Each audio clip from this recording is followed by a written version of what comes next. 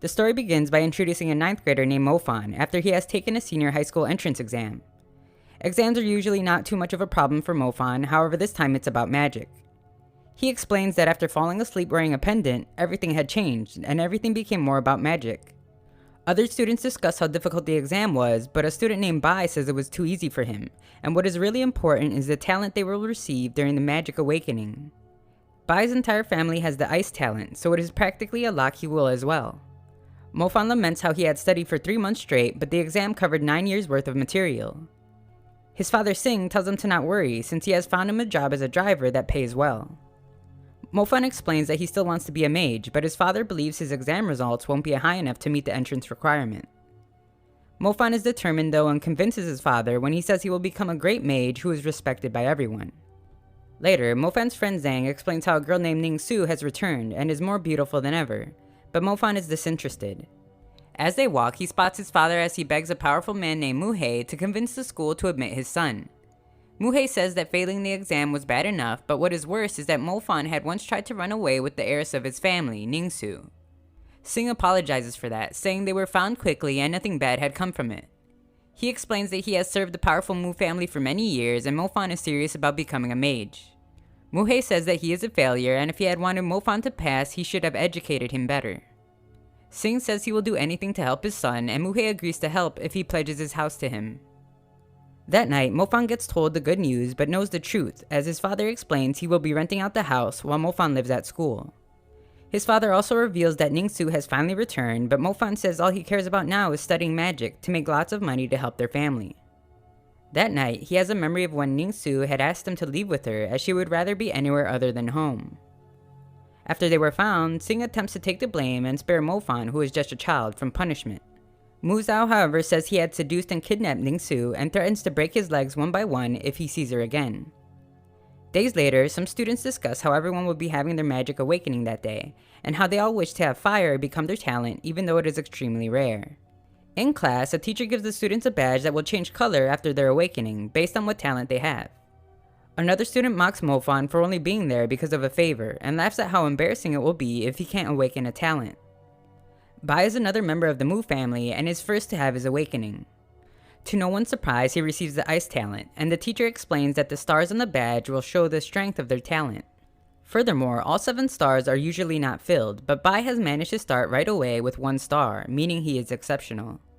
The rest of the students receive their talents, and no one else manages to get even 1 star like Bai. It's Mofan's turn, and all the students mock him as well, explaining that even if you received a weak talent, you are still better than Mofan. Mofan touches the orb and pleads to receive anything at all, as it would be better than failing. During his awakening, Mofan sees the color purple, but has never heard of a talent corresponding to it. The students become excited, but it's for someone else in a separate class, since a person has received a lightning talent, which only happens 1 out of every 1,000 awakenings, and is the most powerful one. Mofan is left all alone in class during his awakening as the orb changes color. Mofan opens his eyes to see that he is alone and surprised to see that his orb has changed. He begins to wonder if he has awakened both fire and lightning when the bully returns to class. He makes fun of him for still standing there, but is shocked to see that he has awakened the rare fire talent. Mofan, however, can't help but laugh as he knows he has actually awakened 2 rare talents, and how everyone's jaws would drop if they knew he had awakened the lightning talent first. He excitedly plans to hide it for a while and reveal it to them at the perfect moment. 2 months later, Mr. Sheng explains how there are 7 stars that revolve around each of their star systems. Their movements are random and the students must concentrate on controlling them into following strict orbits. If they can manage to do it, then they will have completed their magic release. However, after making any progress, when they lose control of a star, they will have to start over. Bai is then asked to demonstrate and reveals that he is now able to control 5 stars, which also shows on his badge. Bai is the fastest learner among all the students, as the rest have barely managed to control 3 stars. Mr. Sheng reminds them that their progress will depend on both their ability and their effort they put in. The class bully once again makes fun of Mofan for only having 1 star, assuming that will mean he will fail the end of year exam. Even going as far as to mock how his family had to sell their house to get him in the school. The other students are rude as well, claiming they feel better about their own poor results since he is worst of all. However, once he is alone, he explains how it's true he only has 1 star, but that's just for his fire talent. When he practices his lightning talent, he reveals that he is only 1 star away from completing his magic release. Later, he runs into his little sister Zinzaya, who seems upset and looks to find the cause. She says to not do anything as they are outnumbered, but Mofan doesn't care. The leader in a group of bullies explains that he will give her wheelchair back when she agrees to be his girlfriend. When Mofan arrives in her defense, the leader explains that Zinzaya should be grateful someone is interested and that she shouldn't be too picky considering her condition. The bully goes even further, saying he wouldn't mind carrying his sister around, and Mofan can only think about how this has to be the moment where he succeeds. He concentrates on controlling his stars and demands they stop insulting his sister. Mofan, for the first time ever, manages to release a powerful lightning attack. The group now understand that he must be a mage and beg for mercy. Mofan returns his sister's wheelchair and is humble about his newfound power. Elsewhere, Bai explains his progress to his uncle Muhei, who is very pleased to hear about his ability to control 5 stars. Muhei explains that Bai's performance at the final exams will be extremely important since the Mu family's heiress will attend and he must make a good impression. When asked about Mofan, Bai explains that he is doing terrible as he can't even manage to control 1 star, and Muhei explains that he will get Mofan kicked out after he fails the exam. That night, Mofan thinks about how his father has begun working outside the city with his uncle to pay for his education. However, that is extremely dangerous since monsters surround the city and his father is powerless. He begins to work on progressing his fire talent in the bath, but quickly realizes that is not a good idea. Afterwards, Zinzaya is pleased to see that her brother has mastered lightning magic, but explains that he managed to do it in only 6 months and wonders if he had help from the Black Curia. Mofan has no clue what that is, and she explains that she was taught in class that they are a cult that helps people improve their skills faster. He explains that he would never do that, and when he is alone, admits that he is progressing quite fast. He is concerned that others will begin to think he is part of the cult as well, and has decided to only reveal his fire talent in front of others, while keeping his lightning talent as a trump card. In class, everyone has a silly look on their face, and Mofan turns to see that it's because of an attractive woman. Her name is Miss Tang. She is their new practical magic teacher, and she asks that all fire talents stand up. Mofan is made fun of by the bully for only having 1 star, and Miss Tang gives a demonstration of the level 1 fire magic called Fire Burst. Later, Bai explains to Muhei that he doesn't actually believe Mofan will fail badly enough to be kicked from the school, since that only happens to students who get lower than a D in the final exam. Muhei, however, explains that he has a backup plan. He reveals the dark stone that can absorb magical energy and the light of the crystal ball. The examiner during the test works for him, and he will have him apply the effects of the dark stone on the crystal ball when it is Mofan's turn to be tested, ensuring that he will fail. Muhei still holds a grudge for Mofan's wrongdoings towards the Mu family, and vows to make him pay.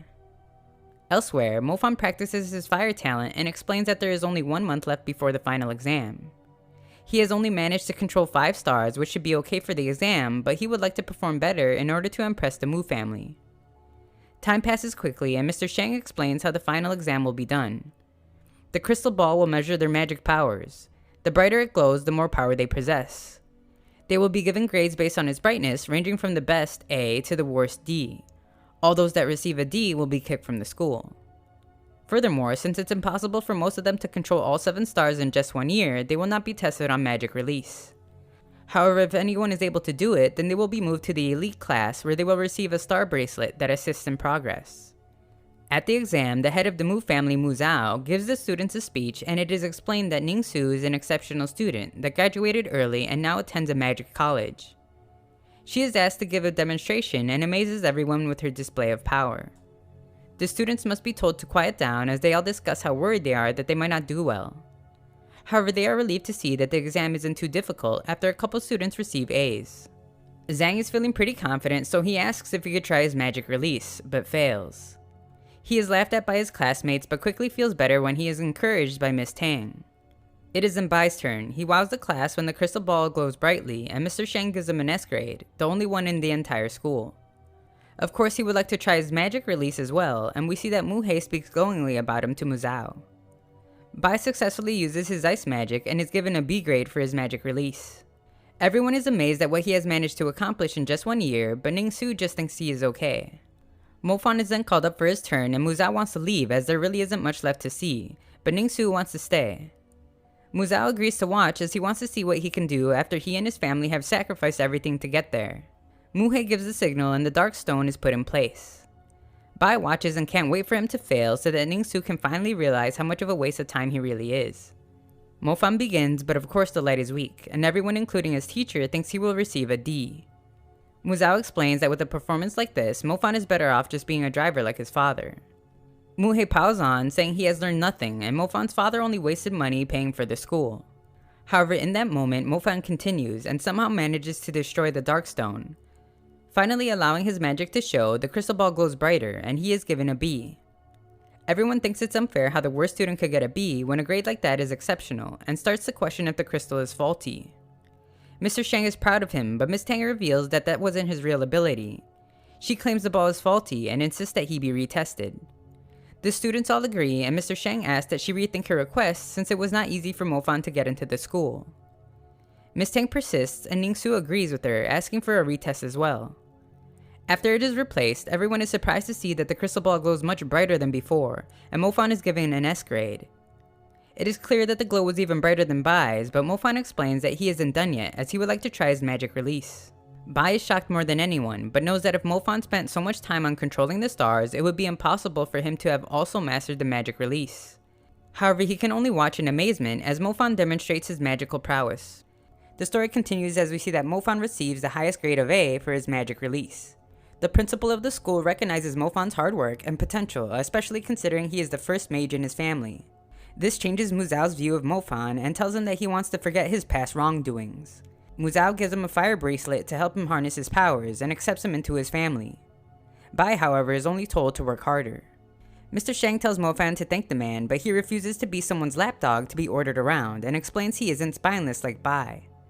Mu Zhao must be told to calm down when Mo Fan says he will never forget how Mu Zhao treated him and his father, revealing that Sing still has pain in his back from that day 3 years ago. Mu He wants him expelled, but the principal is not willing to go that far, so Bai says they should let him beat some respect into him. Mu Zhao would like his adopted son Yu Wang to fight instead, and the principal gives Mo Fan another chance to apologize, but he says that a duel is actually what he wants. If he loses, he will apologize, but if he wins, then Mu Zhao must apologize for what he did to his father. The Mage Association, however, forbids underage fighting, so they must wait 2 years before they can have their fight. Mo Fan is informed that Yu Wang is much stronger than Bai, and realizes he must train hard to prepare. The next semester, we see that Mo Fan is in the elite class with others that have managed to have their magic release. It is explained that they are given numbers based on their powers, and Mo Fan is the best with number 1.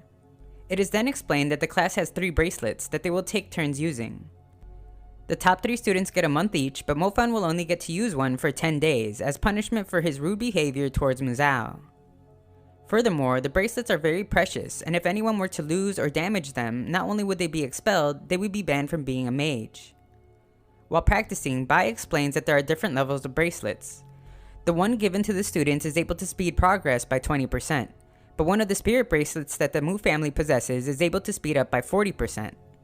It is revealed that Mu Zhao has allowed Yu Wang to use the bracelet for 6 months in preparation for his fight against Mo Fan. Later, Mo Fan explains that his pendant keeps reacting whenever he practices, however this time it swallows the bracelet. He begs it to spit the bracelet out just as Miss Tang arrives. She assumes from his behavior that he has lost the bracelet and he tells her what happened. He explains the pendant is a family heirloom and she reveals that it is also a magical gear that speeds progress, but it must be fed. Not only does it improve stats, but it can absorb energy and upgrade itself. He thinks about how the thing must be responsible for allowing him to release 2 talents when others couldn't even do 1, and wonders if he will be scolded for having it. He tells Miss Tang he can't control it and that she should keep it. However, she explains that it is one of a kind and senses that it has a spiritual bond with Mo Fan. She asks that he keep it concealed and explains it will only continue to grow if it feeds on spirits and other magical gears. She promises to settle the matter of the missing bracelet, but he will owe her. Her help makes Mo Fan wonder if she is actually attracted to his amazing charisma. Later, the students are taken to a field trip to the edge of the safe zone where monsters are kept from entering. Mo Fan reveals that his fire stardust has been restless and wonders if it is upgrading to level 2. When they arrive, the chief instructor explains that they will take part in a bounty hunt. As long as 1 out of the 100 students manages to complete the hunt, they will all receive A's. The students are concerned since only mages with several years of experience can do bounty hunts among monsters, and Mr. Shang agrees. However, the chief instructor doesn't, explaining they are the best school in Magic City and should show it. Mo Fan only really cares about what the prize is for completing the bounty hunt, and it is revealed that they will receive magical armor. Mo Fan knows that Yu Wang is part of the wealthy Mu family and will definitely have the best armor, so he can't afford to lose. The students pass through some obstacles easily enough once the bounty hunt has begun, allowing them to demonstrate their control over their abilities. They arrive at a cave that had once served as a den for one-eyed wolves. It had been cleared out previously, but the students have been tasked with checking for leftover monsters and finding a lost bracelet. Outside, it is revealed that the chief has ordered someone to watch over them, and Mr. Shang assumes that there aren't actually any wolves left in the cave. The chief says that there is something in there though, and that the students need the experience. Miss Tang thinks about how Mofan is the most powerful among them since he has been practicing with the pendant, but doubts if he will be able to take on a monster. Some students fear an encounter with a monster, but the class bully explains that they just need to stick around by, and he will simply freeze any enemies. Mofan notices that the water in the pond is only half full based on the water line, which is especially odd since it rained after they got there. He must explain to the clueless Zhang that something really big inside the cave must have drunk it all, and he goes to warn the others. However, the other students don't care and mock Zhang for looking for an excuse to not go in since he is so afraid. Moments later, the group is approached by a one-eyed wolf, and Bai's attempt at using magic fails. Another thinks to try, but must be rescued by Mofan. It is revealed that the monster is actually a pet in disguise, and the chief is glad since if it was a real monster, they all would have died. He knew they wouldn't be able to defeat the pet, and hoped they would have at least been able to release some magic. They are disappointed that no one seems up to the task when they begin to see light from the cave, and assume it's the gifted Bai. They are correct, as Bai holds the wolf back, and we see that the students can't find the rope they used to get down to the cave. The girl Mofan rescued named Minzo confidently returns to the cave and releases a powerful fire attack, which only infuriates the wolf. The other lightning user in the class manages to paralyze it for a moment, but that doesn't last very long. Bai is useless against it, and Minzo's second attempt fails as well. Just then, Mofan arrives, realizing that the level 1 attacks of his classmates are ineffective, and he unleashes his most powerful level 2 fire attack. The wolf is engulfed in flames and must flee to the pond. The instructors are impressed and relieved to see that someone has mastered a level 2 attack. However, it is revealed that the wolf is no longer responding to their commands. It had been originally instructed to not hurt the students, but now seems to be out of control.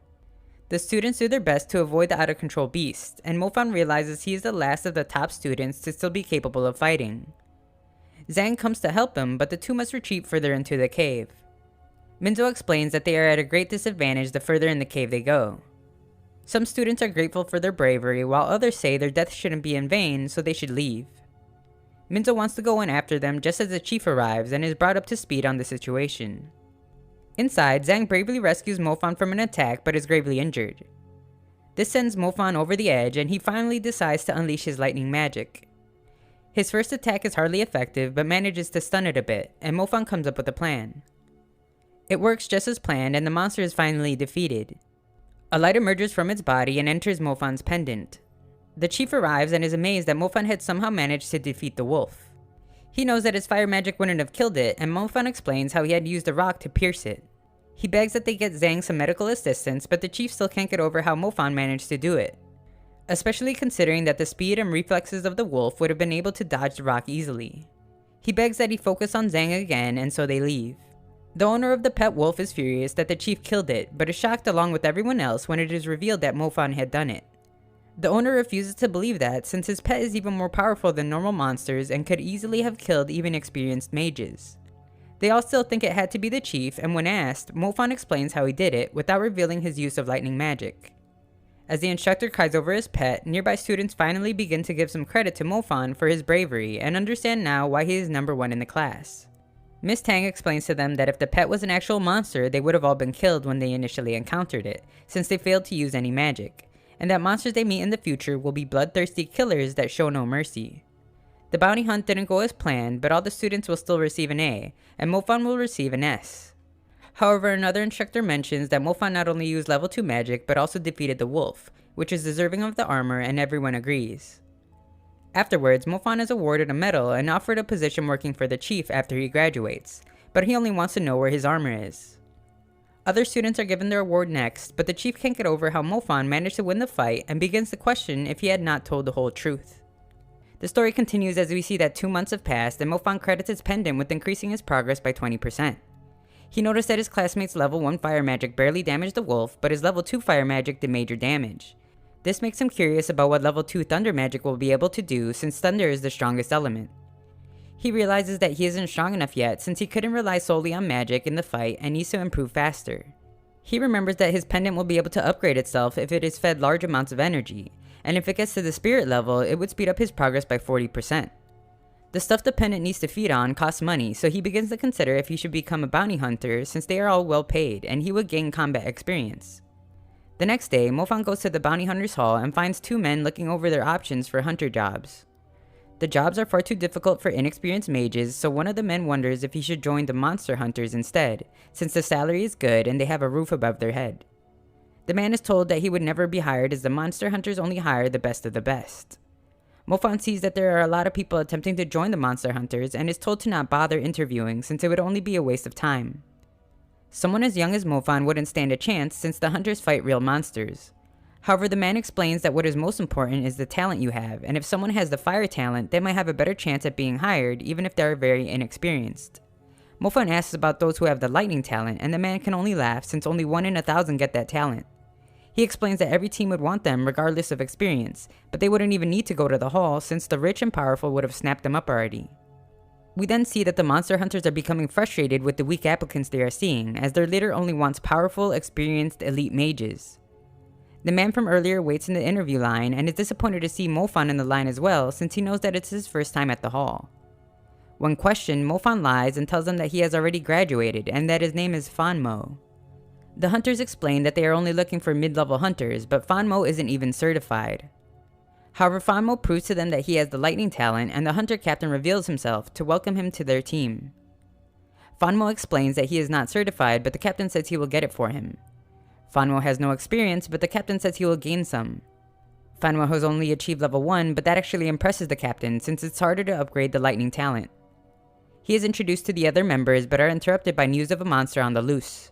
The captain tells Fanmo to wait for them to return, but he asks that he go along since he is already part of the team. It is revealed that the disturbance is happening at his sister's school. Mofan can't help but worry when it is explained that a student has gone missing and Zenzaya doesn't answer her phone. The team split up and Fanmo is tasked with checking the cafeteria. While there, Zenzaya would finally return his call and explain that she is safe, but Witness says another student had been going into the cafeteria when she was leaving. Mofan explains that she should worry about taking care of herself only, just as a monster appears behind him. Mofan can barely manage to avoid its attacks, and the other hunters make their way to him after sensing the monster. There is nowhere for Mofan to run, so he determines he must fight it. Just as the monster unleashes its attack, the rest of the team arrive and demonstrate their difference in strength and experience. The captain uses level 3 fire magic to deal massive damage, putting the monster down. However, Sayaki becomes a bit careless and isn't able to defend Chai in time, but Fanmo's lightning ability saves her. The captain is furious with Sayaki for not being prepared since it's her responsibility to protect the others using her water talent. Fanmo is then praised for his quick reaction and promoted to a full-time member of the team. Mofan must contain his excitement when he realizes that a promotion means a higher salary and maybe even some bonuses. The rat's spirit emerges from its corpse and is consumed by Mofan's pendant, and no one else seems to be able to see it. Unfortunately though, the rat spirit is weak and doesn't do much to upgrade the pendant. It is then revealed that the team could not find the missing girl, but there is evidence that other monsters had dragged her through a deep tunnel that was found. The team debates whether or not to go in after them and determine that the girl might already be dead. The captain decides to alert the Association of Magical Societies since it's something they cannot handle. Later, it's explained that the association has taken over the matter and the captain once again praises Fanmo after originally underestimating him. They tease Chai for owing her life to him, but determine Fanmo must already be taken since they found his phone with dozens of missed calls from a girl. That night, it is revealed to have been his sister calling since she had heard the fight over the phone and was worried sick. He reassures her that he can take care of himself and gives her a play-by-play of his victorious battle. The next day, Fanmo receives his first check and it is explained that their decisive action has earned them a bonus. Elsewhere, we see that Muhei is a bit of a pervert when he goes to inform Yuang that he has been called to see his father. Muhei is impressed with his progress so far, but Yuang believes he has not been progressing fast enough. Muhei explains that he has reached level 2 magic much faster than his peers and won't be long before reaching level 3. Yuang is growing impatient though, since that will take at least a year, and compares himself to Ningsu. Muhei reminds him though that Ningsu is an exceptional person and he should not compare himself to her. Furthermore, his focus should only be on teaching Mofan a lesson, but Yuang believes that he is not a worthy opponent. When speaking to his father, Yuang explains that he wishes he had chosen a more worthy opponent. Mizao agrees that it is beneath him to duel with a loser like Mofan, but explains that it is what the principal wanted. Furthermore, it is what must be done as his first step in controlling the city, and this captures his interest. Mizao goes on to explain that one person every year is chosen to practice in something called the Sacred Spring. The school and all the old families desperately want that opportunity. Mizao wants Yuang to display his overwhelming power against Mofan to send a message to everyone. Elsewhere, Muhei explains to Bai that Ningsu is the true heir to the family and that Yuang is only meant to be a stepping stone for her. Bai wonders if Mofan will earn the right to practice in the Sacred Spring if he is victorious against Yuang, but is told that it would never happen. We then get a glimpse of a bright light that seems to emanate from a one-eyed monster. In class, Mofan must explain that he hasn't been around lately because he has been busy saving the city, when Zhang wonders if Zhou has a thing for Mofan. Zhou asks if he is free that night, and Mofan thinks about how she must have fallen for him when he saved her from the wolf. He plans to let the poor girl down easy by explaining that their priority at that age is to study, but agrees to see her that night anyway. That night, he wonders how odd of a place that is for a first date, and Zhou explains that is where the tremors had occurred. Her grandmother has been feeling nightly tremors coming from there, and the place is believed to be haunted, but she refuses to move. The reason Zhou asked Mofan to come was so that he could investigate, since he is the top-ranked mage in school, which seems to disappoint him a bit. He makes his way into the abandoned building and thinks about how she was smart to ask him for help, since he is one of the monster hunters and has managed to bag 8 to 9 monsters so far. He uses some revealing powder to see footsteps of a monster, and Zhou wonders if they should inform a hunter, but Mofan knows that won't be necessary. Just then, the one-eyed wolf monster appears as it's finished up a meal, and Zhou is terrified as the two of them are only students with no chance of fighting it. This wolf is twice as big as the ones that have been shown in class, and Mofan explains that there are several homeless there that the wolf may have been feeding on. Zhou wants to run away, so Mofan tells her to go to her grandmother, evacuate her block, and call the police there. Zhou doesn't wait though and begins to call the cops there, which only manages to attract the monster. Mofan tells her to follow through with his instructions, but she doesn't want to leave him to die. He manages to convince her though, and is left to fight the monster alone. This wolf is much stronger than the one before, and Mofan only manages to survive its attack because of his magical armor. We then see that Chai, the hunter who is also a member of the Mu family, has received Fanmo's signal, and Zhou directs them to the building where her friend Mofan is. Mofan prepares to use his fire attack just as Chai and Yuang arrive to subdue the monster. Chai has only seen Fanmo with a mask on, so she doesn't recognize him, but remembers Mofan from a memory long ago. She explains how he is the one that insulted the Mu family to Yuang, and he can't believe how much of a coward he is for running without hesitation. Chai contacts the captain, informing him that the monster seems to have mutated after absorbing power leak from the Sacred Spring, and requests they find Fanmo immediately so he can use his lightning magic to sedate it. Mofan changes into his disguise and explains that as a student his talent is fire, and as a hunter his talent is lightning. Keeping them separate is important so that no one knows he has more than one talent. The captain requires that everyone focus since the mutated wolf can kill them all in an instant. The problem is, ice and lightning alone won't be able to kill the beast, and if the captain were to use his fire magic, that would only free the monster from its ice prison. Their main goal now is to keep the wolf from escaping and attacking the city while they wait for help from the association. However, that proves to be difficult as the monster breaks free and they realize that it has begun to evolve into an even stronger monster. The story continues as we see the team of monster hunters realize that they are no match for the evolving wolf. Some members would like to retreat, but their captain reminds them of the innocent citizens that will be in danger if they do. The monster begins to evolve into a warrior-level thorn-faced wolf, so the captain decides they must act fast before it completes its mutation. The monster's blood begins to boil to the point where the ice is no longer effective, so their captain uses his powerful fire attack. They all breathe a sigh of relief when the monster stops moving, but must quickly defend themselves when the wolf attacks once again. Sayaki's water shield slows it for a moment, but Fanmo realizes it won't last and carries her to safety. The captain's level 3 fire magic seems to be less effective than before, and Sayaki's effort to protect the captain fails. The monster brushes off both ice and earth attacks as it continues its pursuit of the captain. As everyone begins to fear for the captain's life, Fanmo steps up to finally reveal his level 2 lightning magic. Fanmo attempts to stop it from evolving further, while the others take the opportunity to rescue the captain. The monster begins to overcome his lightning magic as well, but Fanmo is determined to outlast the beast. Everyone now fears death more than ever and again asks to retreat, while Fanmo holds it off. The captain can't believe their cowardice and explains that their lives mean nothing compared to the hundreds of thousands that will die if they run. He can't believe they call themselves monster hunters and praises Fanmo for his bravery. The captain's speech and Fanmo's bravery inspire the others to make the ultimate sacrifice. However, in that moment, the monster is submerged in water and the team sees that help from the association has finally arrived in the form of a man named Yanzo. He praises Fanmo on a job well done and instantly dominates the monster. Yanzo explains that it is now dead and Mofan's pendant once again consumes its spirit. Fanmo is amazed to have seen mid-level magic, and Yando explains that he can see Fanmo becoming a mid-level mage one day too. Chai asks if they should sound the alarm since more monsters have been appearing recently, but Yando says he doesn't want to panic everyone and would like to investigate first.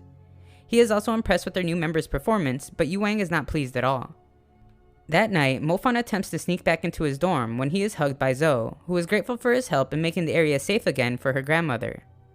Later, he notices that his pendant has been behaving differently since eating the wolf spirit, and sees that it has finally evolved to the spirit level, which means he will progress much faster. He is now more confident than ever that he will be able to reach level 3 on his fire talent before fighting the arrogant Yuang. The next day, Mofan gives his sister some money and explains that she can buy whatever she wants with it. She refuses to take it as she wants him to use it on himself, but Mofan explains that he simply got a part-time job and that mages can actually make money quite easily. She accepts his gift and explains that she has good news to tell him. She reveals that she has just awakened the healing talent, which is a surprise since beginners typically can only awaken element magic. White, dark, and dimensional magic are usually for higher level mages, but Zinzaya says there are some exceptions, and she happens to be one of them. She reveals that she knows he is doing dangerous things and she hopes to help him in the future. Mofan then explains that hunting is not too dangerous, but jokes that he will get himself hurt so she can practice her healing magic on him. Days later, Mofan thinks about how time is flying since he is so busy with school and monster hunting. Yang reminds him to stay focused since his duel with Yuang is approaching quickly, and informs him that Mizao has invited several famous and powerful people to watch. He intends for the duel to be part of Yuang's coming-of-age ceremony. Mofan is quite famous for being the top student at the top magical school, and dominating him in front of the entire city would prove that Yuang has no equal. Miss Tang informs him that the principal would like to see him, and Mofan uses the opportunity to ask if he could visit her home that night for advice on fire magic, which she agrees to. The principal explains that their duel is actually about more than just Yuang's coming-of-age celebration. He explains that it also involves the sacred spring. Mofan thinks about how the only time he has ever heard about it was when the mutated wolf had absorbed its power, causing it to evolve, and he becomes interested in training in it.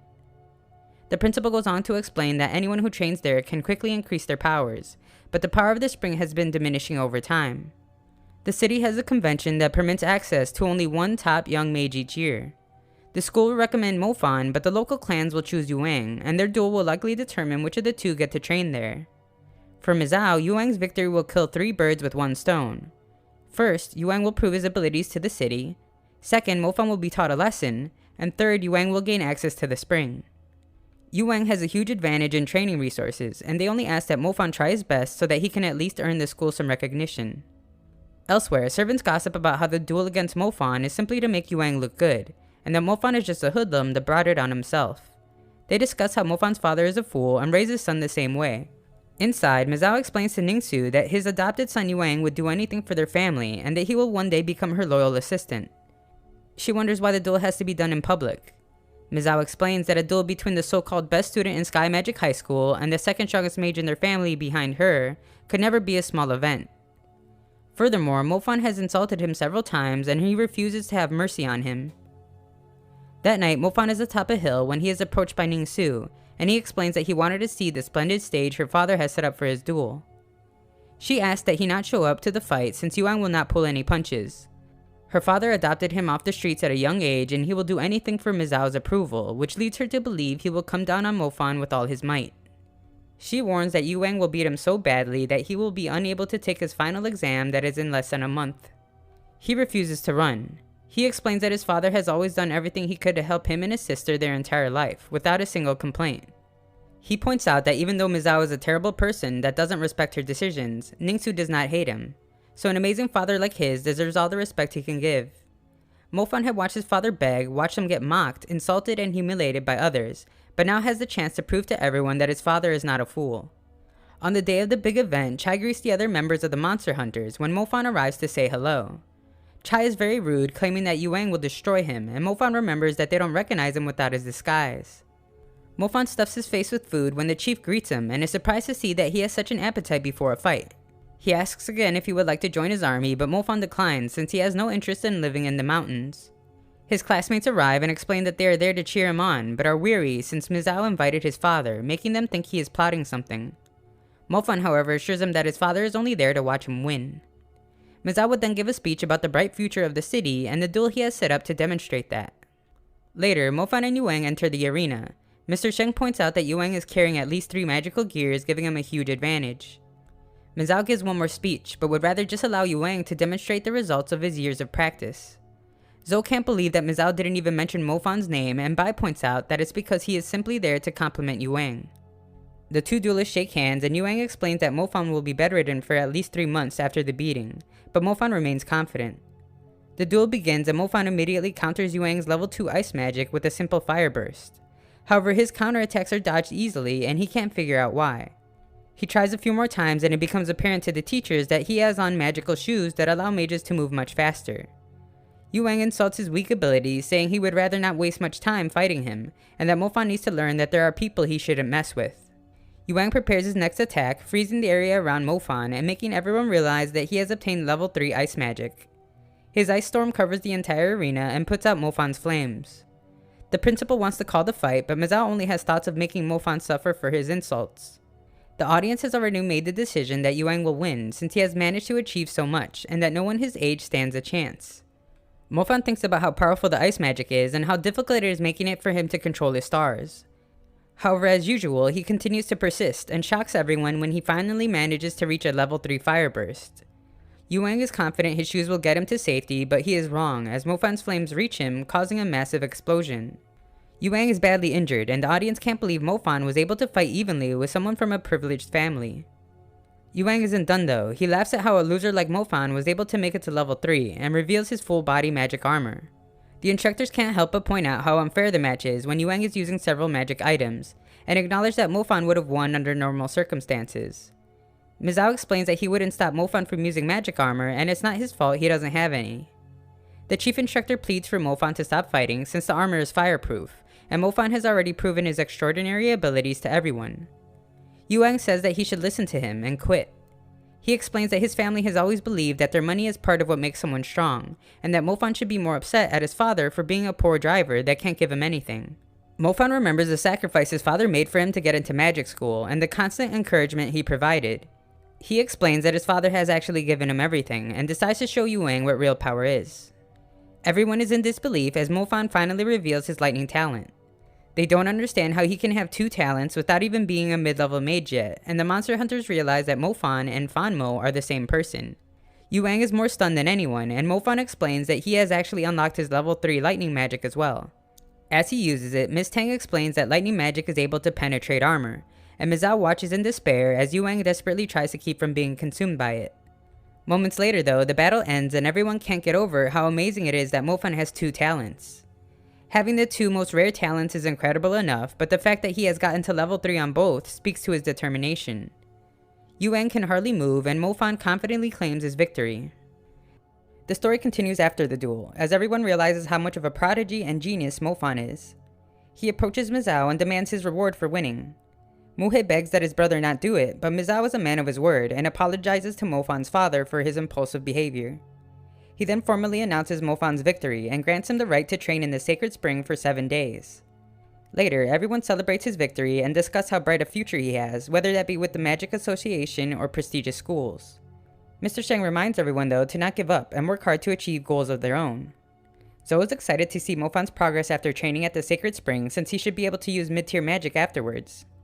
Mofan goes to visit his father and we get a glimpse of a group of robed men having a discussion in the shadows. One of them explains that they never expected Mofan to be an innate dual element wielder and they had underestimated him. The group's plan has failed since Yuang didn't earn the right to train at the spring, and it is explained that the higher-ups have lost their patience after all the wasted time. The young member apologizes for failing and begs for another chance, promising to do better next time. However, the group has already made their decision to punish him. Later, Zhang helps his friend gain more confidence in her abilities when they spot Mofan and Zinzaya. Mofan wonders why she chose that specific bracelet over all the others, and Zinzaya simply says that she liked it. What makes it really special though is that they picked it together, and he bought it as a gift for her 16th birthday. Zhang reminds him that today is the day Mofan begins his training at the spring, and offers to escort Zinzaya home for him. That night, Mofan arrives at the building where his training will take place, and is met by Miss Tang and Mizao, who is a bit annoyed to have been waiting for so long. Miss Tang gives him a star map book that will help with releasing mid-tier magic. He is then met by Captain Zuda, who can't believe he didn't realize Famo's true identity sooner, and explains that training at the spring is a dream for every mage that should be cherished. Zuda is there to continue the investigation of the girl that went missing from the high school where they fought the rat. The girl in charge of protecting the sacred spring named Lin is her older sister, and she is helping provide information. He goes on to explain that after searching the tunnel the rat had used, a strange fluid was found and is suspected to be linked to the spring. However, that is all the information he is willing to give, and wishes Mofan luck in becoming the second youngest mid-tier mage in the city, after Ningsu. In a lab, it is explained that the fluid is from a spring very similar to the sacred spring. However, its effect will bring any living thing to a berserk stage and trigger their innate violent potential. They conclude it must be the reason more rats are appearing recently and decide to call the tainted liquid the Violent Spring. Security grants Mofan access to the spring and he begins his training. He is immediately able to feel the effects of the spring as his pendant begins to react. Mofan remarks how excited it is and wonders if it wants to drink all the water. He asks that it come down a bit and promises to get it a girlfriend when they get out. Elsewhere, Mofan's father completes a delivery. Some soldiers congratulate him on his son's performance in the duel and explain that all the influential organizations are fighting over him. They believe that his family's future is secure and wonder why he still works as a driver. He explains that soldiers like them work hard to protect their city, and he finds joy in being able to provide even minor things like groceries to them. Outside, a couple soldiers remark how the color of the rain looks like pee, and are told to get back to work by Officer Kong. We then get a glimpse into the forest as we see several infuriated monsters preparing for an attack. Back at the training facility, Zuda has finished his investigation and asks that Lin care for Mofan when he gets out, as a week of training will certainly take a toll on him. At the border, it is explained to Officer Kong that a patrol team has not returned yet.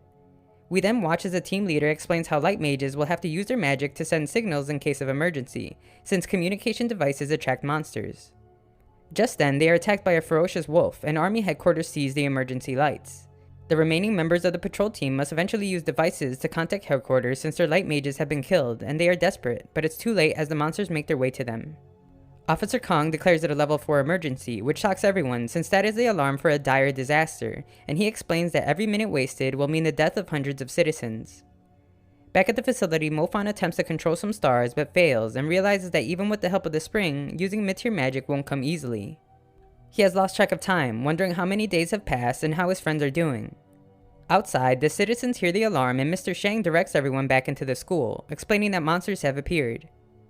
Miss Tang rescues the boy from danger but is astonished to see a winged wolf above her. The army do their best to hold the border and a mid-tier mage impresses everyone with his strength. He attempts to inspire everyone to continue fighting but is taken out instantly by a white wolf. Officer Kong is informed of the massive number of monsters appearing inside the city and can't understand how since their border hasn't been breached. Defending the border is pointless if the citizens are being attacked, so he decides to send several mages to the city. At the facility, Mofan remembers the instructions given by Miss Tang. He must strengthen his stardust if he is to have a chance at evolving them into star clouds, and in turn becoming a mid-tier mage. After that, he will have to train the way he did when first becoming a mage in order to use mid-tier magic. The main difference, however, is now there will be 49 stars for him to connect. Miss Tang, being the kind person she is, has gifted Mofan with the Star Map book that will allow him to release mid-tier magic temporarily. He mistakes her kindness for attraction, fantasizing about what would happen if he stopped trying to connect stars and asked to connect their lips instead. He snaps out of it and wonders if the distraction was actually a trial created by the sacred spring. Ningsu expresses her concern for Mofan as her family flees their building, but must focus when they are met by several monsters. Mizao was injured in the process, but they managed to escape, and she can't help but worry for Mofan. Elsewhere, the robed men reveal that it was due to Yuang's failure that they had to act now, and that their goal of bringing down the central building will be made easier with the help of some one-eyed rats. Mofan trains hard but is interrupted when the ground begins to shake. He emerges from the training room to find giant rats are attacking and must run back in with Vice Team Leader Lin. She then activates an emergency procedure that drains the spring and captures it inside a bottle. Lin uncovers a hidden tunnel and explains that it is so old that she doesn't even know where it leads, but they have no other option. She then explains to him that a group called the Black Order has added a liquid called the Violent Spring into the rain, and it makes monsters go berserk. The Snow Peak station that Officer Kong controls has lost its guard, and she can only guess how bad the situation has gotten in the city. The moment is tense, and when Mofan's nose bleeds, he explains that a rat monster must have hurt him. They exit the tunnel and are confused as to why it leads to his school, but forget that instantly when they get a view of the dire condition the city is in. The streets are overrun by monsters, and we see that a group of men try to make their way to a safe house. However, they encounter a feeding monster and catch its attention. Their efforts to escape are completely useless as the monster quickly hunts them down one by one. Lin explains that the level 4 emergency alarm has been sounded, and Mofan is shocked as that means there are hundreds and even thousands of monsters. Lin reveals she has never encountered this level of crisis, and Mofan can only think about the safety of his family. We are then shown how Zenzaya narrowly escapes death. The man who saves her would like to help others, but the group decide it's too dangerous and close the entrance to the building they are in. He explains that they still aren't safe, and should make their way to the underground market since it has a stronger gate. Mofan makes it clear that he must go save his family, but Lin requests that he help her with something first. She gives him the sacred spring water and explains that he must deliver it to the safe zone. Lin explains that her prominent position in the army will make it obvious to the Black Order that she has taken the spring with her, so she can't do it herself. Furthermore, she is a mage of the military, and even if there is no hope left for the city, she must still be there to defend it. It is up to him now to protect the spring water, because if the Black Order gets a hold of it, then the crisis will extend far beyond their city. Mofan refuses since his only focus is on finding his family, but she objects, reminding him that he is not the only one that has people they love. The guards that sacrificed their lives to protect him while in the spring had families too. Lin herself had lost her sister a year ago while she was on a vital mission. She explains that they have a duty as mages to protect the people of the city that are powerless. Mofan now understands and asks Lin to protect his family if she happens to find them in the city. Mofan's father does what he can to make his way home, as he can only hope for his children's safety. He picks up the stranded Muhei, who wants to go to the safe zone, but he explains that he must go into the city to get Mofan. Muhei says that there is nothing that can save Mofan now since the Sacred Spring was the first area to come under attack. It would be better for them to go to the safe zone since Mofan might be there if he is still alive, but Singh says that Muhei could either get out of the vehicle now or go with him to the city. At the border, Officer Kong determines he must go defend the city, but Yanzo says he will go instead so that he can stay to regain the border. Mofan arrives at his school to find a weakening barrier surrounding it. With monsters at every corner, the students inside stand no chance at surviving. Bai manages to rescue Zoe, but must remind her that they won't be able to save everyone. They are told that the upper floors are overrun by wolves, so they decide to head to the stadium. We see that another student fails to use magic under pressure, but the school's other lightning user manages to defeat a monster. Zhang promises to Yuhei that he will get them out, and proves it when they come under attack. However, he must beg her to run away when he is pinned by yet another beast. Seconds away from being killed, a lightning strike emerges, pushing the monster back, and we see that Mofan has finally arrived.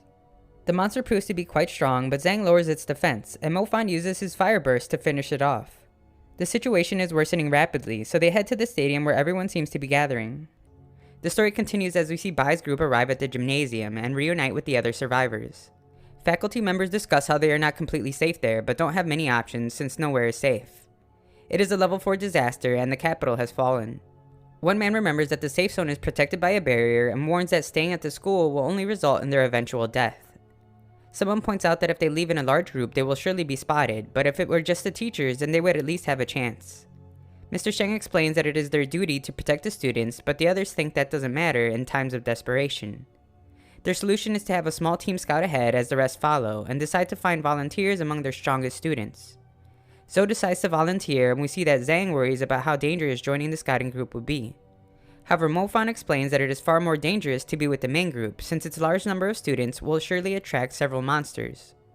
The large majority of them are weak and would not be able to put up a fight, so they decide to join the scouting group as well. Everyone is relieved to see the heroic Mofan, and Zhang must get a reality check when he thinks they are admiring him. Elsewhere, Lin struggles to fight a monster when she is rescued by Yanzo, and they discuss how it is obvious that the monsters are the doing of Black Curia. They are unsure of the group's ultimate goal, but know that they are after the Sacred Spring. She explains that she successfully extracted the spring and has entrusted it to Mofan. He believes she made the right decision since no one would expect the student to have the spring, but Mofan isn't a mid-tier mage yet and will have a difficult time surviving the attack on the city. They then split up to find Mofan. Elsewhere, Mizao and Ningsu arrive at the safe zone with its protective barrier, and she asks if any students from Sky Magic High School have arrived. They take her father to get care and explain that no students are there, which grows her concern for Mofan. The scout team makes their way through the city and spread out to get a better view. Zhang spots a Cyclops as it feeds, but is shocked to find that it has disappeared in an instant. They can't just leave it be and decide to hunt it. Wind mages have incredible speed, so Mr. Sheng asks that they take the lead. Zhang is one of them, and Yuhei expresses her concern for him. Her concern was misplaced though, as the other wind mage is the one that gets struck down by the monster. A Cyclops appears behind Yuhei, but Mofan manages to stun it, and Mr. Sheng finishes it off. They are in disbelief at how quickly one of them has died, and Mr. Sheng explains it was his fault for not noticing the monster, but Mofan says that it was simply because they were too weak. Mr. Sheng would like to know how Mofan managed to remain calm throughout the encounter, and he explains it's because he had joined the monster hunters his sophomore year. However, even after 2 years of fighting, he is still scared in certain situations. Zhang returns to report that there are 3 one-eyed wolves in the area, and one of the students is glad to hear there are so few. However, Mofan explains that the wolves are far stronger than the Cyclops. Mofan comes up with a plan where Zhang will have to distract one of the wolves. He explains that they are fast in straight lines, but slow down when moving in different directions, so he can evade it if he predicts its movements. The second wolf will be taken by Bai, who will try to trap it with his ice. The rest of the group will attempt to kill the final wolf quickly, and finish the other 2 afterwards. Mofan explains with their combined talents they will surely be able to defeat the monsters, and everyone agrees to follow his orders. They then begin to execute his plan.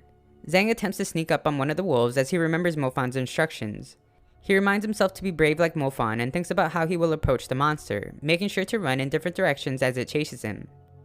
He freezes for a moment when eye contact is made with the horrific beast, but snaps out of it just in time. His magic talent serves him well as he manages to avoid its attacks, however that doesn't last long as Zhang is struck. He realizes that the beast was using the trees to change direction but can't think for long as the relentless attack continues. After managing to stun it for a moment, Zhang realizes just how much of a difference in their strength there is, and wishes for someone to come help him. He is able to come out of that mindset however, reminding himself that no one is coming and he must do his job so that it won't go after Mofan and the others.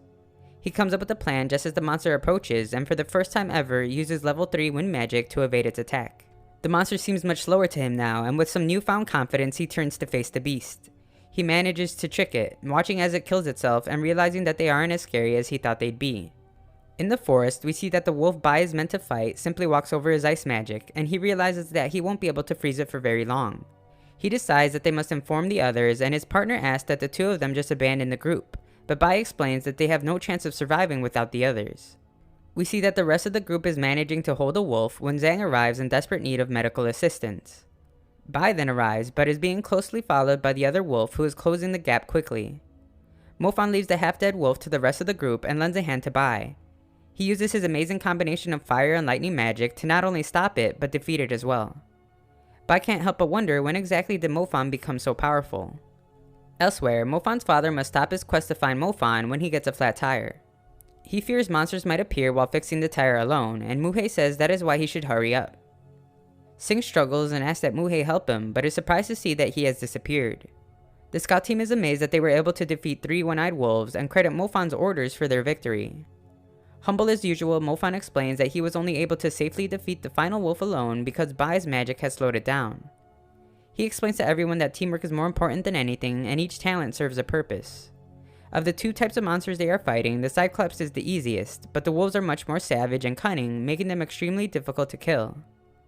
Bai explains that he already knows that, and Mofan tells him that his talent is most important of all. He reminds him that his talent is to be used to protect everyone, but Bai's friend says that he should be fending for himself. Mofan shows his growth as he puts the person who had always bullied him in his place.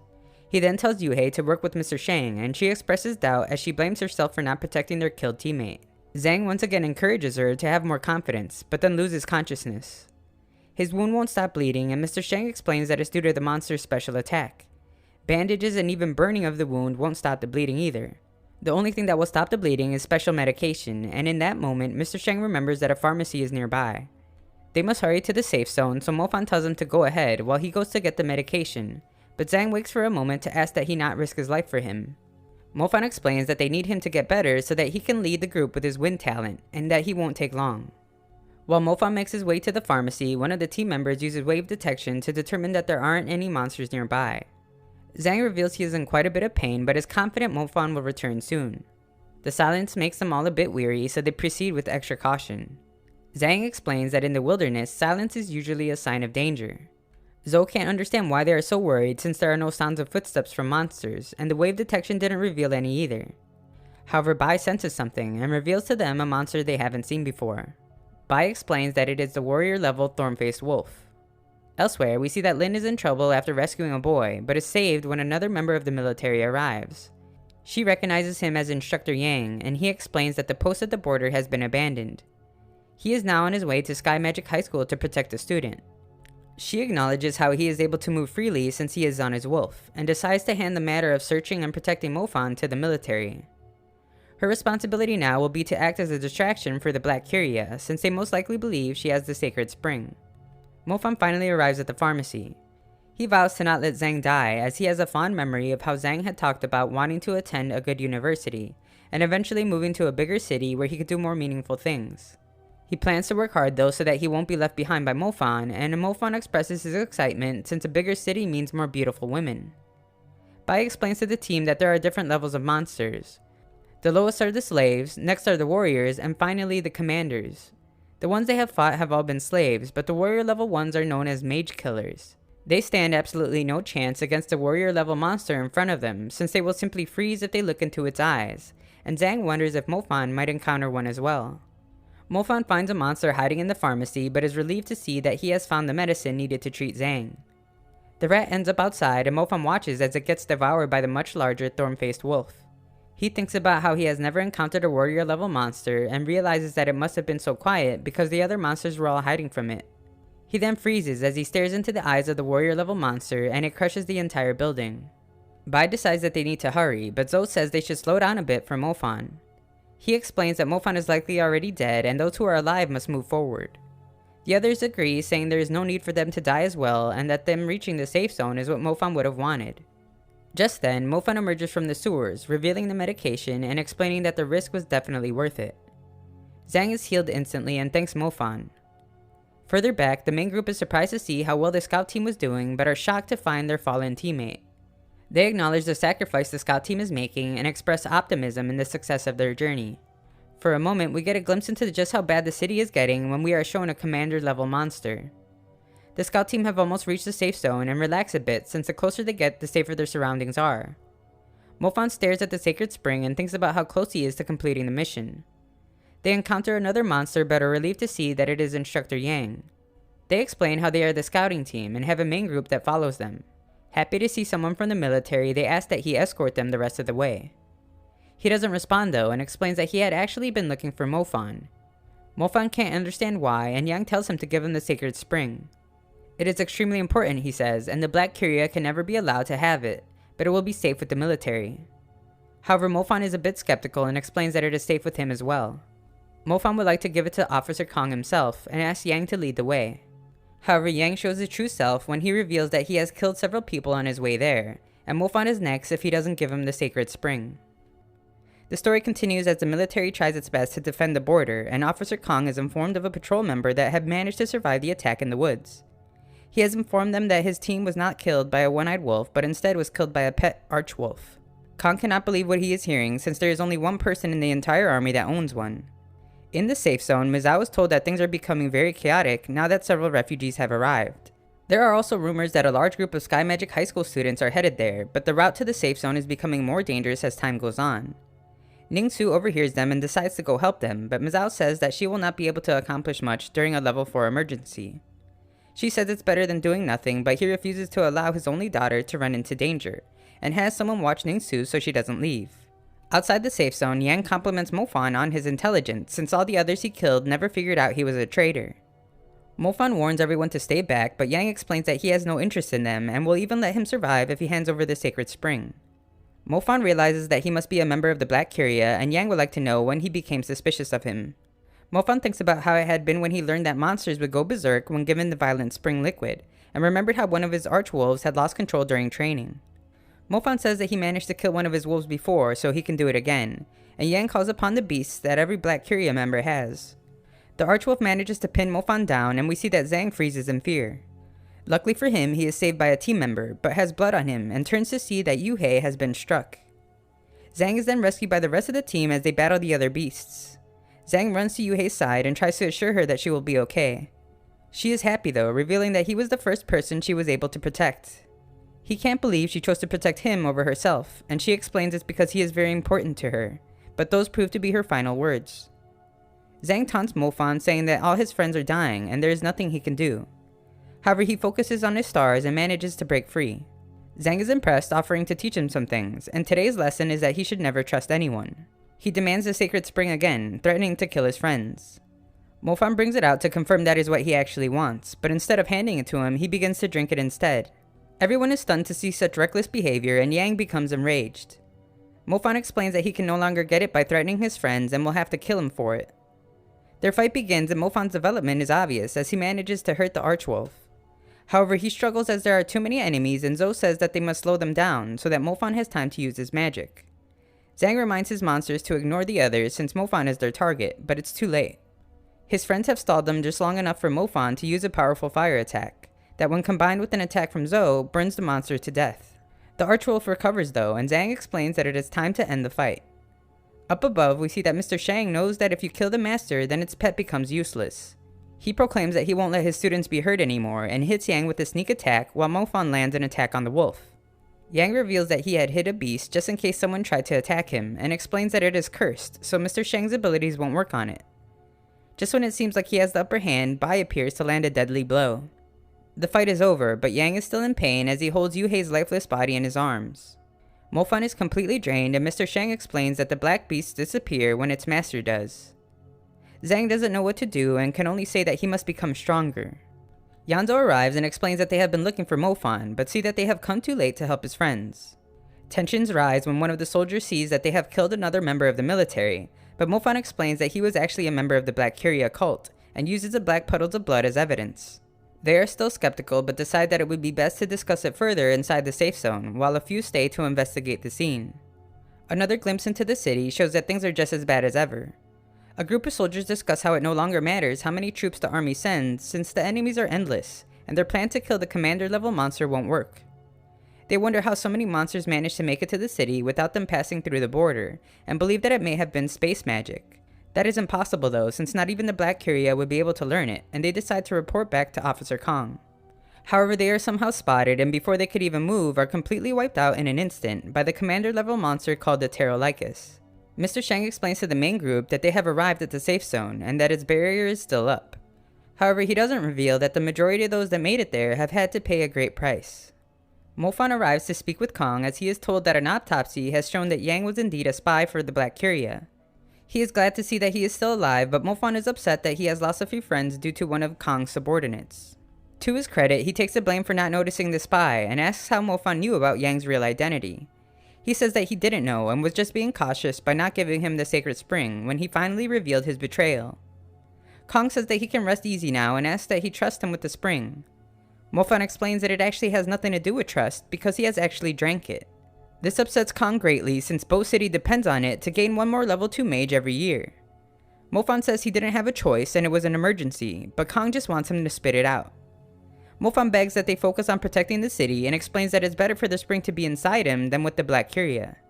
Officer Kong calms himself to explain that several squads were sent into the city and managed to kill thousands of one-eyed wolves, but for some reason more keep appearing.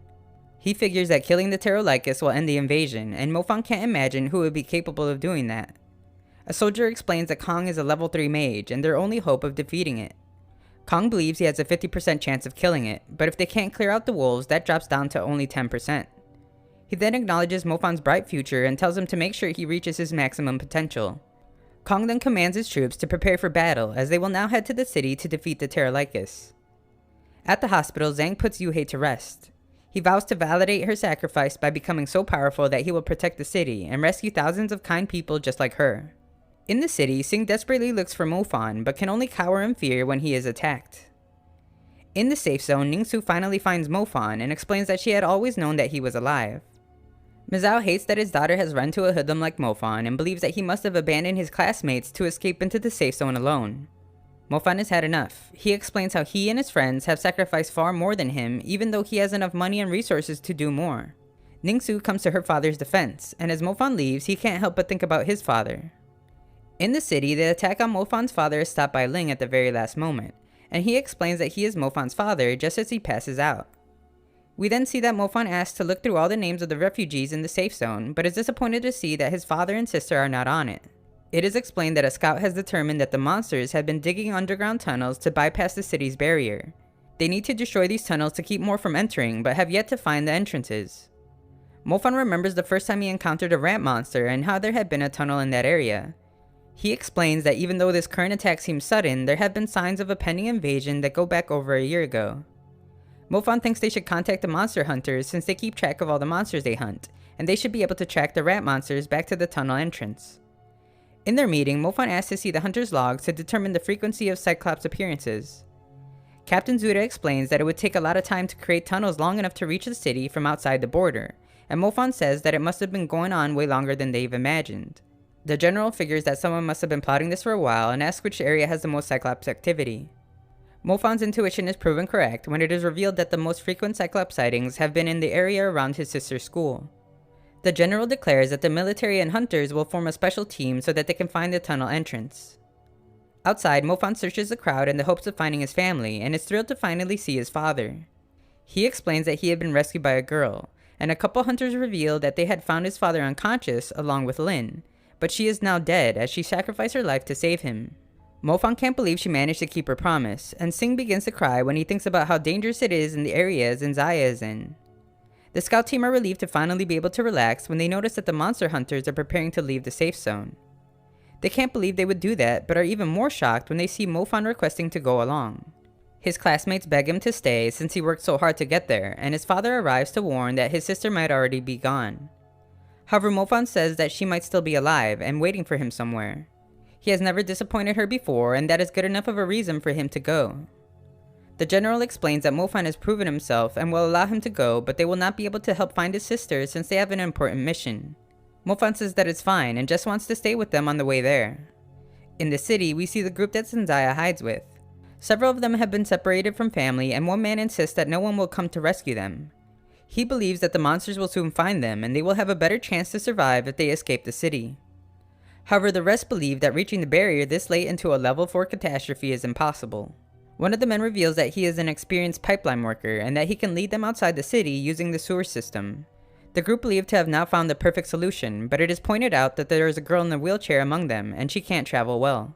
The tunnels are too narrow for a wheelchair to pass through, and they are all ruthless, claiming that it is her problem, not theirs. The other young girl can't believe they could be so cruel and offers to carry Zendaya. However, she declines her offer and asks that she go on with the others so that she doesn't end up dead. Zendaya ignores the girl's pleas to let her help. She only asks that she find her brother Mofan to deliver her bracelet to him and relay a message explaining her gratitude for his love. The young girl says she will do it and will ask that Mofan come back to save her, but Zendaya declines that as well, requesting that the girl tell Mofan she had died and that he needs to continue on living his life. The girl leaves and Zendaya searches some boxes to find a weapon she can use. The commander explains that their mission will be to find the tunnel entrance and destroy it at all costs. They have kept the group small to avoid attracting attention, but they are all experienced fighters. Zuda says not to worry, in the worst case they will all die together defending the city, and even if he were to die, he would be able to block half the entrance with his body. Mofan stares at the tattered city. He is confident that Zendaya is still alive and only asks that she wait for him. The story continues as we see that Mofan's group must continue their journey on foot since the route to the destination is blocked. One of their members scouts ahead and demonstrates his powerfully efficient use of his wind attack. Their leader points out how experience in combat will be key in surviving their journey. Officer Chang would then use mid-tier magic, and Zuda explains just how amazing it is. Chang managed to freeze the monsters, keeping them from making any noise that would attract others, and then crush them almost simultaneously. Mofan remarks how he would like to become that strong, but feels like something is obstructing him. Zuda says that mages tend to hit a plateau when reaching the next level, and that casting spells will take longer. However, Mofan thinks about how he can just skip the incantation since he has the book that Miss Tang gave him. They hear cries for help and must be reminded by Chang that they are on an important mission and are not there to save anyone. Mofan is the only one there looking for his sister, but the rest are ordered to ignore everyone. Their scout returns to say that they can proceed, but stop when someone dies in front of them. It seems like he had been trying to escape through the sewer system, but Zuda points out that the sewer is serving as a nest for the Cyclops, and it is suicide to go in them. As they leave, Mofan sees the bracelet that he had gifted Ningsu on a lifeless body, and remembers when they picked it together. He realizes that it's not Ningsu, but definitely is her bracelet. He mentions his clue to one of their members, and she explains that the dead man was wearing a uniform from the supermarket in a nearby mall. Officer Chang explains that the sewers have been checked, and Ningsu was not there, so she may still be at the supermarket. That is all the help they could offer though, as their mission must continue, so they part ways. The group discuss how she must have been abandoned due to her disability. They hope that she doesn't give up because of it, and fights long enough for Mofan to find her. In the supermarket, Ningsu sees that she is surrounded and has limited options. A monster goes in for an attack, but we see that she managed to hide in time. Elsewhere, two members of the Black Curia reveal that they are there because it seems like a small military group is headed toward the tunnel entrances. They are to kill them, but decide to wait since the area they are headed towards is extremely dangerous, and will let their numbers decrease before finishing them off. They lament how they were not able to secure the sacred spring though, as it would have made their goal a lot easier. They see Mofan in the distance, and one of them explains that he doesn't need help killing him. Mofan barely escapes a monster's attack and gets to safety. The Black Curia member is surprised to see that Mofan doesn't remember him, but explains that he can hardly recognize himself as he reveals his disfigured face. It's Yuang, and he blames Mofan for everything, explaining that the Mu family had always treated him like a dog, and when he was close to earning the right to get the sacred spring, Mofan ruined it. After failing his mission, the Black Curia punished him. Even though his face is unrecognizable, Yuang says that he will never forget Mofan's face. He vows to get revenge, but Mofan explains that he couldn't even beat him before. Yuang reveals that Mofan isn't the only one with hidden abilities, and summons several black beasts. Mofan has no time to waste, so he runs, and Yuang explains that his two talents are nothing against his monsters. However, he gets a call from his partner that explains the higher-ups want them to go to the school since the military group has arrived there. He doesn't want to leave, but is reminded that the Black Curia will scar him again if they find out he had abandoned his duties. He then leaves his pets behind and expresses disappointment that he won't be able to witness Mofan's death. Mofan manages to evade the attack momentarily and realizes he must use mid-tier magic if he wants to defeat the monsters. He realizes that he has escaped into a security room and sees the dire situation his sister is in. Frustration sets in as Mofan knows that he will be shredded to pieces if he leaves that room, but must save Zenzaya. He thinks about how Cyclops have poor eyesight and rely on heat detection. Zenzaya manages to hide in a refrigerator and is proof that she hasn't given up, which motivates him even more. Zenzaya, however, can't continue to stay inside, so she tries to maneuver her way out of the store. Mofan refuses to just watch his sister die and tells himself that he must break through his limitations. In that moment, he notices that his pendant has begun to glow and wonders if it had absorbed the energy of the sacred spring. He concentrates for a moment and sees that his stardust has finally become star clouds, allowing him to use mid-tier magic. Thanks to the book he was given, he doesn't need to do any casting and begins to decimate the monsters with ease. Zenzaya isn't doing so well on her end though, as the Cyclops begin to close in on her. She manages to cause a distraction and finds another spot to hide, but can only cry out her brother's name as she is trapped again. Just then, the Cyclops are engulfed in flames, and Mofan arrives to find that she is freezing cold. He warms her up and rejoices as she wakes up. Zenzaya thought she would never see him again, but he explains that he would never abandon her, and returns her bracelet. She remembers how he told her that the bracelet represents the special place she has in his heart and promises that no matter what, he will always be there for her. As they walk outside, Zenzaya wonders why the monsters seem scared of him, and Mofan explains it is because they know they will die if they come close. She asks if he has become a mid-tier mage, but he reveals that it is actually a gift from Miss Tang that is allowing him to use mid-tier fire magic, and credits it with being the reason he was able to save her. Mofan explains that the slave-level monsters are the ones that fear him, but there are warrior-level monsters in the city that he is unsure if he would be able to defeat. They sit for a moment and Mofan wonders if the military group managed to destroy the tunnel entrances. If they can't, then all hope is lost. Zenzaya explains that she noticed an odd smell similar to the scent of the person she saw a year ago, when her classmate went missing. Mofan realizes that the swamp-like scent must be the black beasts of the Curia, and that they must have killed her after she had discovered the tunnel entrance. Mofan is now certain that the entrance is near the school and decides to hurry, but begins to faint as he is severely injured. Zenzaya uses her healing magic though and cures him instantly. Mofan had forgotten that she was a mage and can't believe that his sister is the first mage with healing magic in the entire city. He wonders how strong her healing is and asks if she would be able to save someone with a cut throat, but she explains that she can't help anyone that is that close to death. He prepares to take her to the safe zone to help them with their healing magic, but she worries for him since he wants to go help destroy the tunnels. He explains that Bow City is their home and he wants his family to continue living a good life. The monsters have mercilessly ravaged their city without sparing anyone, and it is his duty as a mage to try and stop them. She says that they aren't strong enough to defeat all the enemies, but he explains that if they can't close the tunnels, then the safe zone will eventually be attacked, and he would regret not doing anything to stop that from happening.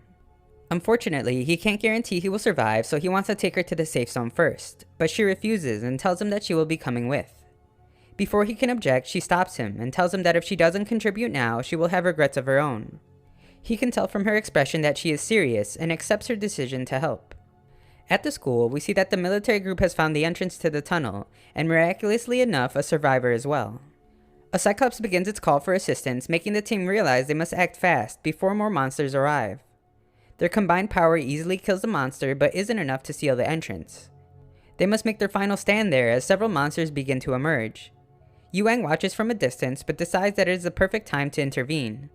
Zenzaya realizes that they are not going the correct route, and that Mofan is actually taking her to the safe zone. He explains that he can't risk her life when they run into a thorn-faced wolf. They manage to escape, and Mofan reveals he had encountered one before. It almost killed him, and he doesn't know how to defeat it. Zendaya explains that she has only managed to run away since the disaster started, but Mofan was able to make a path to safety for his classmates and managed to return to rescue her. She admires his courage, but he explains that even if all that is true, there were a few people that he could not help. At the school, the monsters seem endless, and the Black Curia members arrive to taunt them for being weak. They recognize Yuang, and he explains that their lives will be spared if they surrender themselves to the Black Curia. Officer Chang reminds him that the Mu family had always taken care of him, but it is now clear that they have wasted their effort. Yuang is furious, and they all begin to fight. His partner says that they are far outnumbered and that he should never have come, so he runs away. He is stopped though, and Yuang decides to unleash his pack of beasts. The military group is too strong for them though, and the battle ends. At the center of the city, Kong and his troops arrive to face the Pterolycus. Kong explains that high-level monsters are very intelligent, and that it will not waste its energy fighting them until they have defeated the wolves first. His troops fear that other monsters might appear since they are so close to the school where the tunnels are, but Kong says they have no time to think and must simply fight. A troop explains that Kong should leave the mobs to them so that he can conserve his energy for the Pterolycus, since he is the only one that can defeat it. He asks that Kong believe in them, and they set out to make a path for him. A soldier is gravely injured, but he reminds Kong that he must push forward. Several of his troops go on to sacrifice their lives, but Kong finally meets face to face with the Pterolycus. The fight goes airborne and the monster seems to have a great advantage. However, Kong uses his powerful zodiac magic to rain fire down upon the beast, and lands a massive attack. The fight can be seen even from where Mofan is, and he understands that the only person capable of that kind of power is Kong. It becomes clear now that Mofan won't have time to take Zendaya to the safe zone. What's most important now is that he makes sure the tunnels are destroyed so that more monsters won't go after Kong. She says it's better they stick together anyway, since she would rather be by his side so that they can end the disaster together. We then see that the group begin to question if their mission has ended in failure, just when Mofan finally arrives. Zuda explains that it's impossible to defeat a thorn-faced wolf, and begs for Mofan to save himself as he can still have a bright future. Mofan explains that they haven't lost yet, and tells the monster that they have ravaged his home enough. He refuses to let the filthy monsters continue doing whatever they want, and reveals his mid-tier fire magic. The powerful blast manages to both defeat the beast and destroy the tunnel entrance. Everyone is in disbelief at his massive attack, but Mofan can only wonder if it is really over. The story continues as we see that the remaining survivors of the attack on Bo City have made the difficult decision to abandon it. It is completely overrun by powerful monsters and under the total control of the Black Curia, so Mofan and his family have decided to move to Mingzhu City. On the way there, Zendaya must explain that the train is protected by a barrier to protect from attacks, and Mofan reminds her that he came from a world of science. In his world, magic was nothing but a superstition. A man overhears them and is disgusted to hear how little he knows about history. The man reveals that he is the history professor at Mingzhu Academy, and Sing is shocked since that is the dream university for all mages. Mofan would like some information on how to get into the school, but the man says that someone must be truly exceptional to stand out from thousands of other applicants. Later, they arrive at their home that has been provided to refugees from Bo City. Zendaya reveals that she plans to homeschool herself and take the mage aptitude test next year. Mofan's plan is to get a job so that he can give her and their father the comfortable life they deserve. She points out how prestigious families can rely on their generational wealth to prosper, but he must work hard on his own. Zendaya says she believes in him though, and that she is confident he will become the best mage. Later, Mofan thinks to himself how achieving mid-tier magic is 10 times harder than the beginner level, but is glad that his pendant was able to become an advanced training item after drinking the sacred spring. He reveals that he has purchased some very expensive spell scrolls and must work hard to control his 49 stars. Just then, he receives a call from Miss Tang, who is in a nearby city, and requests that he come visit her since she would like his help with something. When they meet, he thanks her for the book she gave him since it was so vital in helping him rescue his family. Mofan is a bit curious about where she had been during the conflict, and she asks if he knows about the Justice Department of the Council of Mages. He has heard that it is an organization that arrests mages that break the law, and she reveals she is part of it. The department had known of the Black Curia's plan to attack, but underestimated them. Miss Tang was the only one assigned to catch a man named Salang of the Black Curia, but she had failed. She then explains that she is there to investigate why the town's water supply has gone dry, and she needs Mofan to follow a wanted criminal that may be involved. His name is Chao the Butcher, and he has killed many mages. She gives him some more books in case of emergency, but warns not to depend on them too much since it will make using intermediate magic on his own more difficult. He plans to help, but requests that she allow him to use the Awakening Stone if he does, and she agrees. Mofan follows Chao and sees that he is asking locals what they know about the drought. Mofan doesn't think he looks that dangerous and is startled by Miss Tang as she uses the shadow talent. They overhear a group discuss how the drought must be caused by a fire spirit and how it will make them rich. Miss Tang explains that element spirits can be born from nature, and when consumed by mages with the same element will increase their power immensely. Mofan remembers that Ningsu was born with an element spirit, which is very rare, but Miss Tang says that being born with 2 talents like Mofan is even more coveted. The only problem for him is that means leveling up is more difficult and will require a large amount of resources. She recommends that he find a sponsor to pay for the expenses, and he wonders why she doesn't just let him be her boyfriend, since that would make him unstoppable. They must then hide as they see 2 groups fight over the right to search for the spirit. They are all very powerful, so they decide to try and avoid getting involved. Mofan is amazed to see mid-tier magic he has never seen before, and can barely manage to stay upright as the battle intensifies. The winners reveal themselves to be part of the Dongfang family, and show mercy by allowing the losers to leave instead of turning them to ashes. Their leader tells his group to continue the search, but are interrupted by Chao the Butcher. He interjects, explaining that the treasure is his, but if he is in a good mood, he will grant them a swift death. The group wonder who he is, and Chao reveals a distinct mark that makes them realize he is the Butcher. He is familiar with the Dongfang family as well, as he explains that he has had the pleasure of tasting one of them before. Mofan can't believe how much of a monster he is, and Chao reveals his vile hex talent. Miss Tang explains that Chao is strong enough to take them out in one strike, and that his level 3 Berserker Tarantula is able to invade a person's mind. Furthermore, only the light or mind talent will be effective against it, and there is no way for Mofan to help. Their leader explains that the Dongfang family will come after him, but Chao says that he doesn't even fear the Justice Department, let alone his family. Chao would then express excitement to level up after finding the spirit, but must pause for a moment when the earth cracks, and Miss Tang explains that the dramatic change in the environment usually means the fire spirit is exposed. Chao becomes hysterical, and Mofan wonders if he is just crazy, but Miss Tang says that anyone would react like that since this element spirit is no ordinary one. Fire spirits are typically red, but this one has purple as well, which makes it more pure and far more valuable. She tells Mofan to stay back while she goes in, and reveals that she had only asked him to come because the department is short-handed. Under normal circumstances, she would never want him to be around a psychopath like Chao.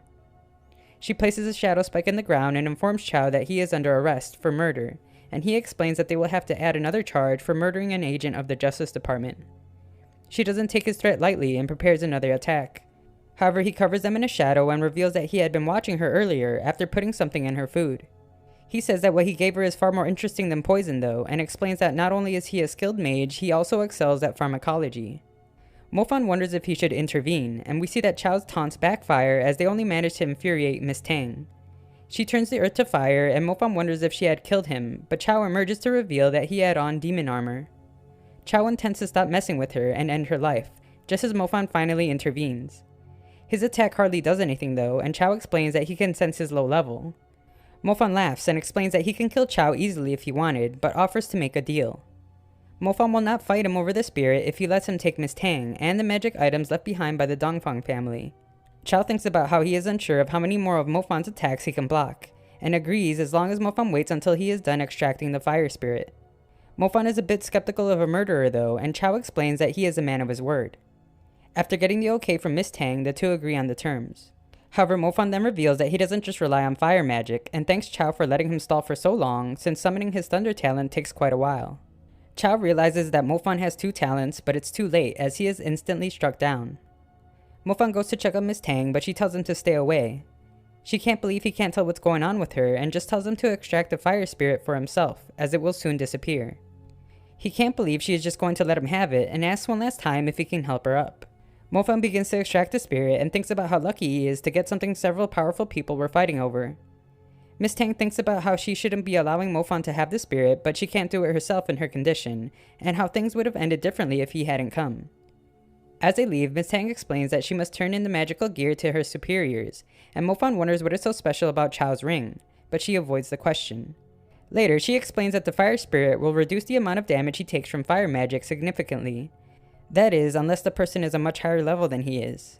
She goes on to reveal that they suspect a pharmacist had provided the Black Curia with the violent spring that had started the invasion of Bo City, and Chao may have had some information.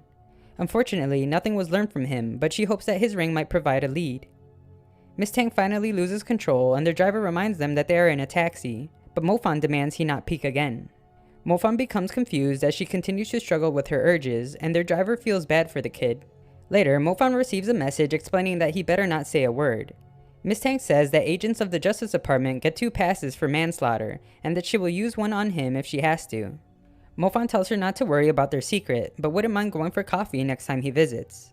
He thinks about how he shouldn't overuse the book since it will hinder his development, and thinks of ways to practice while attending university at the same time. Another message from Miss Tang reveals that she will keep her promise about the awakening stone and has already set an appointment for him. The next day, Mofan arrives for his awakening and is met by a man named Mr. Go. He assumes that the young Mofan is a privileged brat that would like to use the lightning awakening stone, but says that the talent he will actually end up with depends on a lot of factors. However, Mofan reveals that he would actually like the shadow talent, which surprises Mr. Go. The process is quick, and Mofan reveals that he just thinks the shadow talent is cool. It might even be able to catch attention at the university, making him more popular and helping him get the most beautiful lady as his girlfriend. In that moment though, he gets a familiar feeling. It's the feeling of receiving a second talent with one try, which would make it 4 in total. The instructors return to see that the talent he had awakened has no color, and Mr. Go recognizes it as the rare summoning talent. He is done there, but Mr. Go explains that the talent will only be useful if Mofan puts in a lot of work to develop it. Mofan arrives home to tell the good news to Zinzaya, but doesn't want to interrupt her practicing. He remembers how she had asked if she will ever be able to walk again, and he told her that even if she can't, he will give her a pair of wings. He had always thought magical gear like that would always be too costly, but now with 4 talents and some hard work, he might actually be able to get them. Later, his practice is progressing nicely, and he explains that there are still 6 months left until Mingzhu Academy has its new admissions. Months pass by in the form of a sweet montage, and Mofan thanks his father for caring for the family while he spent all his time meditating. Sing is confident that universities will be begging for Mofan to choose them when he shows his dual talents, but Mofan reveals he will not be telling them about those. Mofan explains that with all the applicants, the Thunder talent is barely enough to impress anyone, and instead he intends to use the summoning talent. At the university, we see that Mofan has opted for an interview instead of the typical talent exam. The summoning talent is extremely rare, and Mofan received a high rank on how well he can control his 7 stars, but he has never actually summoned something before. They receive word that another student has been selected, and there is only 1 spot left. They begin considering someone else, but Mofan objects to them passing on him, and they give him another chance. They give him 1 week to learn how to summon something and explain that it will decide his fate. Later, Mofan worries that he might summon some kind of abomination when he decides to call Miss Tang, who he must beg to not hang up on him. When they meet, she explains that the summoning talent is the most unstable to use and is shrouded in mystery, but if mastered, can truly have no equal. Summoning magic will allow his consciousness to roam through a different dimensional plane, and allow him to select from various different summonable beasts. Furthermore, the willpower of the person using the magic will have a huge effect on how powerful a beast is summoned. Elsewhere, we see that the other person being considered for the final spot, named Song, is upset to have to wait an entire week for Mofan to be tested. A week later, Song explains to his uncle that he has nothing to worry about, since summoning magic takes a lot of money to upgrade, and Mofan is poor. An instructor asks if Mofan will be using any supporting items, but he explains that he will not, as those cost a fortune. The test begins, and Mofan enters the dimensional plane that contains several monsters. He encounters a powerful beast that knocks him over, and Mofan realizes that he has found the one he wants. The story continues as we see Mofan attempt to capture a beast. This proves to be much more difficult than he anticipated, and the stress it puts on his body is obvious. One of the instructors tries to remind him that he is supposed to be requesting the help of the beast by asking that it leaves its dimensional plane to come to this one. It is important to develop a mutual understanding rather than subduing it with force. Mofan's magic abilities are already limited, and he has to expend energy every time he attempts to attach a spiritual imprint, so he can't fail again. His more gentle approach works on the ill-tempered beast, and it comes to his dimension. The interviewers can't believe he has managed to summon an archwolf on his first try, and realize that his will is much stronger than they thought. The summoning department wants to accept Mofan, but Song explains that the beast isn't so special, and he could defeat a team of them. He challenges them to a fight, and Mofan accepts, explaining that he would hate to have summoned his wolf just for show. An instructor sees that Song is able to use mid-tier magic, and his servant can't believe that Song has revealed his true strength so soon. He reveals that Song is a mid-tier mage with both earth and ice magic. The instructors beg for the fight to stop, but Song explains that there will be no mercy, and he wants to give Mofan a lesson that he will remember for the rest of his life. However, he is shocked to see that they are all actually begging for Mofan to stop and calm down, as he has become enraged. Mofan warns that he will end the life of anyone that hurts his wolf, and Song's servant begs for him to undo his spell. The interviewer is baffled that Mofan has chosen to progress his summoning talent instead of his lightning, but accepts his decision and accepts him as a student of the summoning department. Song is accepted into the earth department since he has learned his lesson. Later, Mofan arrives to the first day of class and is disappointed to see that there are only 6 other students, and none of them are girls. Their instructor explains that the summoning class is the most unique since the learning will be unsupervised. The students will have the freedom to learn at their own pace and even attend other classes if they want, which works out perfectly for Mofan and his 4 talents. Furthermore, there is a welcome party the university does that will reward the top 2 students with a vial of something they call Blood of Brute. The blood enables a summoning beast to undergo metamorphosis, which will increase its strength tremendously. The only other information he gives about the welcome party though is that it could either enhance their status at the school or make them a laughingstock. Mofan would later meet his roommates Manyang and Ping. They explain that in years past, the welcome party puts each new student alone in a cage to battle a monster to display their power to everyone. Mofan is excited to fight a demon, but they reveal that the monsters put in the cage are the new summoner students' beasts. Mofan is shocked, but Ping can only envy Mofan since it will help him attract the attention of all the girls. That might even include a girl named Mu, who he explains is the most beautiful girl in the entire school. Later, Manyan explains that the summoning students going up against the entire school will be tough, and offers to give him help if he needs it. Mofan reminds him that they are the same level though, and can't imagine how he could help, but Manyan simply says that he will see soon enough.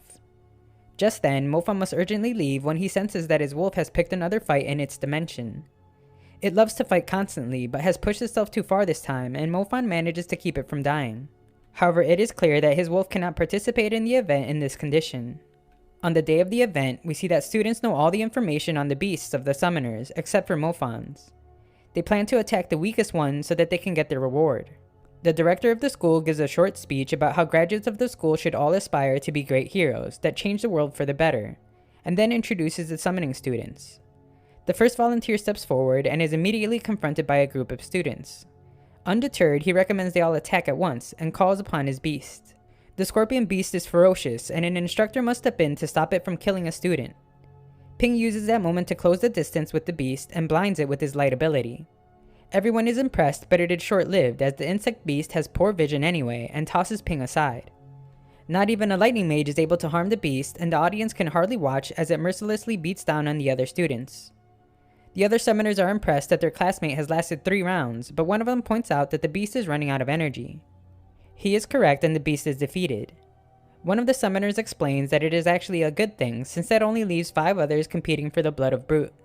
However, another student questions if he has been skipping math class since 6 are left, but he explains that he wasn't counting the useless Mofan.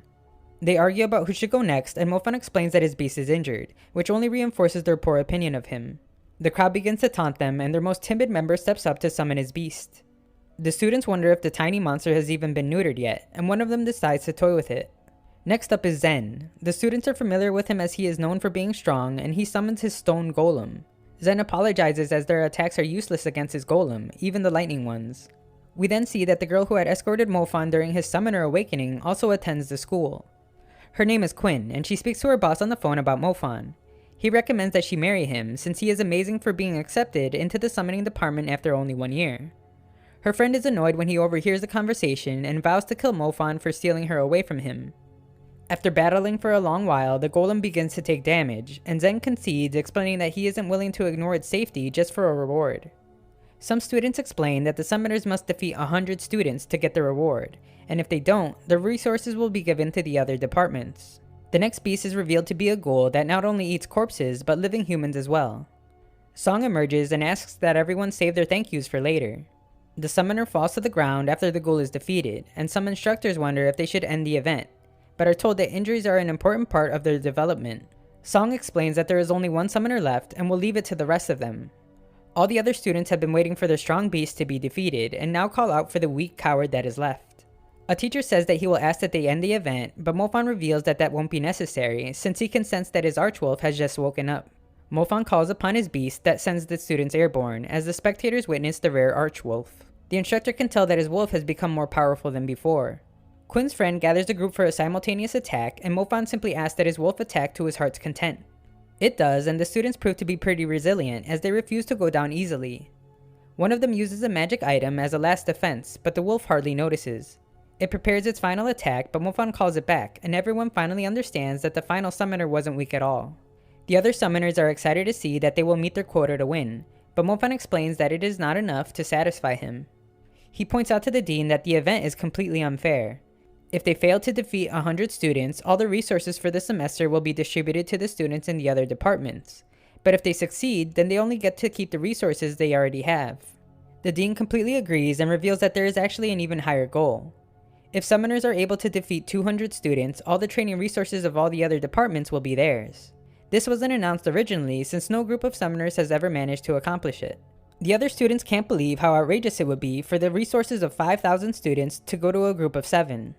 Just then, Mofan reveals to everyone that he has an announcement.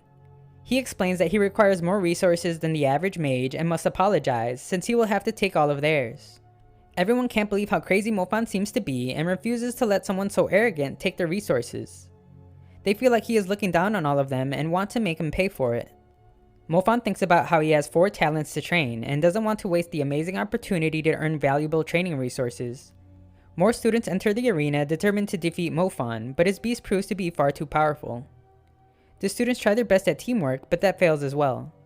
Someone from a prestigious family emerges from the crowd and explains that he has become very annoyed. Mofan is just glad to see someone that is actually worth his time, and the two exchange blows. The guy intends to defeat the beast first and then move on to teaching Mofan a lesson. He is cheered on by others who join in, and Mofan commands his beast to ignore the wind user for the time being. Mofan is surprised to see that the guy also has the botany talent, but can tell that it is still at the beginner level and is easily avoided. The guy becomes frustrated, and a student points out that he is breaking the rules when he attempts to attack Mofan directly, instead of the summoned beast. However, an instructor explains that the event is supposed to resemble what an actual battle would be like, and attacking the summoners isn't against the rules. It doesn't matter though, as Mofan unleashes his lightning magic to defeat the guy. Everyone watches in amazement at how he can control a powerful beast and be skilled with lightning talent. Some students begin to lose hope, but Mofan taunts them a bit, and they try again. He plans to keep his promise of showing no mercy, and an instructor reveals that the total count has risen to 150 mages, but she wonders if the dean actually intends to award them what he promised. We then see that a student named Feng is part of a noble family, and famous for being the earliest student to have reached mid-tier magic in the school. His friend is annoyed with Mofan like everyone else, but Feng explains that he can't complain, since he hasn't trained hard enough to do anything about Mofan's arrogance. His friend can't believe he is going to challenge Mofan, but Feng explains that he is actually going to teach him a lesson. An instructor reveals that Feng is from a wealthy family that couldn't care less about resources, and that he is only acting because he saw that Mingzhu Academy was getting humiliated. Feng confronts Mofan and explains that he can get away with talking down to normal people, but should be more respectful to those that are part of a noble family. However, Mofan seems to be half asleep as he wonders why his new opponent talks so much. Feng attempts to activate his armor before Mofan's attack, but can't and must be saved. The instructor explains that he couldn't defend himself and is considered eliminated, but Feng must be forced out. The instructor then reveals that the count has now reached 199, but no one is up to the task. Song cowers in fear, but the popular Mu arrives to challenge Mofan. He is immediately able to sense how powerful she actually is and offers to make her a deal. He explains that if she were to defeat him, then her reward would be the summoner's resources that would need to be split with her classmates. However, if she simply lets him win, then he will give her 30% of all the department's resources that he will be rewarded. She thinks he is adorable for making such an offer after he had fought so hard, and he explains that it would be a small price to pay for making friends with such a beautiful woman. He has captured her interest, but she explains that she will only agree if she gets the 70% instead. He respects her ambition, but refuses the deal, and so the two begin their fight. The story continues as Mu demonstrates her powerful mid-tier wind ability, and Mofan makes a final offer to split the winnings 50-50.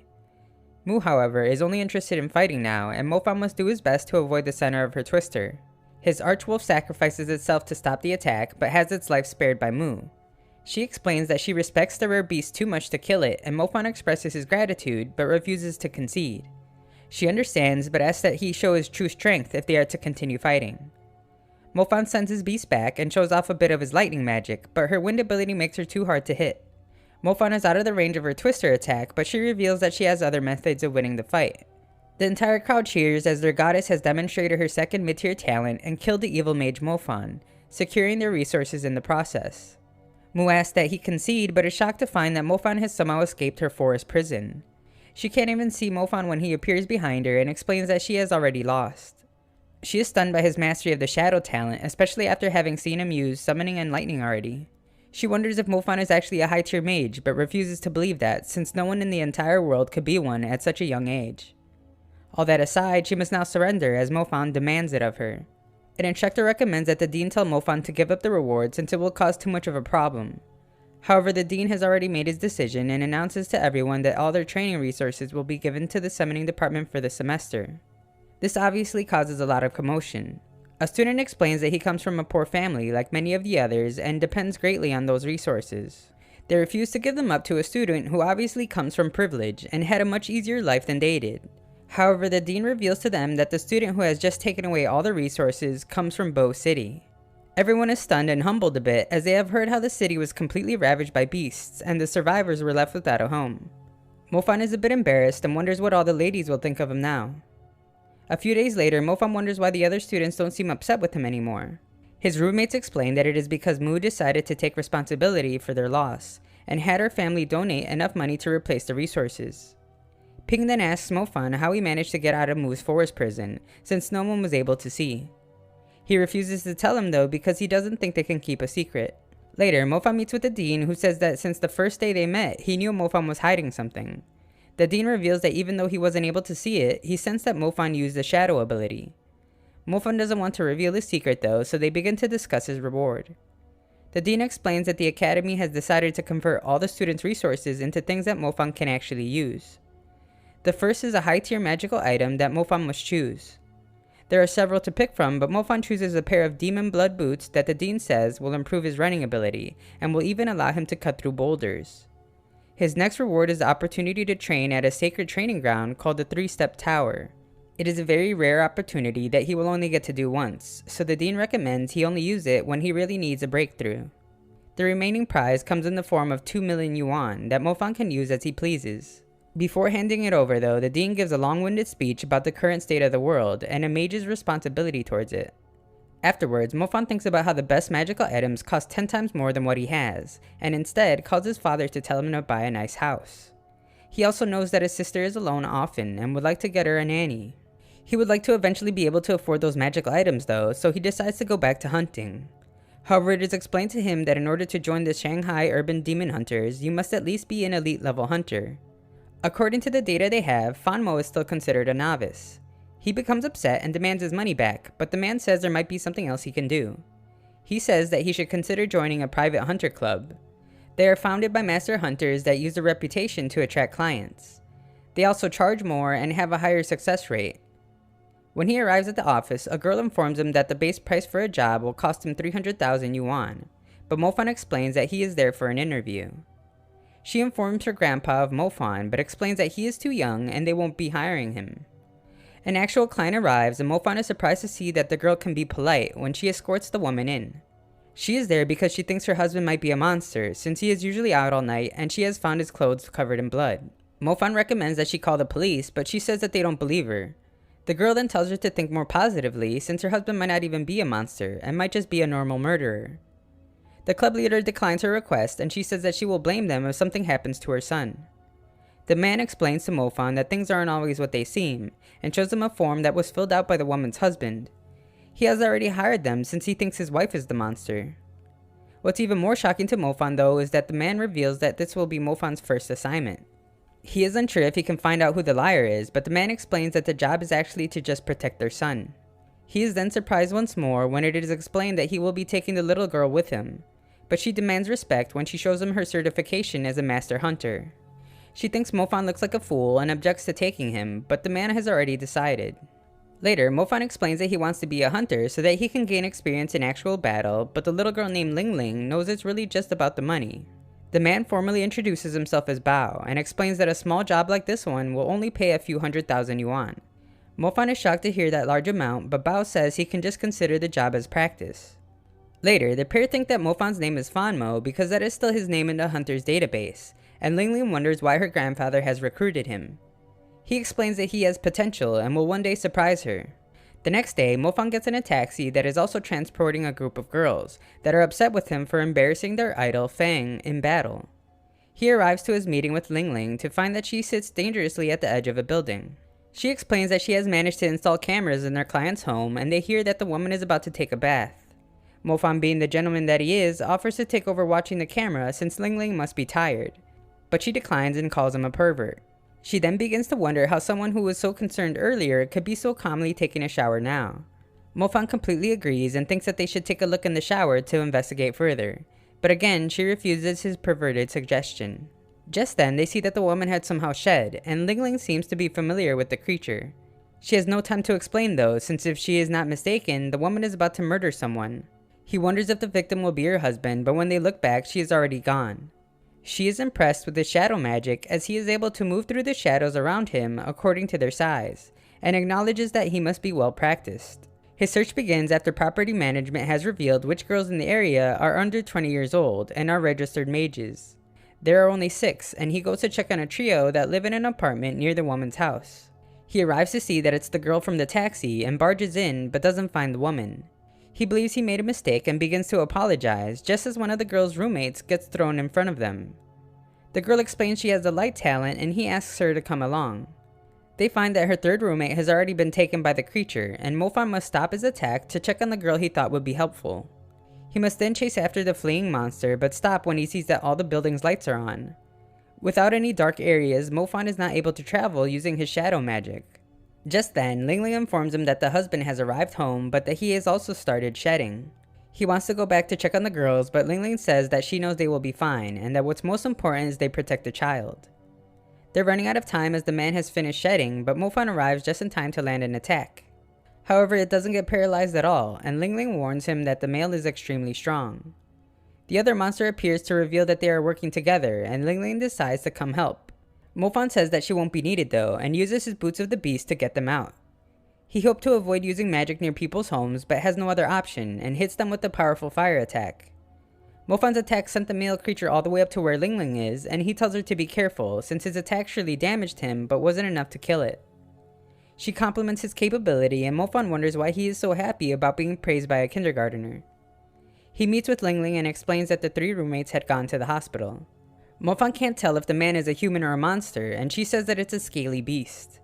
It survives off human blood and lives on them, completely covering their body and acting as a parasite. As long as they are killed quickly though, the monster will shed off and the host can be saved. Mofan wants to rescue the woman, but Ling Ling says that the boy is safe and their job is done. The city hunters will take care of the rest. The man begins to beg for help, and Ling Ling tells Mofan to call an ambulance, since the man is their client and he can only pay if he is alive. Later, Mofan wakes up and is told by Manyan that he has been sleeping for 2 straight days. He thinks about how monsters being present in a big city is inevitable, and he must work hard to become stronger. He has just wasted 2 days, so he must make up for it. After several hours of training, he is excited to see that he has leveled up his shadow talent. He now has 2 skills for each of his lightning, fire, and shadow talents. Added to his dimensional summoning, that makes 7 skills in total. Later, Ping comes to tell him that there is a girl looking for him, but is disappointed to hear that it's just Ling Ling. Mofan meets her outside, and she reveals that the man they saved was able to recover, and has offered them 1 million yuan if they save his wife. She then shows him a map that they will use to find her. Ling Ling had managed to obtain a sample of the female demon's blood, and created a system with this data. She explains that if a red dot appears on the map, then it will be the female demon's location, and the black dot is theirs. Nothing is showing yet, and she says they need to wait for the sun to go down, since the parasitic monster looks just like a normal human during the day. At night though, when it gets hungry, it will have to come out and hunt. Mofan is really impressed with her high-tech tracker, but notices that something seems to be wrong with it. There are far too many red dots, but Ling Ling is confident that her tracker is working properly, explaining that she might not be great in battle, but technology is what she excels at. Knowing that they are parasitic, Mofan begins to wonder if they are also capable of spreading like a disease, and we see that the number of red dots begins to increase dramatically. The story continues as we see Mofan and Ling Ling run to his school, since the monsters all seem to be heading that way. He believes that they are after the 3 girls from before, since the parasitic monsters want them as hosts. She is relieved to hear that it's a weekend with no classes, but Mofan explains that a concert is being held there. Their attempts at stopping people fail when they are not taken seriously at all. Ling Ling must contact the Hunters Association, but they are running out of time. If the monsters are able to spread using the students, then they will definitely move on to the rest of the city, so Mofan decides to enter the concert before it's too late. Ling Ling explains that the infected blood pools in the victim's thumbs. If they haven't started shedding yet, then they can be cured by making an incision on their thumb to let the blood flow out. Ling Ling guides him through the school using an earpiece, and he encounters one of the monsters. Mofan has experience fighting the parasite, and his confidence is evident as he defeats it with a fire attack. He removes the parasitic skin to find the girl from earlier, who explains that she doesn't know what happened to her roommates, and Mofan tells her to wait there for someone to come get her. Ling Ling asks that Mofan not go further into the school as it's too dangerous, and goes far beyond the scope of their original job of protecting the child. She thinks they should leave the rest to the Hunters Association and the authorities. But he just asks for the location of the next creature and she accepts his decision, reminding him to fight near surveillance cameras so she can help. He blindly follows her directions only to run into a wall and must go a different route. When he does, he finds that the creature has been feeding and defeats it instantly, making sure that it dies in pain for what it has done. Its host is still alive, so Mofan cuts her thumb to remove the parasite. The girl reveals that she is a healing mage, and when Mofan explains the situation, asks if she can help somehow. He tells her how to remove the parasites, and they decide that the room she is in will act as a safe point that he will send other victims to for healing. She asks for his name, but Mofan refuses to give it, since he has such a bad reputation. The monster's red dots are showing up in groups now, as it seems like the infection is spreading among roommates, and they are just now beginning to transform. Ling Ling informs him of 3 monsters that are coming for him, but he is in too narrow of a hallway and decides to head for a gymnasium. Mofan is relieved to see that there are people in there so that he doesn't have to fight alone, and he requests that they all work together. However, when the trio of monsters find him, he looks back at the group to find them writhing in pain.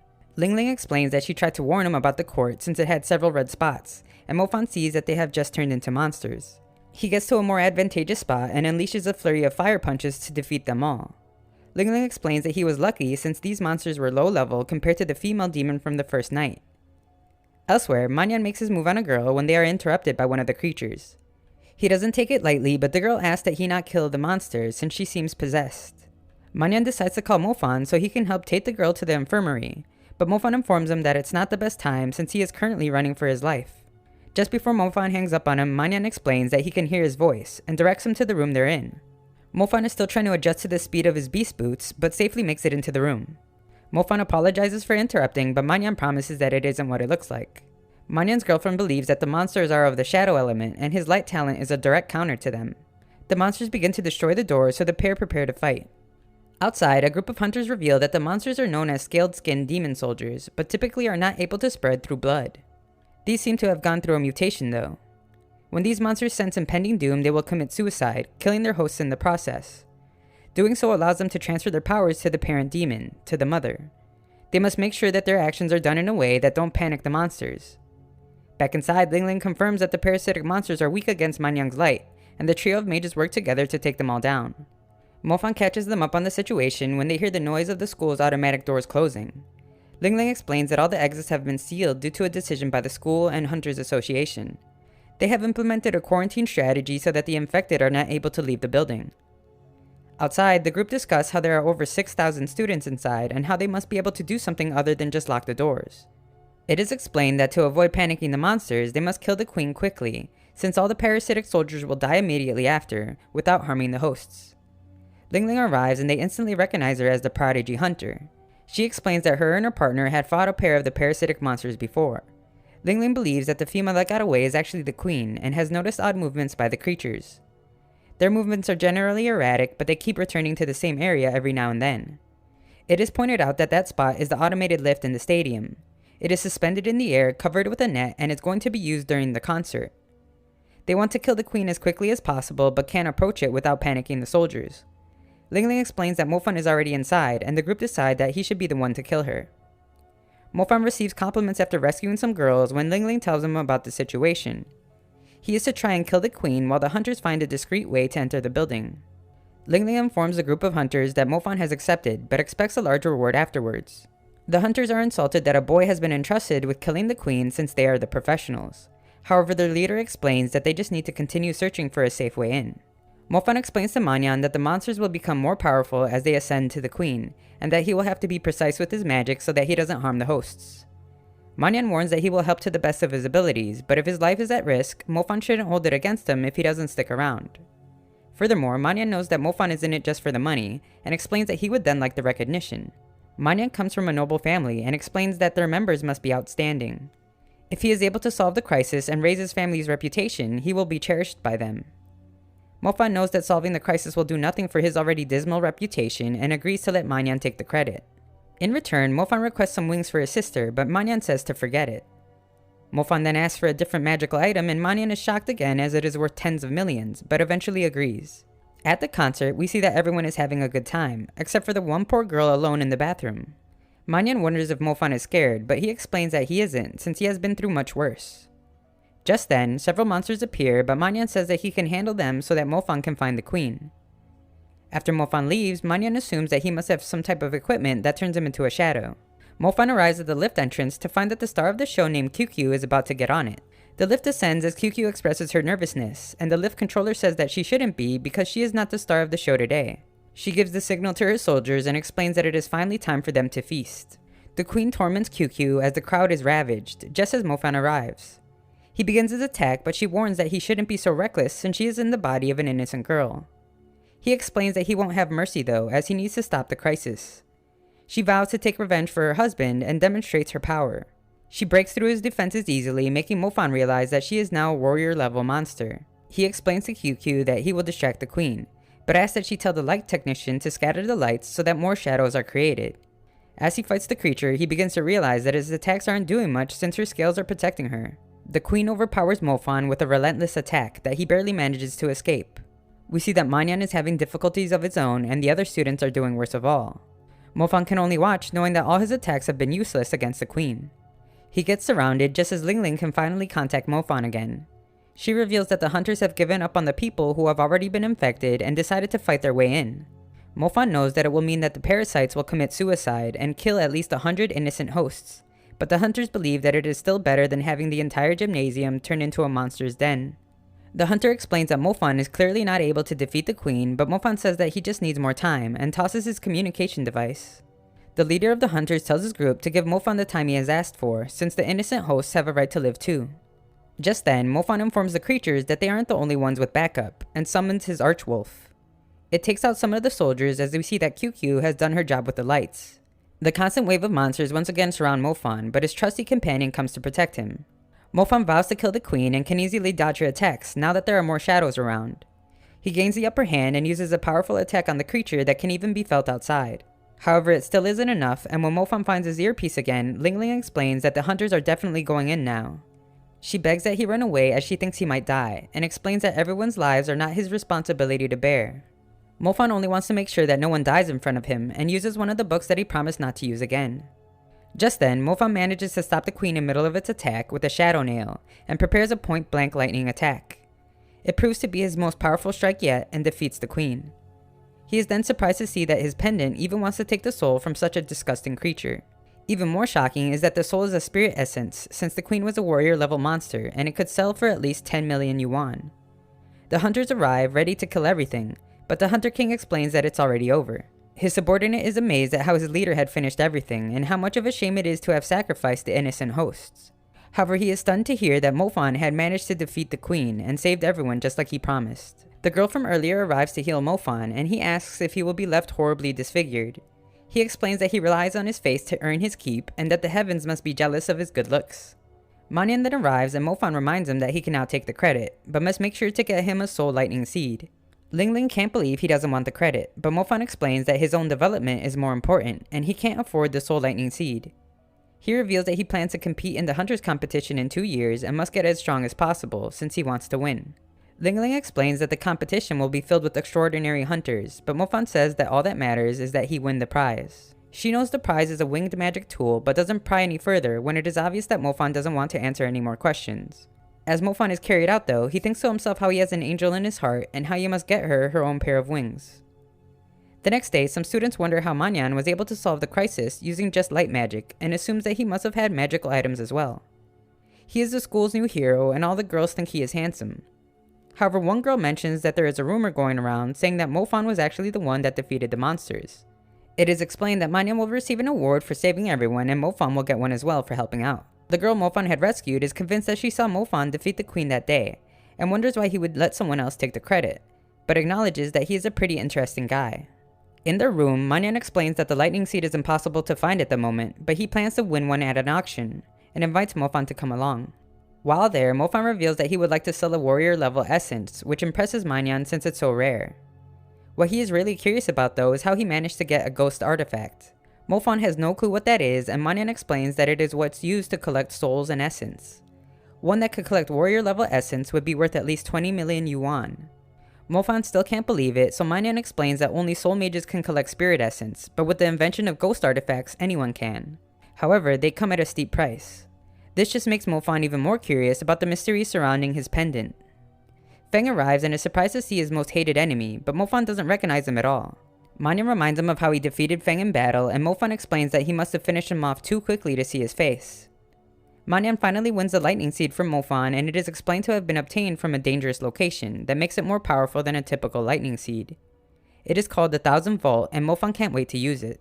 Just then, everyone is shocked to see that the normal order of the auction has been changed so that a more important item can be brought next. It's Mofan's warrior essence, and Manyan explains that Mofan can bring an essence to auction whenever he pleases, and the appraiser can be trusted since he is part of his family. The winner of the essence ends up being Feng, who won with a bid of 25 million yuan. He mocks Mofan for not ever being able to get an item like it, obviously not knowing the truth. The next item is the Shield of Hell, which can easily block warrior level attacks, and releases spikes that will penetrate opponents. Mofan wins that item and later explains to Manyan that he will use the rest of his money to rent a house so that he can focus better on his training. Later, Mofan goes to look for an apartment, only to find that Mu and a friend are doing the same. Her friend Shaya recognizes Mofan as the devil for some reason, which confuses everyone. They would all decide that they want the apartment, and the owner recommends they be roommates since it's so expensive.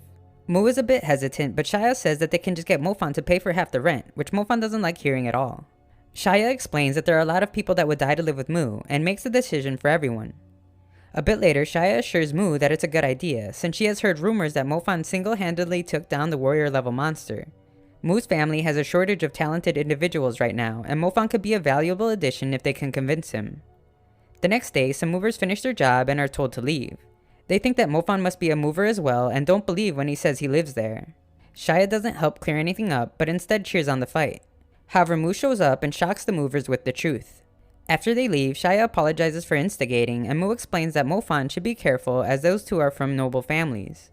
They are both very strong and might try to do something to him in the future, but Mofan isn't concerned. Later, Mofan spends some time with Zinzaya, and they catch up on the things they have been doing. He says that one day he will make enough money to buy her a great surprise, but she explains that him visiting her is better than any gift. Zinzaya then mentions how her history teacher taught her that the people of Bow City have always been unique. Going back centuries, those who first lived there were the Sacred Springs Guardians. Mofan believes that must have something to do with why the Black Curia wanted to destroy the city so badly. Zinzaya explains that if he wants to find the truth, then he must first find the ancient tomb. However, the spirits inside are very malicious, which is why no one has dared to search for it. Mofan is unfamiliar with this place, and Zinzaya reveals that it is the most famous resting place of the dead, the place called Guda's Tomb. The story continues as Miss Tang speaks with the judge of the Justice Department for mages. He explains that there is a matter that she needs to tend to since she is the only person that he can trust with the job. The situation is in chaos, so she must go immediately and drop all her other tasks. She explains that the issue with the Violent Spring hasn't been resolved, but the judge explains that the Black Curia is always on the move, and that they can't spend time chasing them forever. He wants to try to act before they do, and that is why he is sending her to the 3 pools. After she secures that mission, he asks that she keep an eye on Mofan since he is protecting the Sacred Spring, and the dangerous person named Salong is desperately searching for it. If all goes well, they can capture Salong when they come after Mofan, and extract information about the Black Curia. Miss Tang calls Mofan to confirm that he still has the Sacred Spring, but is shocked to hear that he had to drink it in the midst of chaos. She asks if he has seen any Black Curia members since leaving Bow City, but he hasn't. Afterwards, Miss Tang still can't help but worry about him, and she gets into contact with the Hunters Club. Zinzaya would then continue on explaining how the Gouda tomb has a long history. Compared to demons, the dead spirits of the tomb are significantly more dreadful and fearsome. After several people had lost their lives attempting to explore it, the government announced that the tomb would become forbidden land and no one is allowed to enter. However, it has close ties to the Sacred Spring, and they believe that the tomb might be the only clue that leads to the truth of the disaster behind Bow City. Zinzaya then worries that Mofan won't have time to visit her next semester, but he explains that he shouldn't be that busy and will make time to visit. Later, Mofan trains and reveals that he has managed to level his fire and magic significantly, although probably not enough to take down a warrior-level monster. He is bored of staying home all day training though, and realizes that real-life combat is the best way to level anyway, so he heads to his Hunters Club. Business is slow though, and he just ends up complaining. After some time, Bao arrives with a new job, but he reveals that it is a bit odd. The client explains that they are unfortunately too busy to do the job themselves, and requests that they protect someone for them. It seems like a simple bodyguard job, but Bao reveals that the person they have been asked to protect is Mofan. The client has already paid a large sum of money, so it is definitely not a prank, which means Mofan might be in some kind of danger. Bao wants to call in another hunter for the job, but Mofan says that he is a hunter as well, and can protect himself. More importantly though, he just wants all the money. Mofan explains that he spends all his time at home or in school anyway, and should be fine. However, after he leaves, Bao tells Lingling to watch his every move. That night, Mofan wonders if the Black Courier are after him, and remembers how they had always been good at hiding amongst normal people, like Yuang. He then attempts to figure out who the client is. Officer Kong is his first thought, but reveals that he hasn't heard from him since leaving Bo City. His thought is interrupted though when he is attacked by someone from the shadows. He manages to deflect the fire attack, but the wind attack that follows forces him to use his beast boots. His attacker thinks he might be trying to run, but Mofan explains that he has just had enough of his boring performance. Mofan's attack is ferocious and follows it up with a strike to the ground that buries his opponent. He calls out for his attacker's accomplices and they beg for mercy since they go to the same school. Mofan is shocked since he believed that they had been part of the Black Courier coming after him. They explained that Jaya was the one who told them to do it, and it was because he felt that Mofan had disrespected Mu. Mofan warns that they should be more careful since he almost killed Jaya, and that they better rush him to the hospital. Mofan then wonders if he is being too paranoid, but decides that it is better to be safe. He calls Lingling to ask that Bao watch over his father, and she watch over his sister. Lingling reminds him that the job is to protect him, but Mofan explains that if anything were to happen to his family, then he would be as good as dead. He leaves them with no other option, so they agree to do it. Later, Mofan thinks about how he had come to this new city in the hopes of leaving his past behind, but the fight earlier reminded him that it's impossible for him to forget the hatred he has for the Black Courier. He then proudly proclaims that the Sacred Spring is with him, and if they want it, they are going to have to come take it. On the first day the school reopens, Minun explains that everyone is talking about how he dominated Jaya, and it makes sense why everyone has started calling him a devil. He is called to meet the dean, who scolds him for nearly killing a student. He explains that it was self-defense, but they still think he went too far. Mofan's violent behavior makes the dean wonder if Mofan is in some kind of danger, but lets him go without answering. Before leaving though, Mofan requests for the permission to train in the 3-step tower as soon as possible. The dean won't deny him since Mofan had earned that right, but points out that it surely means Mofan has urgent matters that he is trying to take care of. Again, Mofan says nothing, but the dean agrees to arrange it for him. The dean's assistant reveals to us that they actually already know everything, and recommends hiding Mofan from the Black Courier. The dean explains that the Justice Department has been looking for the Black Courier for over a year, with no results. However, the Courier seem to have come out in search of something Mofan has.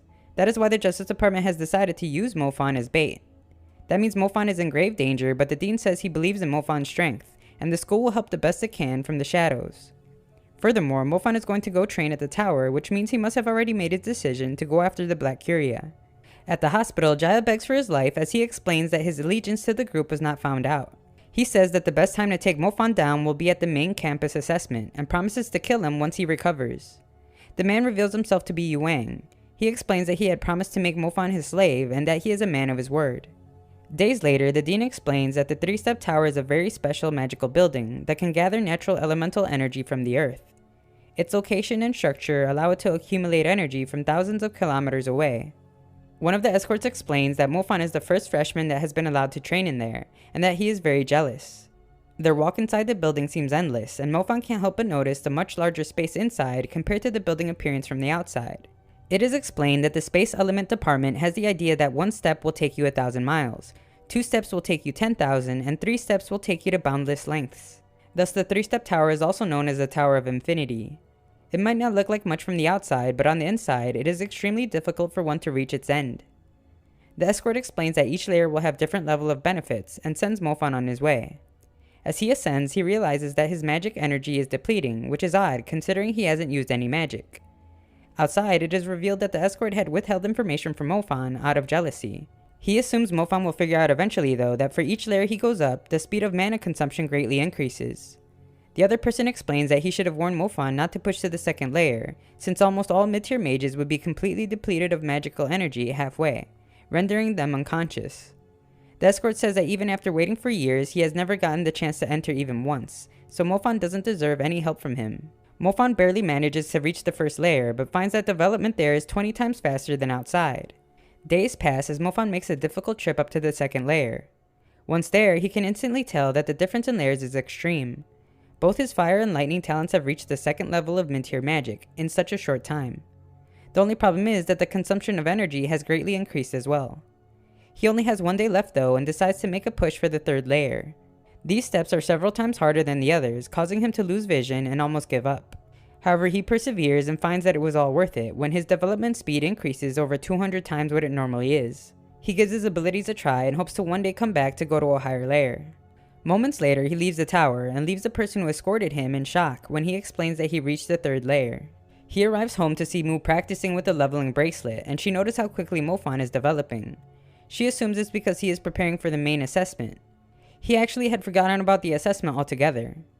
She says that he shouldn't, since if he misses the opportunity to get into the main campus this time around, he will be stuck in the novice campus for another 3 years. He agrees with her, but can't help but being concerned about the Black Curia's ill intentions. Days later, the dean explains that this year's main campus assessment will be a bit different. Examinees will need to catch a dark shadow beast that escaped from the military, and it must be caught alive. In addition, he reveals that the highest performers each receive an opportunity to practice in the 3-step tower, and everyone is in disbelief. Later, Shia would like to know if Mofan knows anything about the dark shadow beast. Luckily, his old friend Zhang has lots of knowledge of the military and explained to him that the shadow beasts like to eat beef. Furthermore, this is shedding season for them, and the fur that comes off their tails slowly turns into dust. Shia is impressed and explains that students are allowed to form teams for this assessment. She tries to use compliments in combination with a bit of charm to convince Mofan to join her team, but fails miserably. However, Mofan reveals that the reason he didn't join is because the Black Curia are unpredictable and he doesn't want to put anyone in danger. Mofan will later use his status as a hunter to get reports of any cases regarding large quantities of beef being stolen. The information leads to an area where he finds some of its fur, but it has nearly disintegrated, which means that it left it a few days ago. He receives a call from his informant about another case of missing beef, but we are shown that it is actually a trap set by a member of the Black Curia. She has done exactly what he asked, but the man demonstrates the absolute cruelty of the Black Curia when he feeds her to his beast. Later, we see that an old acquaintance of Mofan's named Zhao Ting is mistaken for him when the Black Curia go to capture him. He fights valiantly with his lightning magic, but loses, and is taken to the priest by one of the Black Curia. The others are left to dispose of the girl he was with named Lulu.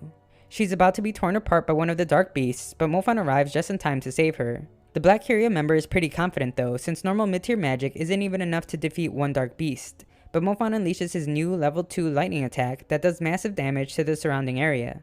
He is still severely outnumbered, but Lulu gets to witness as Mofan demonstrates just how unique and exceptional his lightning has become. In combination with his other abilities, he takes care of the group and exclaims that he will show no mercy to the despicable Black Curia. Mofan takes Lulu to safety when she reveals that Zhao Ting has been captured. We then see that Yu Wang promises to give special treatment to Zhao Ting since he remembers him from Bo City. Zhao Ting is confident that Mofan will come rescue him very soon and asks if Yu Wang is afraid since a monster like him will suffer a horrible death. Yu Wang hates being called that word and explains that it won't be long before Zhao Ting becomes a monster more hideous than him and will begin to regret his very existence. A week later, Shia is upset to see that Mofan hasn't been coming home at night, but still thinks he can just barge in and eat all their food. Mu doesn't mind though, so Mofan just asks about their progress with finding the shadow beast. Mu explains that finding the beast is only the first step, since they will have to bring it to the taming cage to complete the task, meaning that the beast can be stolen between students. Shia can't believe students would do that, but realizes that Mofan is actually the devil that stole the entire school's resources. Mofan realizes that the test isn't so much about capturing a beast as it is about a battle between students. Mofan then visits Lulu, who wants to go search for Zhao Ting, but Mofan says she needs to rest and he has been searching non-stop. She blames herself for not stopping Zhao Ting and explains that they were there because they received tips from a student about the shadow beast being there. Mofan realizes that someone must have been giving out fake clues and wonders if the Black Curia have already infiltrated their school. That night, she remembers the fake student's name to be Fu and is startled when she sees a dark beast behind her. Just when Lulu thinks she has found a safe hiding spot, another monster appears. The beast struggles with itself for a moment though and turns to fight the Curia's beasts. After its victory, it approaches Lulu to wipe away her tears. Yu Wang appears and is surprised to see that the monster has decided not to do its job. Elsewhere, Mofan finally is able to get a hold of Miss Tang. She warns that the Black Curia are coming after him, and he explains that he has managed to slaughter several dark beasts already. However, she explains that they aren't actually magical beasts. They are actually living humans, cursed souls crushed under the Black Curia's most terrifying ability. People that fall into their hands are transformed into beasts. Mofan realizes that if they have turned Zhao Ting into one of them, then they will know where Lulu lives. Miss Tang doesn't know her, so Mofan explains that Lulu is Zhao Ting's girlfriend and the only person left that was close to him. We then watch as Yu Wang explains that a beast being able to control itself is truly exceptional, since it requires a soul that is filled with anger and resentment. However, he explains that he should give up hopes of returning to normal, as his emotions will begin to disappear and no one can stop the transformation. Yu Wang commands him to kill her again, but this time warns that he will kill her instead if Zhao Ting doesn't. The difference is he will not allow a beautiful girl like her to die happily. Unable to overpower Yuang's control, Zhao Ting strikes Lulu, and Yuang thinks about how perfect a message this is to send to Mofan. As Lulu's life begins to fade away, she tries to comfort Zhao Ting as she can see the pain in his eyes. She explains that everything will be okay and she doesn't blame him for anything. Those prove to be her last words, and Zhao Ting can only scream in pain. Mofan arrives just then, and Zhao Ting gives him a clue with someone's name on it. He begs that Mofan end his life, but Mofan refuses and says that he will take him to the Magic Association in case someone there can cure him. However, Mofan remembers that Miss Tang told him that the only one that would have a chance at saving him is the healing goddess, but she was killed by the Black Curia. Mofan decides to grant Zhao Ting's final wish and ends his suffering. The name on the clue belongs to the Blue Deacon, and Miss Tang explains that they can use him to find Salang. It's clear to Mofan that the Black Curia member in charge of this operation is hiding amongst the students at Mingzhu Academy. He tells Miss Tang to use the Blue Deacon to find Salang, but to leave the person at Mingzhu Academy to him. Afterwards, Mofan calls his friend in the military, who explains that they agreed to the academy using the beast in the assessment because it isn't classified as dangerous, and Mofan asks that he locate it for him. Later, Mu and Shia wonder why Mofan has revealed to everyone that he has captured the Shadow Beast, instead of sneaking it into the cage in secret. Now everyone knows and has assembled near the cage to steal it away from him. Everyone is surprised to see that the devil Mofan has arrived and was telling the truth about the Shadow Beast. Mofan summons his Archwolf, and Mu explains that she had felt the same energy from Mofan when he escaped her forest prison, and begins to think that he has the Shadow talent as well. Mofan explains to everyone that the Shadow Beast has swallowed a bottle of spring water. He says he doesn't care about the beast and just wants his bottle back. Nearby, Yuang realizes that Mofan has seen through their plan and is attempting to have everyone fight. However, he says that they can easily hide amongst the students and explains that whatever he is planning is irrelevant. All he cares about is getting the sacred spring and killing Mofan. Back on the ground, Mofan explains to Fang that he wants to apologize for embarrassing him before and gives him the Shadow Beast. Fang knows it's not sincere and proves to be correct when everyone attacks him for the beast. These are some of the most powerful students in the entire school, and they give their all for the chance of getting into the 3-step tower. We can see that several elements are used at a very high level, causing absolute chaos. The instructors watch as their students behave recklessly, going all out to the point that they will all end up killing each other. The Dean then reveals that it is time to activate the Night Conqueror formation that will suppress all their magic powers. One of the instructors warns that it would leave them vulnerable if the Black Curia decide to strike. He is willing to take the risk and makes his command again. The sky is covered in darkness, and the effects of the formation are immediately felt as the students can't use their magic. Yuang explains that the academy must not know that they are there, since they wouldn't have trapped their helpless students inside with them. And Fu arrives to explain that the spell was set beforehand in case the students went on a rampage like they are. It is explained that Mofan has been weakened like everyone else, but the dark beasts of the Curia are cursed and have not been affected at all. This is the perfect time to kill Mofan that Yuang has been waiting for. The story continues as Mofan thinks about how his plan is going better than expected. The Black Curia don't know that he has awakened the Shadow talent and will probably think that his magic power has been suppressed. They will definitely come out of hiding to attack him, but also to capture the Shadow Beast since they think it has swallowed the Sacred Spring. Elsewhere, Fang discusses with another student their inability to use magic at the moment and how difficult the darkness will make it to find the Shadow Beast. However, she reveals that she managed to leave a magic seal on the beast earlier and that she will be able to track it down. Nearby, Song is upset that Mofan has purposely caused so much confusion and promises to make him pay. He notices a horrible stench to find that dark beasts have appeared. In the forest, Yuang has decided to deploy his subordinate named Li to find the Shadow Beast and get rid of Mofan. Backed by Fang, we see that his group has unintentionally provoked the dark beasts that were just trying to find the Shadow Beast. Their magic is too suppressed to be useful, but luckily for them, one member of the group has enough power to buy them some time to run away. They just happen to miss Mofan, who is nearby as he is encountered by a group of dark beasts. He takes care of them, and we see that the girl from Fang's group senses the power of a fire magic spell that is several times stronger than hers. They go back to find the dead beasts, and she explains that they had been killed by fire different than hers, a spirit fire. She wants to warn the other students about the appearance of the beasts, but they decide that it's more important to find the Shadow Beast so that the assessment can end. Later, Lee nearly catches the Shadow Beast but is seen by some students that recognize him as a classmate. He asks to join him just as Mofan arrives. The guy is surprised to see that he can use shadow magic, and the girl refers to him as Devil when she tells him to stay away. Mofan reveals Lee's bad intentions and the two begin to fight. Lee catches him off guard when he uses ice magic and captures Mofan. However, he manages to summon his Archwolf and the two make quick work of their enemies. Afterwards, Mofan relies on his pendant to track down the Shadow Beast, but is interrupted by Song and his buddy who both want to teach him a lesson. Mofan warns them that this is not the time to be messing with him just as Fu arrives. Fu explains that he would like to team up with Song and his friend. He says that he is not interested in capturing the Shadow Beast and only wants what's in its stomach. Mofan says that only members of the Black Curia would be more interested in the spring water, which makes it clear that Fu is one of them. However, Fu claims that Mofan is just trying to break up their alliance, and Song believes him. Song manages to trap Mofan, but he easily escapes into a nearby building. Fu says that they should just search for the Shadow Beast, since Mofan is a goner if he really went into that building. Inside, Mofan sees that he caged himself inside the Shadow Beast's taming cage and realizes that it must suppress shadow magic. Just then, Yuang emerges from the shadows to explain that he has already captured the Shadow Beast and will now make Mofan beg for his life.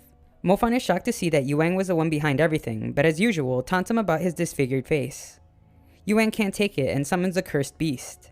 He explains that they are humans that have been turned into monsters and that the more they are tormented, the stronger they become. This was his first ever cursed beast. His second was Zhao Ting, and claims his third will be Mofan. He reveals that he has been with the Black Curia since he was 7, and to prove his loyalty, turned his own father into this cursed beast.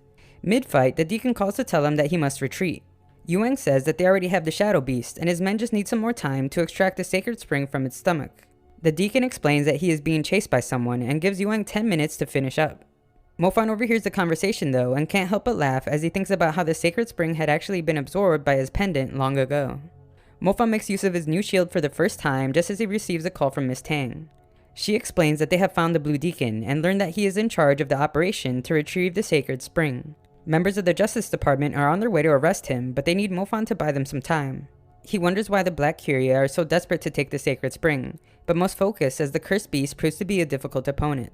His attacks hardly do any damage as the beast seems to be nearly as strong as a warrior level monster. Elsewhere, we see that a member of the Justice Department receives a signal revealing the Deacon's location. Back at the cage, Fu arrives to reveal that the Shadow Beast only had 1 drop of sacred spring inside his stomach. Yuang realizes that he has been fooled and now wants Mofan dead more than ever. As Mofan's pendant glows, Yuang realizes that the sacred spring is inside it and commands his beast to retrieve it. However, the Deacon reveals that he has run out of time and will just have to face the consequences for them failing the mission. Yuang wants to continue fighting though, and is shocked to see that Mofan also has the shadow talent. It is explained to him that the Conqueror spell is disappearing, and we see that the students can see Mofan in the cage now that the maze has disappeared. Yuang takes his 1 drop of sacred spring and leaves his 2 subordinates to kill Mofan. Mofan uses his shadow spikes to finally defeat the cursed beast, and Fu realizes that it's best they attack now since he is exhausted.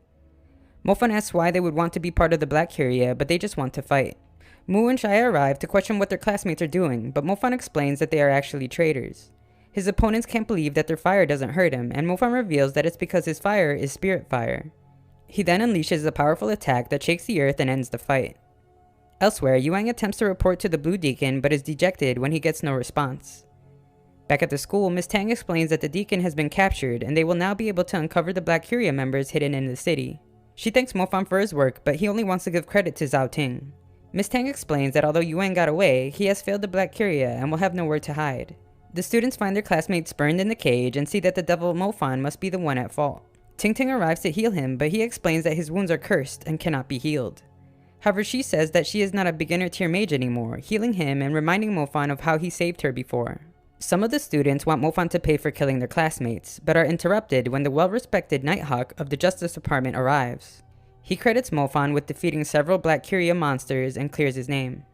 Later, Shia can't stand how lazy Mofan has been since the assessment, but he explains that he is just recovering. She changes tone though, since she has become interested in the mysterious rumors that are always surrounding him, but he doesn't answer any of her questions. She then asks what talent he has actually awakened, since he seems to have used a few, and Mu can't help but wonder the same. However, again, Mofan doesn't answer and lets them just make their own assumptions. Later, Mofan thanks Ling Ling and Bao for protecting his family. He explains that the Black Curia had killed the Shadow Beast, but Song and his buddy turned in its corpse to win the award. Bao mentions that there are rumors going around that there was also a large-scale incident in the city Zenzaya lives in, but there isn't much information on it. Mofan then asks if anyone had approached Zenzaya at all, and must clarify that he is talking about the Black Curia, not boys at her school. Ling Ling reveals that she did notice that there had been someone protecting her from the shadows, and Mofan demands to know who it is. Ling Ling wonders if it might be someone from her biological family. Mofan's father and Zenzaya's mother had been a couple when the two of them were young, but one day her mother suddenly left without a word, leaving Zenzaya behind. He asks Ling Ling to not say anything to his sisters so she doesn't get upset. Later, Manyan explains to Mofan that the dean has signed them up to be exchange students at the Yandu Academy. He explains that it is actually a showdown that is done every year by the schools with the most powerful students. They meet with the dean, who explains that they were chosen because of their outstanding performance in recent conflicts, and offers an award for their compliance. It's mind-calming magic equipment that can even protect against spirit magic, like the one Che had used before. On his way to Yondu Academy, Mofan thinks about how he had asked the dean if the school had already known that the Black Curia wanted to capture him. The dean explains that the Black Curia has evaded the Justice Department for many years, and issues involving them are complicated. That is the reason the dean can never answer his question. The exchange students finally arrive at Yondu Academy and are informed that the sparring event will take place the very next day. It seems kind of soon, but it is explained that there is much to be done in a short amount of time. Inside, Mr. Liu finds some students training and reveals that the exchange students have arrived. They wonder if they will receive a reward for beating them, but another student arrives named Zhang He, who mocks them for thinking weaklings like themselves could defeat anyone. Mr. Liu would like to know where the trio's captain is, but they reveal that she won't need to be bothered with such a small matter. Later, Mofan makes use of his downtime by developing his summoning talent. He sees that his pendant is becoming agitated. When he takes a look inside, he finds the spirit essence of all the monsters Mofan had defeated, and his pendant had been collecting. He marvels at how amazing his pendant is, since it functions as both a development booster and a spirit vessel. Mofan realizes that he can make a lot of money if he is able to take them out, but is disappointed when the one he tries to take gets swallowed up. He meets with the professor to ask about what ghost artifacts are capable of, aside from collecting spirit essence. The information isn't easily found, but he explains that there is a rumor that there is a type of ghost artifact that is able to condense weak spirits into a more valuable, refined spirit. Mofan is thrilled to hear that, since low-level essence are already worth a lot, and can't imagine how much refined spirits are worth. The next day, everyone prepares for the sparring event, and the students of Yondu Academy do some taunting. Mr. Liu shows his bias when he agrees with them, but notices a student is missing.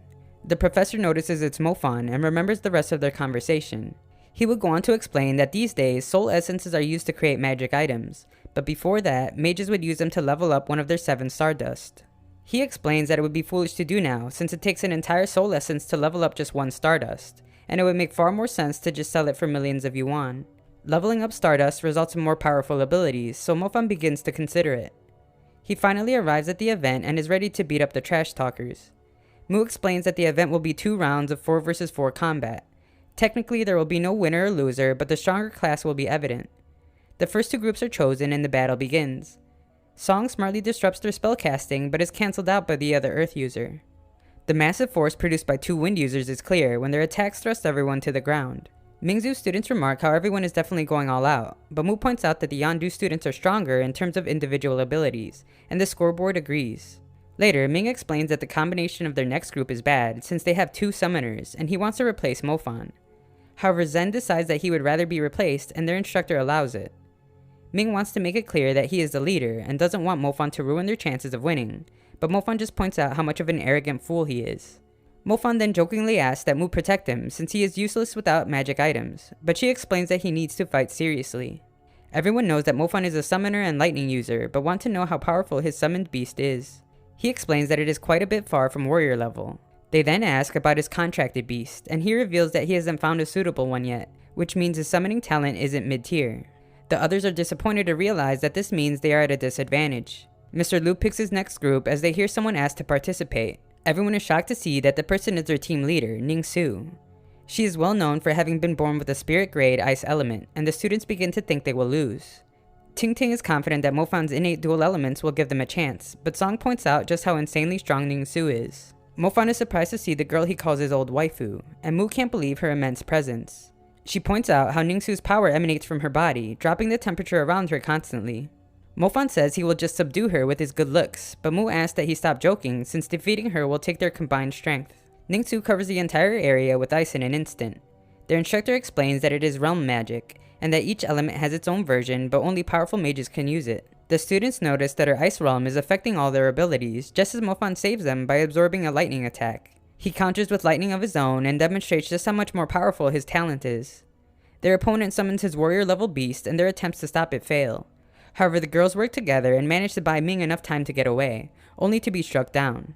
Mofan arrives with his wolf and tells the others to distract their beasts so that he can fight Ning-Su one-on-one.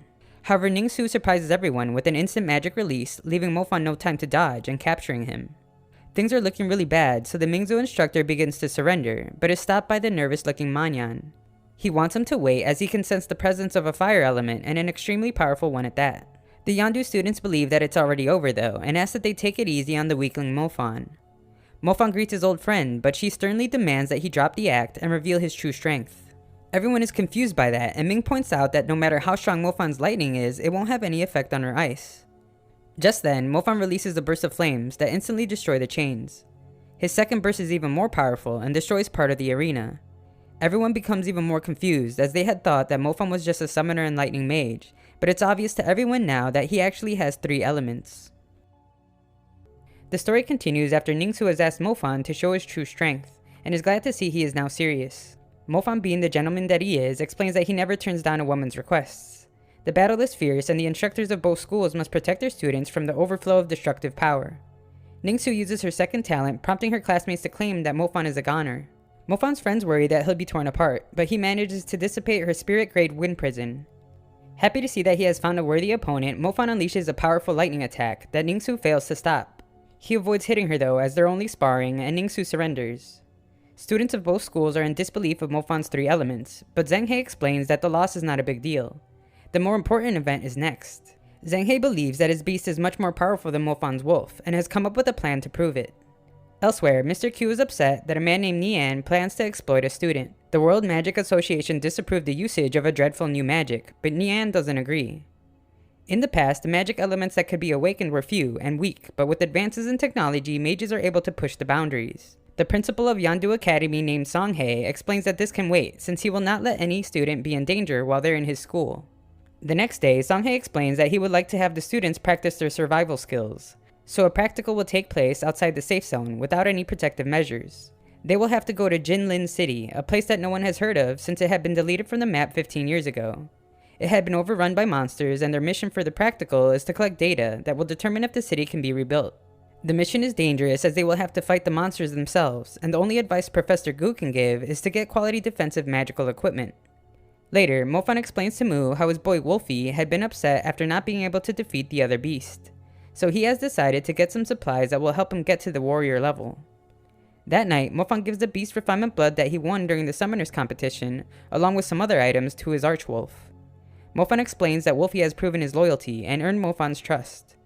Mofan then uses the very expensive items to begin the process. Midway through, Mofan must provide his archwolf with magic energy for the evolution to work. He can feel it working, and Professor Gu arrives to see that the evolution was a success.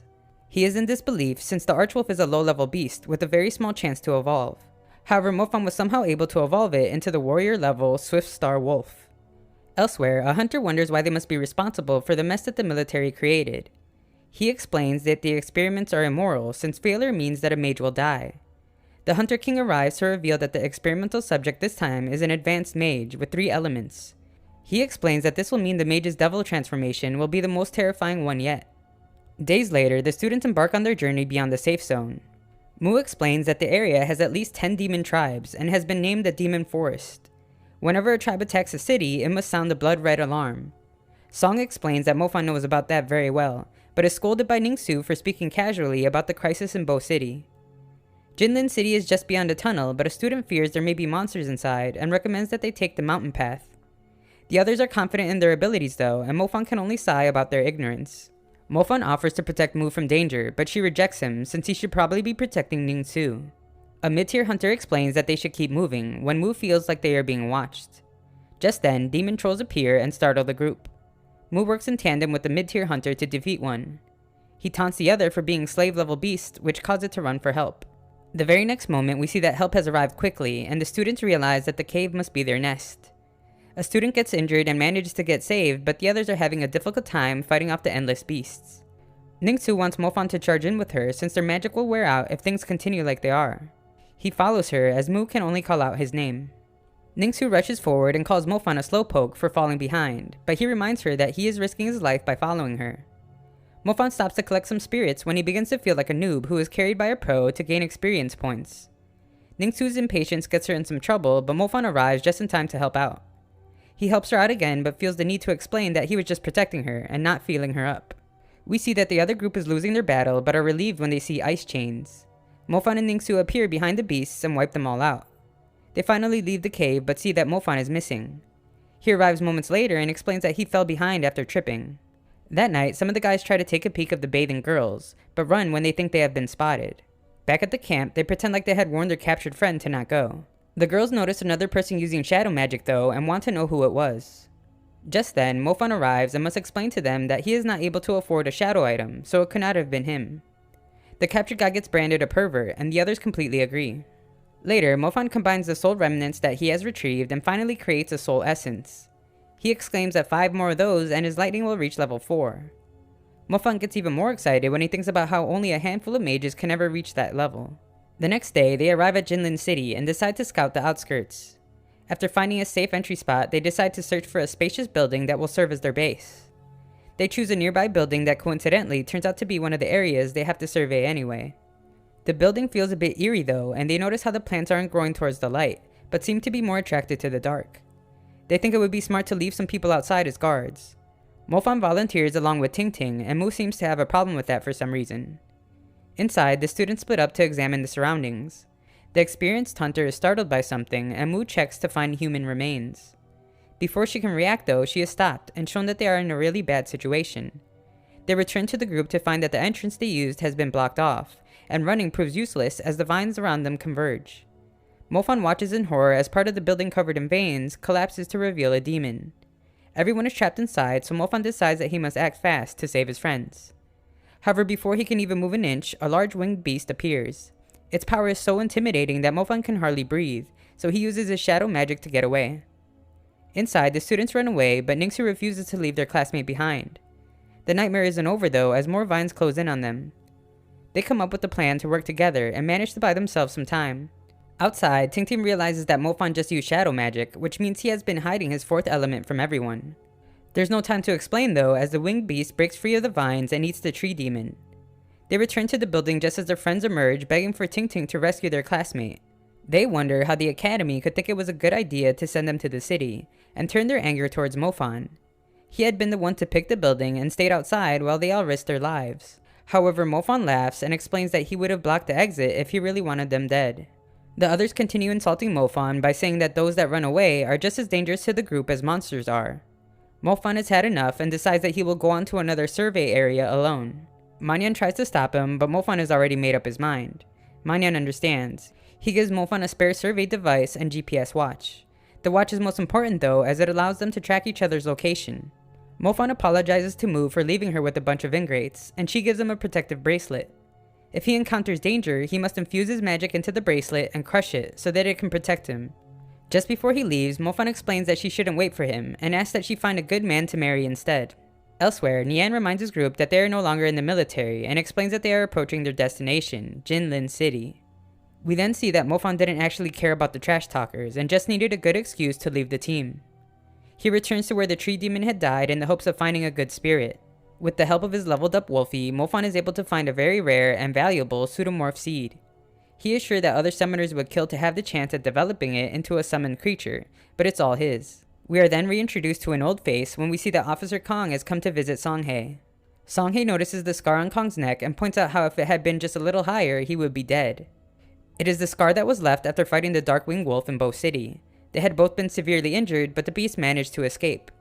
However, Kong explains that he is there to look for Mofan, who is like a brother to him, and has been worried ever since he revealed his dual talents. He reveals that Nian and his subordinates had been expelled from the military. Kong knows that Nian is a lunatic, and suspects that he may be playing his tricks again. Songhae is surprised to hear about his expulsion since he had just visited. When Kong hears this, he immediately asks for Mofan's location and heads to Jinlin City. In the city, Mofan thinks about how much stronger he has become, as the wolves that once gave him trouble are now just playthings for Wolfie. They are surrounded, but Mofan must finish the survey, so they begin their battle. We see that Mofan really has come a long way since the days in Bo City, where just one of these beasts proved to be a great challenge for him and his classmates. Now Mofan is able to take on several, and prepares to grow even stronger as he collects their spirits. Elsewhere, the other students are doing well to survive, but have only managed to do one survey, with many left to go. Some of the students begin to appreciate Mofan more when they realize how hard it is to fight without him. Another student thinks that he might already be dead, but Minyan reveals that not only is he alive, he is also headed back. At their new base, Ming has returned with some water, but explains that he is itchy from bug bites. Ting Ting explains that the girl's condition is not good since her wounds are also affected by poison, so she puts an antidote in the water. In that moment though, Ming is overcome with urges and must be pulled off Ting Ting. Later, Mofan returns and reveals that he has done 2 surveys already.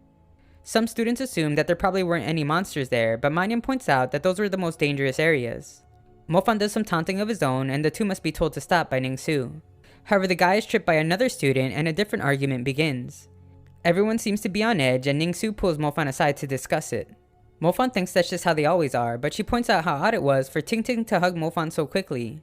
Mofan explains to Ningsu that Tingting just has a crush on him the same way she once did. Ningsu says that she was just young back then, but Mofan reveals that in his heart she is like a beautiful princess living in a castle. We then see a bug crawl away from Mofan and a mysterious dot on his forehead. He goes on to say that he will go with her again if she wants to leave her family, but she explains that they have already arranged her marriage. She has no feelings for her fiancé, but that is what a political marriage is. Just then, Mofan snaps out of it thanks to his mind-calming gear and realizes that something is definitely wrong. Ningsu thinks that a spell must be forcing people to overtly express their deepest desires, and figures Ming must have brought something back from the pond. However, their discussion must end abruptly when a large explosion decimates the building their friends are in. The story continues as we see that Mofan has returned to find that several of his classmates are under the spell. Manyan tells him to hurry up and kill the monster responsible so that everyone can return to normal. Mofan understands the importance and recommends that Manyan go to the pond instead, while he stays to deal with their friends. Manyan wasn't expecting to hear that, but Ningsu arrives to take Mofan anyway, and Manyan expresses his appreciation. They arrive at the pond, but Mofan is shocked to see that Ningsu is under the spell. He wonders why she isn't fighting anyone, and realizes that her deepest desire must actually be to settle the problem as soon as possible. A powerful spider monster reveals itself, and is unaffected by the duo's attacks. The fight would go on for a while before Mofan realizes what the spider's intentions are. It hunts by first bewitching her prey with her spiderlings, making them kill each other. That way, she can easily drag them back to her territory and feast. Ningsu finally manages to keep the beast from moving, and Mofan hits it with his lightning. However, the spider is still alive, and Ningsu is seemingly fed up when she uses an attack we have yet to see that instantly destroys the beast. Mofan recognizes the use of such powerful magic equipment and knows that its use requires a person to pay a tremendous price. After she collapses, Mofan can sense that the bow feels different from most magic tools, but can't figure out why. His intuition is telling him though that the changes Ningsu has been through the past couple years must have something to do with the weapon. They return to the church to see that everyone is back to normal. Mofan finds Mu crying as she has been traumatized by the situation and his attempts at comforting her fail. He then returns the bracelet she gave him earlier. Mofan explains that the fight against the spider demon was almost lost, but he still couldn't bring himself to destroy her lucky charm. Just then, Ming's dead body is found, and Liao confesses to doing it but explains that he couldn't control himself. He is hysterical, but the others can't blame him since they were all under the beast's spell. The students realize now that the practical has gotten out of hand and would like to go back. Ningsu explains that they are not done with the surveys, but have enough data to work with, so after burying their classmate, they head back home. The students feel awful after what they've been through and are constantly in fear of being attacked. Tingting explains that the safe zone is still far away, but once they get past the forest, they should be able to see patrols from the military. Moments later, they are relieved to see that they have been saved when they run into a group of soldiers. Manyan points out that there is something strange about their uniforms, and Song begins to greet their saviors. However, he is interrupted when their leader Nian commands his subordinates to eliminate the unnecessary students. Zhang He is Nian's little brother, and he begs him to stop. However, Nian explains that they must all be silenced since he can't risk anyone finding out what he is up to. It is an absolute massacre as the students begin getting taken out one by one. Liao attempts to use his status to stop them, but just ends up being killed. Zhang He is confused since the only reason he gave them their location was so that his brother could help him defeat Mofan. Nian threatens to kill him if he doesn't come to his side, so Zhang He does. However, Mofan stops him and explains that if Nian doesn't leave, then he will kill Zhang He. Nian is willing to make that sacrifice, but says that he will let everyone live as long as Mofan stays with them. Mofan is intrigued by the request, and Nian is impressed that he shows no fear. He explains that he is trying to change humanity so they will no longer have to live in fear of the demons, achieving a tremendous power to stand against the Black Curia. He then reveals that he would like Mofan to undergo an experiment. It is one that will unveil a brand new magical element. He reveals that they have already lost numerous mages to the experiments, but after years of research they found that Mofan is the key to the new element's success. The experiment mutates the candidate through parasitic inhibition. The other test subjects lost their minds because they couldn't withstand the power. They need someone with the ability to withstand the potency of multiple elements, and the fact that Mofan is someone with innate dual elements means that he is perfect for it. They go to capture Mofan, but he reveals that he only put up with his nonsensical speech so Ningsu could have time to cast her spell. Her realm magic and arrow attack proved to be too powerful for them to avoid. However, we see that Ningsu has drained her energy once again. Mofan asks the other students to take her and run since they won't have much time before the group free themselves. They go separate ways as Mofan knows that they will not chase his friends if he is not with them.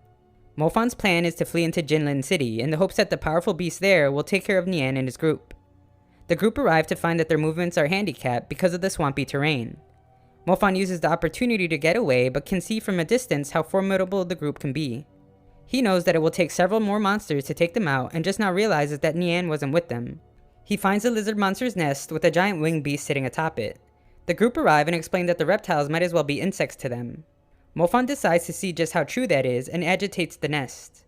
The woman claims that their objective is a noble one and she vows to take Mofan alive for the experiment. The beasts have other ideas as they surround Mofan, but he amazes the group with his powerful lightning magic. The woman can see that it's even higher than spirit level and marvels at his exceptional magic capacity. In that moment, he is caught off guard but is saved by the woman, who again promises to keep him alive. After a while, she asks that they retreat together as he clearly depleted too much energy. She assures him that he is an ideal candidate for the experiment and has an extremely high probability of success. However, he still refuses to trust them, pointing out how they had ruthlessly killed a couple other students. She continues to plead with him, explaining that their experiments are far more humane than the cursed spells of the Black Curia. She explains that they have finally managed to create a blood relic that can transform a mage's physique. The mutation will enable a mage to gain extraordinary powers. The only reason their volunteers failed is because the blood relic drains the energy of at least 2 star clouds, and the souls of most mages can't withstand that. She again claims that Mofan is the ideal candidate, but he refuses to trust them still. The giant lizards surround him and he is running out of options. He thinks about how close his fire element star is to breaking through to the next level, and asks that Wolfie defend him. With nowhere to run, he begins to attempt leveling up right there. Wolfie does well to hold the lizards back, but is obviously becoming fatigued. Mofan realizes that the fire he has started needs to burn stronger if he wants to make a breakthrough. He decides to concentrate all his energy into the fire star cloud with the intention of just blowing the entire thing up. The group can't believe how crazy Mofan is to try leveling up under those conditions, and decide that they need to rescue him. The woman's attack doesn't accomplish much, but it doesn't matter anyway. Mofan is finally ready.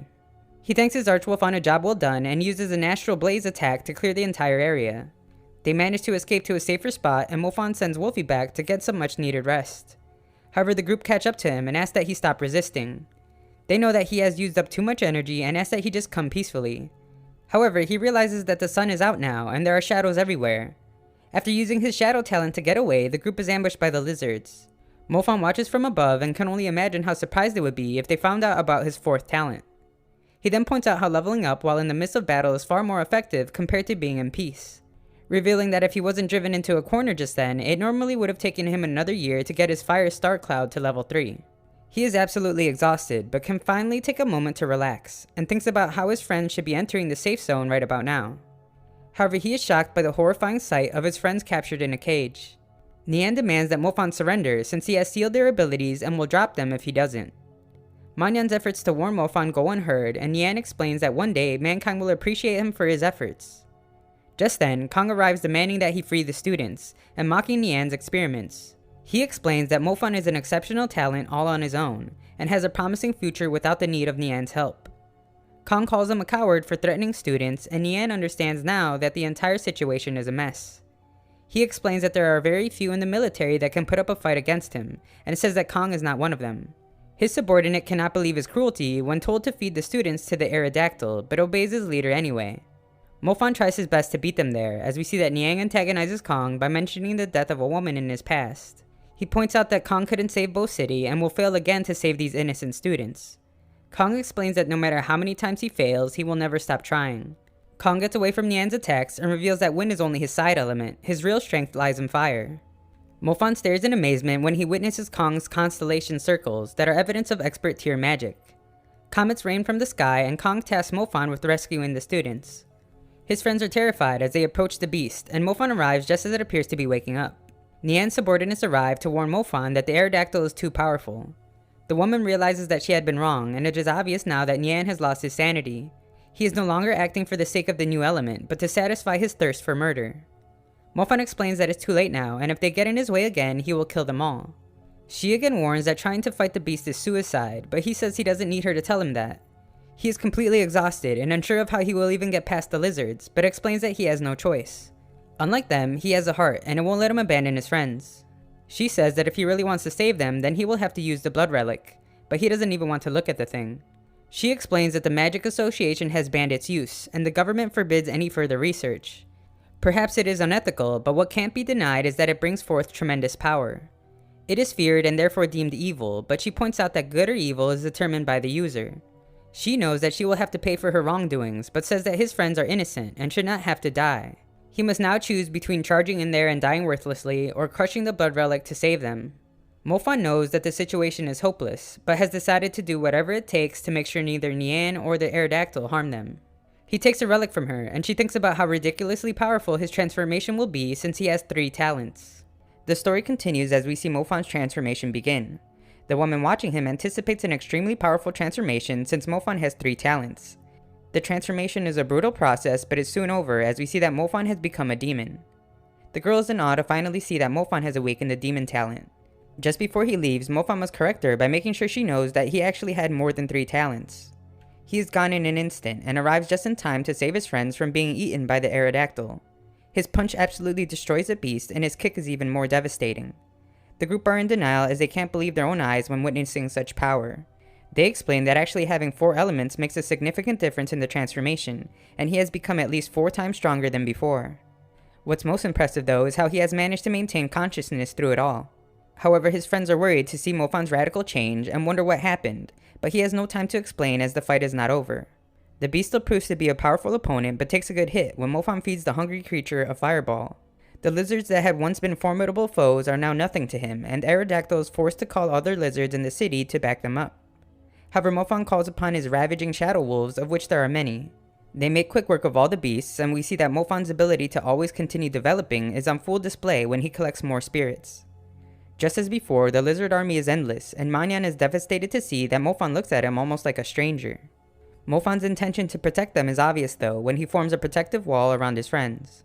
The Aerodactyl flees and Mofan chases after it, only to be knocked back by a powerful blow from the beast that desperately wants to escape. The other lizards use that moment to retreat as well, and Manyan reminds Mofan of Kong's fight. Elsewhere in the city, Nian continues to taunt Kong about how weak he is, and uses his petrification ability to easily negate Kong's attacks. Just then, Mofan declares that he has come to send Nian to hell, moving at an intense speed and finally pinning him down. It's quite clear to him that Mofan has successfully awakened the demon talent. Nian would like more credit for bestowing him with incredible power but is just ignored. He proclaims that the fire element is useless against him when he petrifies it, so Mofan unleashes a deadly lightning spear. Nian has a moment to realize that the beast he has created will be what kills him. The delay in the attack ends and he is engulfed in lightning. Mofan sends a shadow wolf for good measure and Nian is finally defeated. Everyone arrives and Kong informs Nian's subordinates that he will execute them all if they attempt to flee, but they have decided to not resist. She asks to see Nian though, and Kong explains that he had been killed by the demon they created. Mu is warned to not approach Mofan as people who have underwent demon transformation can go berserk at any time. It is dangerous to be near him, so they must find a solution to revert him to human form, but they are running out of time. Kong explains that no one has ever survived after being turned into a demon. He asks that no one move an inch as he attempts to communicate with Mofan. Kong begs that he not lose his human consciousness, and pulls himself together. It's clearly a struggle though, and Kong explains that the demon element has never been a true element because of its deadly post-effects. While it does temporarily grant unparalleled fighting capabilities, it is likely that it will also destroy his soul. Mofan asks about what he needs to do, and Kong reveals that lots of soul essence will be required. It is critical that Mofan keeps his power under control so that Kong can take him back to the military. There, he will be given all the soul essence he needs. He asks that he restrain himself, but is shocked to see Mofan release a scream and take off, as his friends can only cry out his name. Sometime later, Ningsu awakens after having a nightmare about Mofan. She had been unconscious for a while, but is only concerned about him. Her father explains that he has likely died in Jinlin City, leaving her devastated. Elsewhere, Zinzai can only wonder about what happened to her brother as no one will tell her, explaining that they have been forbidden. She doesn't need their reassurance though. Mofan promised that he would come back to visit her, and her brother has never let her down. Later, Ningsu continues to think about Mofan as her father requests that she not use her ice bow for at least a year. He is worried something might happen to her, but she can only wonder if Mofan is really dead. Mu Zhao never thought that Mofan would go so far as to throw his own life away to save her, and wishes he did. Elsewhere, a scout returns to the military informing them that he had found countless giant reptile corpses in a lake. He explains that they had been burned, electrified, and brutally ripped apart. That is suspicious enough, but what is more bizarre is that all their soul remnants were missing. They ponder if it could be the work of a commander-level beast, and Commander Liman decides to investigate. Later, Mofan's old friend Zhang goes to see Kong and explains the strange happenings in Pingsha Lake. He believes that it might have something to do with Mofan, but is told to wait since Kong will send someone else to check. He says that it would only be suicide for him to go at his current level and must remain calm. However, Zhang explains that Mofan is his brother and being calm in this situation is impossible. Kong thinks that there is little chance that Mofan is still alive, but even if he is, there is no way he is still sane. Moments later, Kong is informed that Zhang assaulted the guards and has left the military, but it's clear where he is headed. We then watch as Zhang speaks with a shady character named Da Jing about purchasing some soul essence.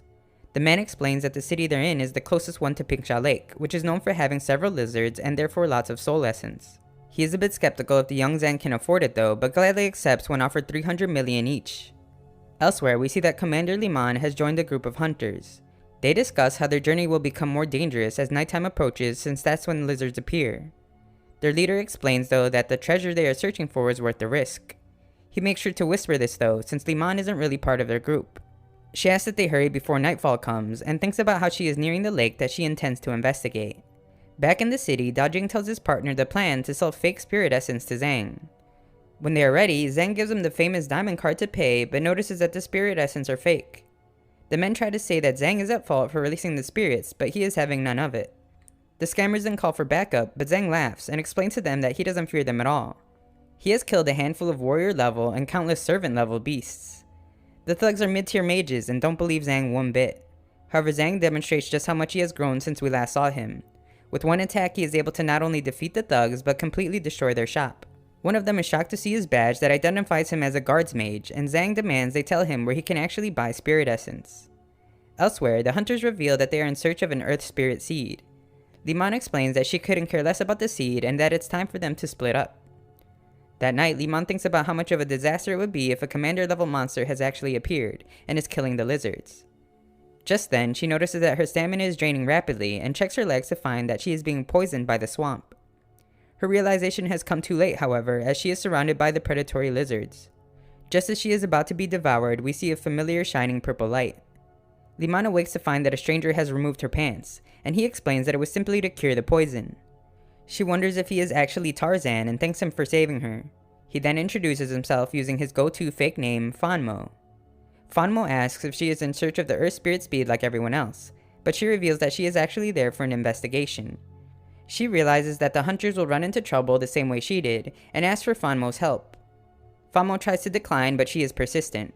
He begrudgingly agrees, but is upset when he thinks about all the mages that keep feeding themselves to the commander level beasts in the valley, even after he warned them. She is surprised to hear about the beast, and he explains that it's actually been injured. Liman thinks they should go kill it, but Mofan reveals that he has actually been trying for quite a while, and it would be impossible for just the two of them to do it.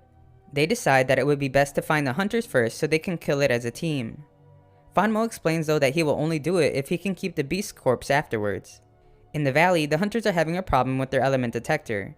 They assume it must be faulty, but are shocked to see that the land they are standing on is actually a beast. It seems to be agitated by their presence and uses the acidic swamp to eliminate the pests.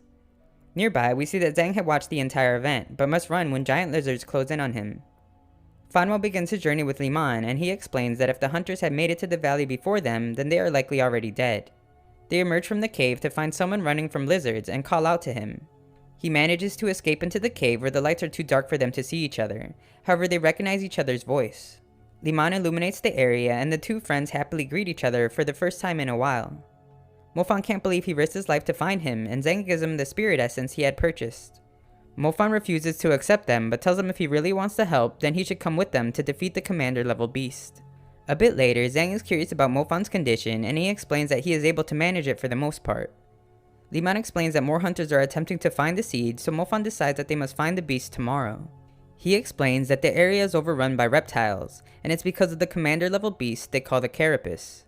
If they can kill it, then it will stop all the reptile proliferation. However, the carapace is far too powerful for them to face head on, so Mofan has come up with a plan. He reveals that the carapace is not the only overpowered monster in the valley. There is a poisonous worm nearby, and the plan is to lure them towards one another so they can kill each other. Luring the beast will put them in a tough spot though, however he explains that there is a cave underneath the area and they can simply blast a hole into the ground to escape. Mofan will lure the carapace, and Zhang is surprised to see that the job of luring the worm is his. Later, they all get into place and we see that they have on military communication devices. Mofan explains that the fruit Zhang is eating will prevent him from getting poisoned, and asks that he get in place as it's time to execute the plan. Zhang yells for the beast in hopes of waking it from its slumber. It works, but he is shocked to see that it's much bigger than Mofan had described. Zhang runs from it, but is reminded by Mofan to allow it to catch up as his job is to lure it. He thinks that it's a bit slow and notices how Mofan had at some point damaged its rear legs. Zhang worries that the beast might give up, but Mofan reveals that the fruit he gave him was actually one of its eggs, and the beast will stop at nothing to get him now. The two of them meet at the destination after successfully luring the two beasts, but Zhang wonders if they will actually fight each other. Mofan says that he is sure they will since he fed the carapace the legs of the worm earlier. They then hide as they wait for Liman to destroy the rock layers below. However, the guys hope that she is joking when she explains that the rocks are too sturdy for her to break. She comes to the realization that the earth spirit seed must be embedded in the ground nearby, and is fortifying the rocks. Zhang begins to panic, but Mofan just says that it's time for another round against these familiar beasts, as he begins his demon transformation. The story continues just after Mofan is finished transforming. Zhang reminds him about the plan, so he deals a massive blow to the ground, and they get sucked in by the whirlpool that forms. Underground, Liman explains that the seed is nearby, but its power is now dissipating since they made a hole in the ground. Zhang is the only earth user among them, so Mofan tells him to take it. It is one of the finest earth spirit seeds that exist, and will allow him to create large swamps that bog down enemies and inflict them with poison. Afterwards, the trio watches the battle ends with the worm coming out victorious. Mofan's friends can't believe their eyes when Mofan makes his way to the battlefield. He receives the powerful Commander level spirit fragment for his trouble, and explains that it will help keep his mind from being tormented by the demon element. Just then, the worm comes after him, but Liman uses expert tier magic to save him, leaving Zhang in awe of her power. They let the worm escape, and Mofan reminds Liman of their deal. She offers to have soldiers come help disassemble it, but Mofan says that won't be necessary, and offers to sell it to her instead. She explains that the military would love to dissect the Commander level reptile and accepts. Later, Mofan is in his head and explains that the repercussions for having the demon talent are getting worse every day. The reptile remnants he had consumed have not been enough to help him achieve a breakthrough, but now it's time to try the Commander level spirit essence. The process might kill him, but he is running out of time and has no choice. Later, Zhang goes to meet Commander Kong to surprise him with Mofan. He explains that he couldn't believe it when Zhang told him that he was still alive, and Mofan reveals that his life was actually hanging by a thread. The results of a full body checkup show that Mofan's body has been fully cleaned of the demon blood, and his soul is beginning to heal. Furthermore, his body has developed a tolerance to the blood relic. This means that it won't have any effect on him anymore, and he can no longer perform the demon transformation. Kong explains that it was never an actual talent, only a temporary source of power that he gained from a stimulant. The power still resides in him, but just in a different form. Zhang is optimistic about their future, but Kong reveals that there is still a price to pay for his subordination. He does not regret finding Mofan one bit, but accepts his punishment. Kong demotes him to low rank guard and sends him to a post in Song City. Later, Mofan takes the blame for Zhang's new post, but Zhang says it won't be that bad since Song City is so peaceful. Mofan explains that he will be headed to Song City as well, and they say their goodbyes. When Mofan is alone, he reveals that he can feel the devastating blow that's been dealt to his soul, and how each of his elements has gone down a level. Elsewhere, a man named Lin fortifies a damaged bridge to help Zenzaya cross even after she rejected his assistance numerous times. Girls nearby remark how popular he is and can't understand why he keeps approaching Zenzaya. They assume that it is out of pity and openly mock her about her disability. Lin tries to stop them, but the girls continue their nasty insults. However, in that moment, Mofan appears to shock them and explains that his sister isn't someone they should mess with. They can't believe he would do that to a group of ladies, but Mofan says he only sees a group of fish in the water. They challenge Mofan but instantly regret it when he gives them a taste of his lightning magic. Lin is amazed at such absurd power, and Zenzaya rushes to greet her brother. The two catch up, and Lin arrives to introduce himself to Mofan. Mofan has no interest in speaking with Lin, but he explains that he is just looking out for Zenzaya. Mofan points out though how he had not done anything when she was being bullied, and believes that Lin cares more about protecting his popularity. Lin doesn't take the disrespect lightly, and onlookers can't believe someone would try to talk down to the Ice Prince of Song City. They explain that guys are always trying to talk to Zenzaya, but they all fear the powerful Lin. However, it is made clear to everyone that Mofan is the one that should be feared when he easily overpowers Lin with just one spell. They leave, and he warns Lin to never show his face to him again. Some rude people steal their taxi, but Mofan remembers that he now has his own transportation. That night, they enjoy a meal after Mofan spent the day spoiling his little sister with gifts. She makes him promise to stay out of trouble from now on, and Mofan uses his shadow magic so that the two can share a dance for the first time. However, they are interrupted when they spot a strange object outside the window. It is revealed to be a large serpent, sending everyone into a panic as it approaches their building. Just then, a winged man appears, stopping its attack and making it somehow disappear. Mofan comforts his sister and they head home. It is explained that the citizens of Song City should not be alarmed about the appearance of the giant serpent. The government has issued a statement announcing that it was actually a newly developed beast shadow projection spell and there were no casualties. However, some citizens refuse to believe that since the creature seems so real to them. Mofan completely agrees, explaining that he knows shadow magic very well and that a projection spell could never create what he saw that night. This makes him wonder what the government is hiding and he gives Miss Tang a call.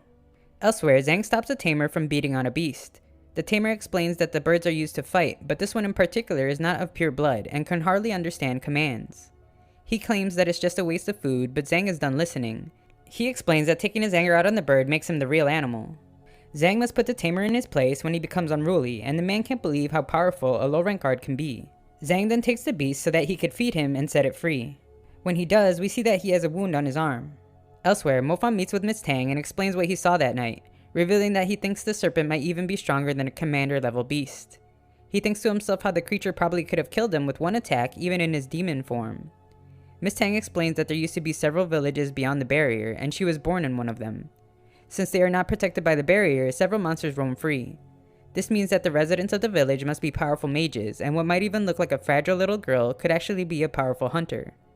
She explains that the only reason monsters can't invade her village is because it has the blessing of a god. Mofan eagerly wants to know which god it is so he could pray to it for some of that good protection, but she reveals that he has already seen it. Mofan is shocked to hear it's the snake. He is convinced that her and the other villagers must be snake people. She says that kind of stuff is taught in history class, but he reveals he never really listened in class. The villagers don't usually share their information with outsiders, so Mofan remarks how they should get married so they don't have any secrets between them. She offers to take him there, but he refuses, explaining that it's pretty obvious that a weird village like hers does stuff like human sacrifices. She points out how he seems more scared than usual, and he reveals that he has been having visions of the serpent every time he closes his eyes. She says that it's because the serpent had chosen him as his prey and was just waiting for the right time to eat him. Mofan changes his mind and the two head to her home village. Outsiders are not allowed, but Miss Tang explains that she will take full responsibility. She takes a key from the guard, but he clearly seems upset. Inside a temple, she shows Mofan a mural of the serpent, and he finally begins to believe that it's protecting the village. She says that the serpent is a totem beast. These beasts have always protected humans, and so the people worship them. She explains that the beast is actually there protecting them as they speak. Many magic organizations are afraid of their power being too strong, so they are kept a secret, and seals are used to keep them from leaving certain areas. Guards are in charge of keeping them from being revealed, and she is one of them. Furthermore, no one knows how or why it appeared in the city, and she explains that it normally only reveals itself when it senses a powerful threat. She chose to be in Bo City because of the possibility that there might be totem beasts somewhere there. Mofan remembers how Zenzaya said something similar and thinks about what else the Black Curia want from Bo City. Mofan then notices a little baby serpent in the mural, but she explains that it's the one protecting her village and the one he saw that night in the city. It was the size of a skyscraper, and he can only imagine how big it will be when it grows up. Afterwards, she explains that she has a favor to ask after revealing everything to him. Mystical snakes shed once every decade, but they become extremely weak when they do. Its enemies and those with ulterior motives will take the opportunity to make a move whenever it happens. There is also believed to be a traitor among them, so she needs someone that she can trust to protect it while it's shedding. He explains that he needs some time to think about it, and Miss Tang tells him about how it had protected her growing up. Mofan can see that she obviously cares for this creature and agrees to help. That is, as long as he gets to keep its skin, since he has heard that snake skin can be made into great magic armor. Just then, she sees that it's being reported that the snake may not have been an illusion after all, and people are beginning to die because of poisonous after effects left by the serpent. Miss Tang is furious since it's obvious that someone is trying to frame it. Elsewhere, Zhang is surprised to see that the bird has actually returned. It clearly wants to stay by his side after giving him medicine for his wound, so Zhang gives it the name Huey. Later, Mofan and Miss Tang arrive at the Magic Court Hall where they are discussing the serpent. Miss Tang introduces Mofan to the man that chased the snake away that night, Judge Heiyu. One man loudly demands that the snake be handed over to them for the sake of eliminating its hidden danger.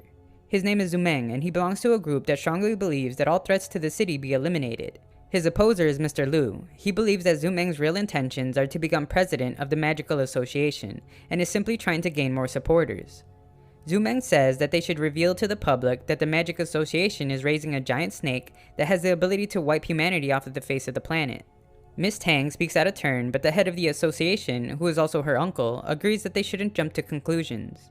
However, Zumeng demands that they hand over the serpent in the next day, or warns that they will take it by force. Afterwards, the head of the Magic Association named Zong decides that Miss Tang must take it somewhere safe. Heiyu would like to accompany her, but it's explained that the snake becomes extremely wary during Exodus, and will regard high-level mages other than Miss Tang as enemies. Heiyu is skeptical that Mofan can do anything against Zumeng's high-ranking guards, but the head says he is the only one that can help since he is a mid-tier mage. That night, Miss Tang explains that they will transport the snake in a totem pearl. It has energy that can sustain the life of the mystical snake, but once the energy runs out, it won't be able to survive inside and must be released. She calls out to the beast, and once it appears, explains that she will take it somewhere else for its shedding. She introduces Mofan as a naughty, disobedient student, and it seems to recognize him from the city. She performs a ritual and reassures the beast that nothing bad will happen. Mofan can't believe the giant thing is actually in the pearl, and Miss Tang tells him to stop fooling around, since they need to leave right away. Mofan calls in Zaya to tell her that he will be gone for a while, but hears lots of noise around her. She explains that she's helping out at the hospital since lots of students have come down with a strange disease. Elsewhere, Zumeng scolds his subordinate for allowing the snake to get away, and orders that Miss Tang be arrested. We see that Mr. Liu is there as well, and he explains that he wanted to warn them about the Totem Clan's plan. However, Zong seems to be suspicious of him and was keeping him busy. Mr. Liu has a plan though, and decides that they will send every intern in the magic court to capture them. The serpent will only detect high-tier mages, but the interns are only mid-tier, so they decide to send them all. Elsewhere, we see that Mofan and Miss Tang are being directed by the serpent, and have stopped to get some rest. Everyone there is wearing a mask though, and it is explained that the people in that city are being afflicted by a strange disease. The news has spread, and everyone now seems to think that the snake is the cause. The people in the town are convinced that finding it will be the only way to stop the plague. Mofan, always being the gentleman, tries to comfort her, but she reminds him that he has a room of his own. Later that night, she calls to him, and he arrives instantly, making sure to get close so no one hears their conversation. He has started to think that the snake might actually have something to do with the disease, and she admits to not being sure about it. Mofan realizes Zumeng's threats weren't the only reason she was told to get the snake out of the city. It must have been in case the snake was actually causing the disease. She doesn't believe it's the cause, but all she knows is that the snake has always watched over her. It is currently in its weakest state, and she will do anything to protect it. Elsewhere, Zhang finishes up racing his bird when they are stopped by a strange sight. It is an absurd number of magic court interns flying over the city. The story continues as Zhang tries to show General Ming the large number of demonic white eagles approaching their base. He thinks they should sound the alarms, but Ming reminds him that the Western Wall has always been peaceful and those birds have not attacked in decades. Elsewhere, it is explained that the disease is spreading rapidly, and that once contracted, people only have 7 days before they die. A high-ranking healing mage reveals that healing magic has no effect on it. Liu Meng uses this opportunity to blame the mythical snake, and Mr. Liu says that people will riot if news of its existence continues to spread. Zong asks that they be patient so he can investigate, and explains that he will ask Miss Tang to get a sample so that he can run some tests. Zumeng vows to kill the snake, and Zong says that it is exactly why he hides it from him.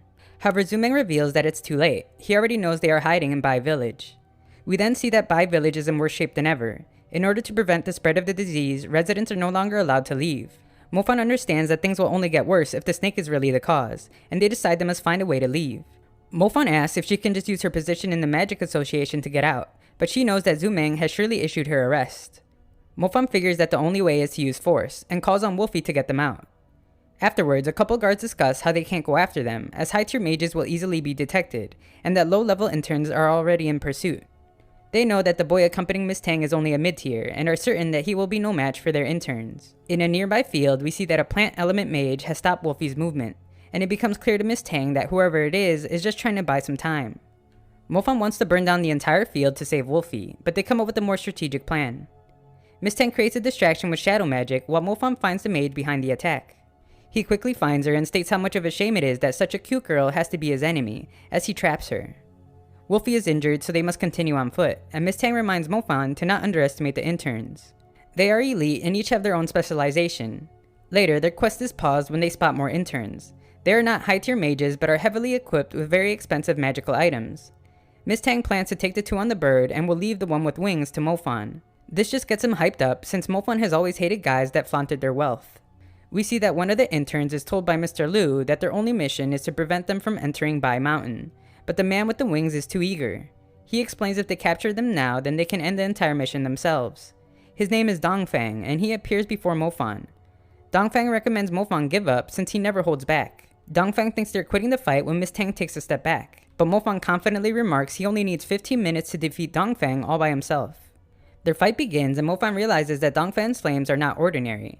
They are the flames of a high-grade spirit seed, and they remove shadows so Mofan can't use shadow magic. Mofan uses the flames of his own spirit seed, but Dongfang points out that it's only the ignite spell, a spell only for beginners.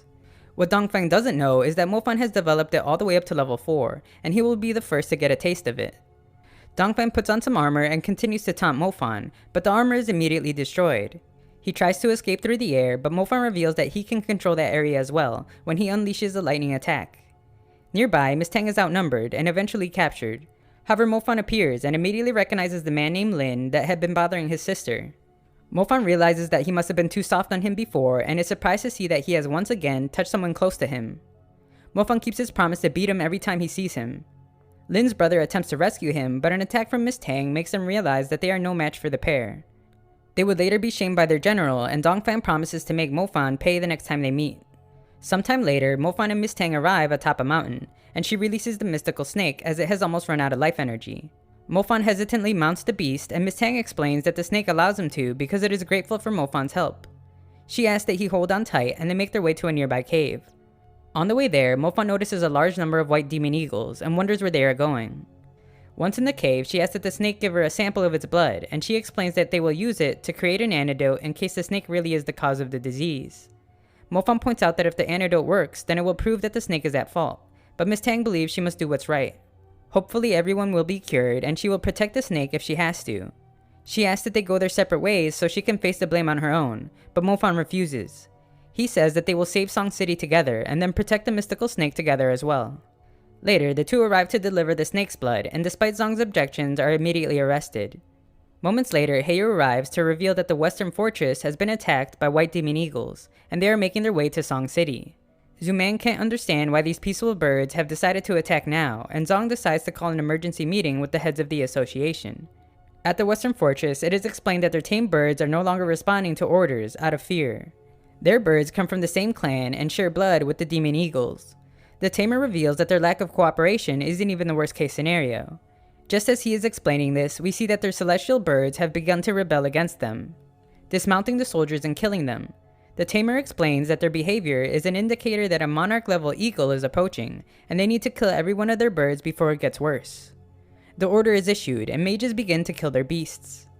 Elsewhere, Zhang spends some quality time with Huey, who seems to really enjoy the song he plays. They head towards the fortress after hearing explosions, and Zhang is told to take shelter.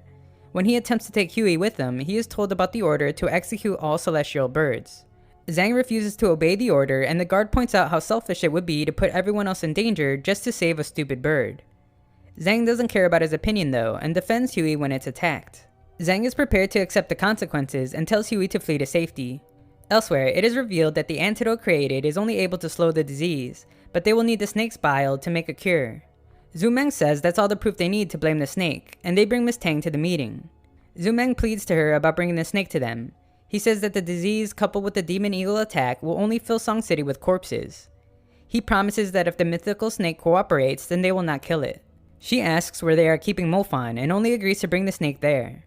Later that night, Zhang is in prison for defying orders and is surprised to see Mofan.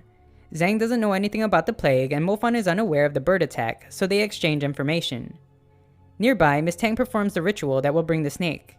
Mofan can feel the beast calling to him, but he knows that it wouldn't come back since it surely hasn't had enough time to finish shedding. Mofan realizes something must be going on and decides to leave. Zhang declines Mofan's invite as he is in enough trouble as it is. Mofan arrives just as the ritual ends, and the mythical snake has returned. Mr. Liu points out that it hasn't completed shedding and must still be in a state of weakness. Zumang immediately makes the order to attack the snake. Miss Tang looks to Mr. Liu for help, but he reveals his true self. He states that she has done wonderfully, but must now leave the job of killing the beast to them. Mofan can't believe the number of high-rank mages that they have gathered, and can only watch as they activate the lightning punishment formation. It is the expert tier magic of the lightning element, and its power can restrain even commander-level beings. The beast is clearly in pain, and Miss Tang begs them to stop. Zumeng doesn't care though, and turns to the crowd that has formed. He explains that this creature is what has caused the plague, and makes sure that everyone knows he will be the one to stop it. His speech works as everyone begins to chant for its death. Miss Tang tries to explain that the mythical snake has actually always protected the city. It's too late, her cries are drowned out by their calls to kill it. Mofan must be held back and told that it's not his time yet. Miss Tang apologizes to her cherished beast for bringing it back in its weakest state, knowing that it only did it for her. Mofan realizes that the beast must have been alerting him, and Mr. Liu points out that it seems to be breaking free. The mages attack more fiercely, but Mofan realizes that it isn't trying to run away. Instead of raging out of control like a typical beast, it had used its remaining strength to comfort Miss Tang. Zhu Meng wants to use the opportunity to continue killing it, but is told that the situation with the birds has become much worse since a monarch-level eagle has joined the fight. Mr. Lu says that they should finish up here first, but it's explained that killing the snake will take too long. The magic spell has already restricted it from escaping, and they can come back later, so Zhu Meng decides to send the troops to the fortress. Mofan speaks with someone there who explains that if they really want to help Miss Tang, then they need to clear the mythical snake of its charges. Mofan thinks that the snake can't be the cause of the disease since its blood doesn't cure it. He thinks about how the plague started in Bai City, and the woman explains the findings of an investigation she did on the first 2 cases. The people involved both had blood transfusions, and the blood came from Bai village. Mofan decides to go there, and he remembers that this woman is Ling Ling's older sister. She agrees to inform her sister and requests that she meet Mofan in Bai village. Mofan then asks that she watch over Miss Tang, as he has never seen her so hopeless. Later, Mofan meets with Ling Ling, and the two get reacquainted. They head to a nearby blood storage facility where blood serums are kept. Ling Ling explains that blood serums increase the ability to produce new blood tenfold, and they are used on soldiers who have sustained heavy injuries. However, someone seemed to have contaminated a batch. Using disguises, they sneak in and find some blood to take as samples. However, they must hide as a general arrives demanding blood to help at the front lines. The employee claims that there is no blood in those cases, and Mofan wonders why the guy would lie, since there is clearly blood inside. The man says that he is just doing his job, but the general pushes past him and takes the blood anyway. The man explains that he will notify his supervisor, Wang Yi. Mofan makes a call to Ling Ling's sister, who explains that he is a member of the Magic Association. Back at the fortress, we see that the battle against the demonic birds rages on. Mofan and Ling Ling arrive as they followed the general who took the batch of blood. After witnessing a group of demonic birds get decimated, they continue their search. Mofan finds the empty case but must hide when they hear the general explain that the birds have retreated. They haven't returned to their nest though, and are most likely preparing for their next attack.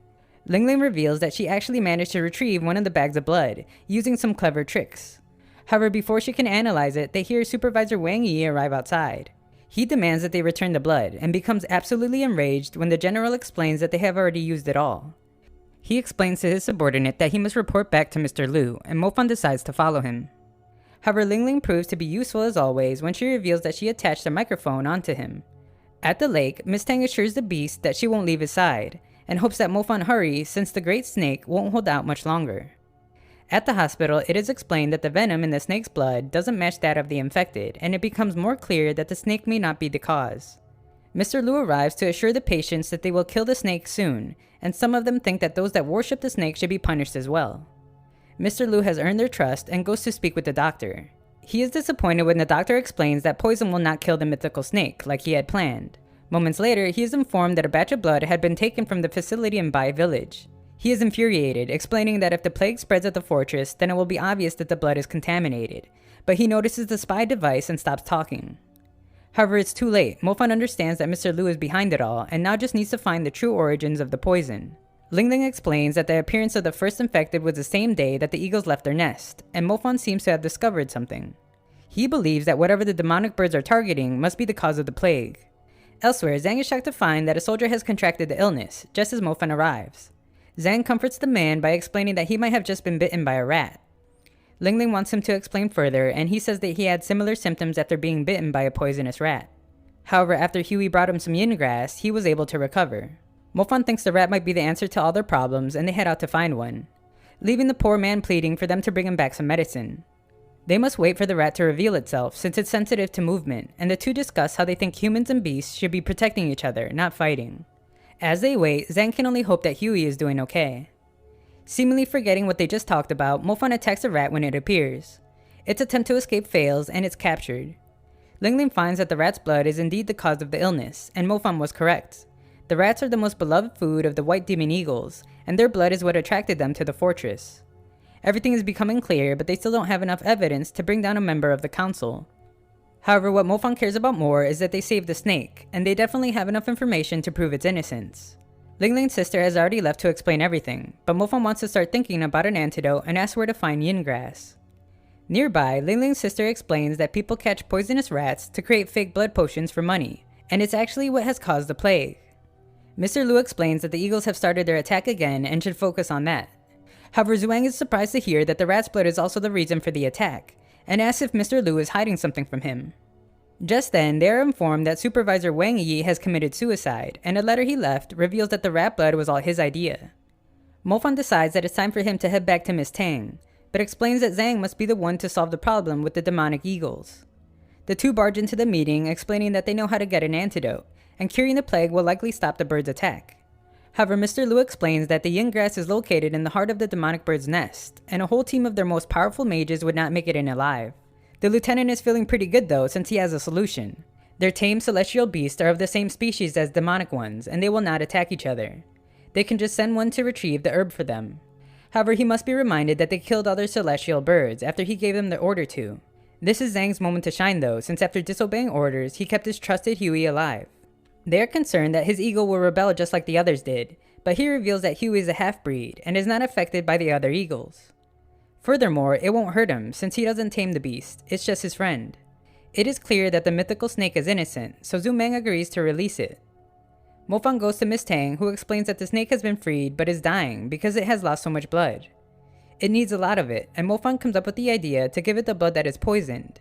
It won't have any ill effects since it's immune, and Miss Tang thinks it's a great idea. Elsewhere, Zhang plays music on his leaf to bring his trusty Huey back. Zhang explains that their mission is dangerous and failure means they might die, but it's something they must do. He asks if Huey is willing to go with him. The eagle shows that it's just as determined as he is, and the two set forth on their mission. The story continues as we see that Miss Tang has left Mofan in charge of protecting the snake, while she goes to help fight the demonic birds at the fortress. The mythical creature is in critical condition, so Mofan must hand feed it blood. Lingling has been tracking Zhang and reveals that he is approaching the area possessing the cure to the disease. She is able to communicate with him and warns Zhang of a group of demonic eagles nearby. Luckily, he is not spotted, and Lingling warns that he be careful since the eagles patrol the area frequently.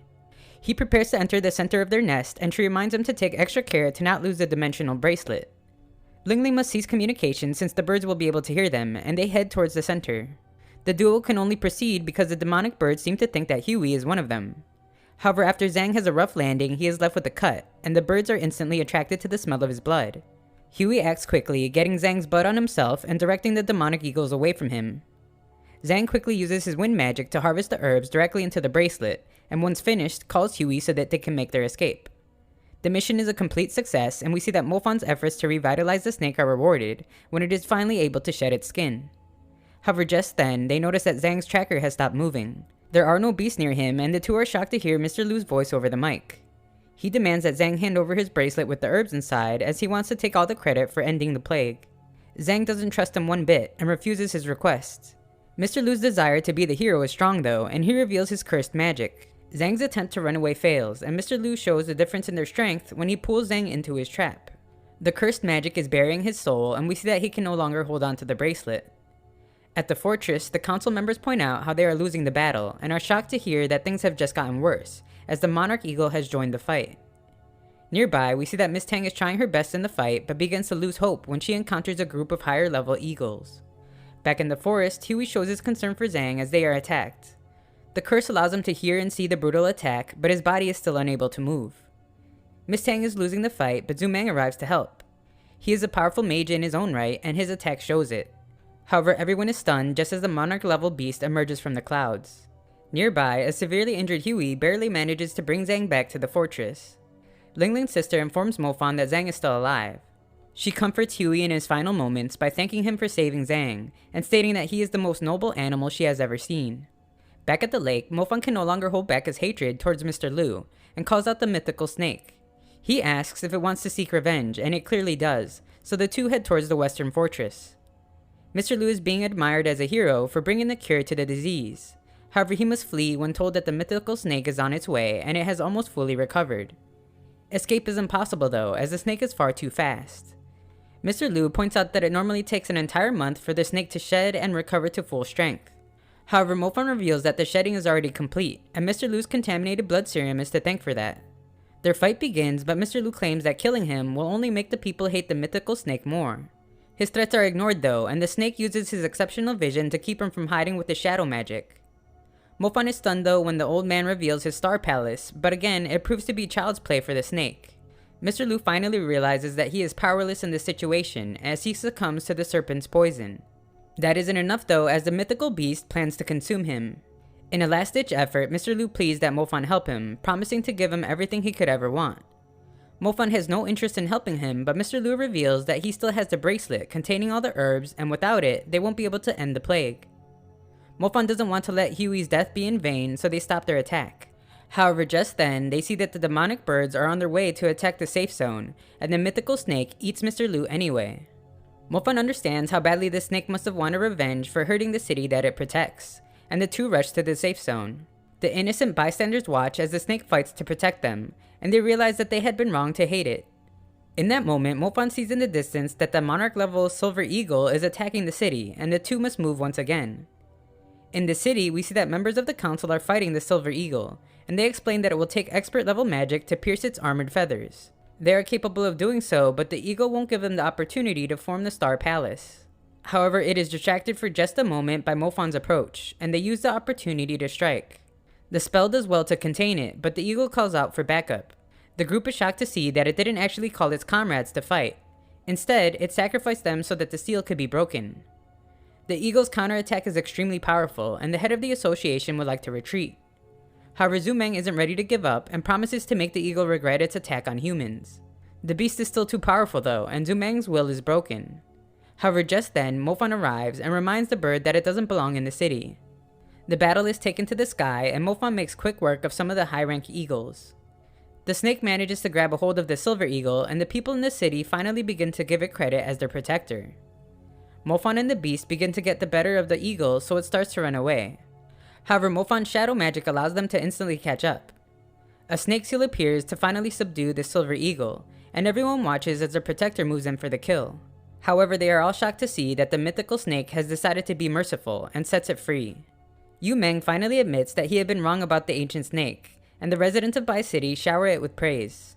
Zumeng now realizes that if he would have successfully killed the snake, then the entire city would have been doomed, and decides to remove it from the hidden dangers list. Mofan celebrates the victory with the snake as everyone chants its name, and eventually goes to meet their friends. The snake spits out a human, and Zumeng changes his tone once again, vowing to imprison the beast. However, he is held back, and it's pointed out that the person is still alive. It's Mr. Lu. He begs that they spare his life and hands over the bracelet containing the herbs. The terrible things that he had done to Zhang and his loyal bird become clear to everyone, but his punishment is to be decided later. Afterwards, Mofan explains that he has visited Zhang, and he is expected to recover soon. Furthermore, the herb that Huey had sacrificed his life for arrived just in time to completely eliminate the plague. Everyone is able to celebrate now. Not many will know the sacrifices that were made, but Mofan promises to remember forever. Miss Tang then surprises Mofan with the refined skin that she promised him, but he asks for more since that amount is only enough to make gloves. When she threatens to take it back though, he becomes more grateful. She reminds Mofan that he will have to return to the university, but thanks him for his help before he goes. Later, Mofan finally returns home to his roommates, who can't believe their eyes. Shia thought that he had died in Jinlin City, and Mofan explains that he had to come back to life to see her nice figure one last time. She wonders if he is a ghost, and perhaps she has even awakened the undead talent. She asks that Mu not interrupt her, but doesn't realize she dropped her towel. They are glad to see he is okay though, and Mu explains that she always knew, since the bad ones never die so easily. Mofan explains that he is glad to see Mu as well, and everyone can finally be at ease. We see that there is a grand celebration for Mofan's return, but it is short-lived when it is revealed that he was just daydreaming. Moments later, a man mocks the ladies about losing a fight earlier, and Mofan mistakenly thinks he was talking about him. His big brother Dongfeng arrives, and the man wants him to teach Mofan a lesson. However, Dongfeng is familiar with Mofan's abilities, and the two leave quickly. Mofan explains that he doesn't remember him at all though, since so many have lost to him in battle. Nearby, Dongfeng strikes his brother and tells him that now is not the time to take Mofan down. Later, he goes to meet the university director, who takes the blame for not being around to protect Mofan from Mr. Lu. He goes on to explain that he has decided to reward Mofan for when he protected the students during the practical. However, he can't decide on a reward and asks Mofan what he wants. His request is simple. He would like to be moved to the fire element class since there are more people there, and it will be more fun. The director agrees and explains that he will recommend that Mofan be added to the national team so that he can participate in the world tournament. Miss Tang has recommended him as well, and the director simply asks that he not cause too much trouble. Later, Mofan returns to his hunter club, and Bao expresses his disappointment in Mofan's poor attendance. Mofan says that he would like to have armor made out of some snakeskin, and Bao explains that it is very costly. However, that won't be a problem since plenty of work has piled up since he left. All the jobs are too easy, but Bao says he will contact the best smith he knows if Mofan does them. The jobs are a bit beneath what he has gotten used to, and he completes them quickly. Mofan can't help but notice how low he has fallen after doing these jobs, and realizing he has no presence at the school either. The next day, Mofan attends the fire element class for the first time, and it is explained that their ranks will be announced that day. Those with a higher rank will receive more resources to progress faster. They then begin to mock Mofan as they think he had to transfer classes because he couldn't even keep up in the laziest class in the school. They think it's unfortunate that he ended up changing to the fire class since it's way too competitive for him. Mofan notices how wealthy a girl is, and her friend explains that he wouldn't even have a chance in his dreams. He refuses to change seats since he was there first, and she threatens him by revealing she is ranked in the top 300 in the fire class. Her friend tells her to stop, and Mofan is amazed to see how calm she is. The professor arrives, calling Mofan out for transferring classes so close to the end of the term. He explains that he doesn't accept idiotic students that drift between majors without a shred of commitment. Mofan reveals that if he's being honest, the fire campus has been a bit disappointing, pointing out how the professor said he doesn't accept trashy students, but the class is actually full of them. The professor states he has never had such an arrogant student before and wants him to prove how powerful he is. There are 1,149 students in the class. The professor calls on a girl who is ranked last and the guy who is ranked first. The students laugh as he points out the difference between them, and explains that the list is the cruel result of countless clashes between all the students. The professor explains that he will start Mofan at rank 100 so that he can watch him let it slip through his fingers. Mofan is confused about why the chimp of a professor would give him such a high rank, and Zindli explains that it's actually a pretty bad spot to be in. A high rank is only good if he is able to protect it from the hordes of students waiting to fight him. That's because the winner gets to swap rankings with the loser. However, this means that everyone with a higher rank than him won't want to fight him, since they have nothing to gain. Mofan makes an attempt to befriend the quiet girl, but is again stopped. That night, Mofan shows his roommates the magic accelerator he received for being rank 100, and they explain that he will get another fire element tool if he can get above rank 50. Mofan wonders how fast his training speed would be if he used those tools inside the 3-step tower. Mu reveals that he will be able to train there above rank 50 as well, but all those students are extremely rich. Mofan is determined to get there though, and prepares for his next journey. The story continues as Mofan does some target practice with his fire magic, and some of his new classmates watch. They don't think his strength is very impressive, and they can't understand why their professor would rank him 100 out of 1,000 fire class students. Mofan simply laughs when he hears this, and we see what happened on the first day of class.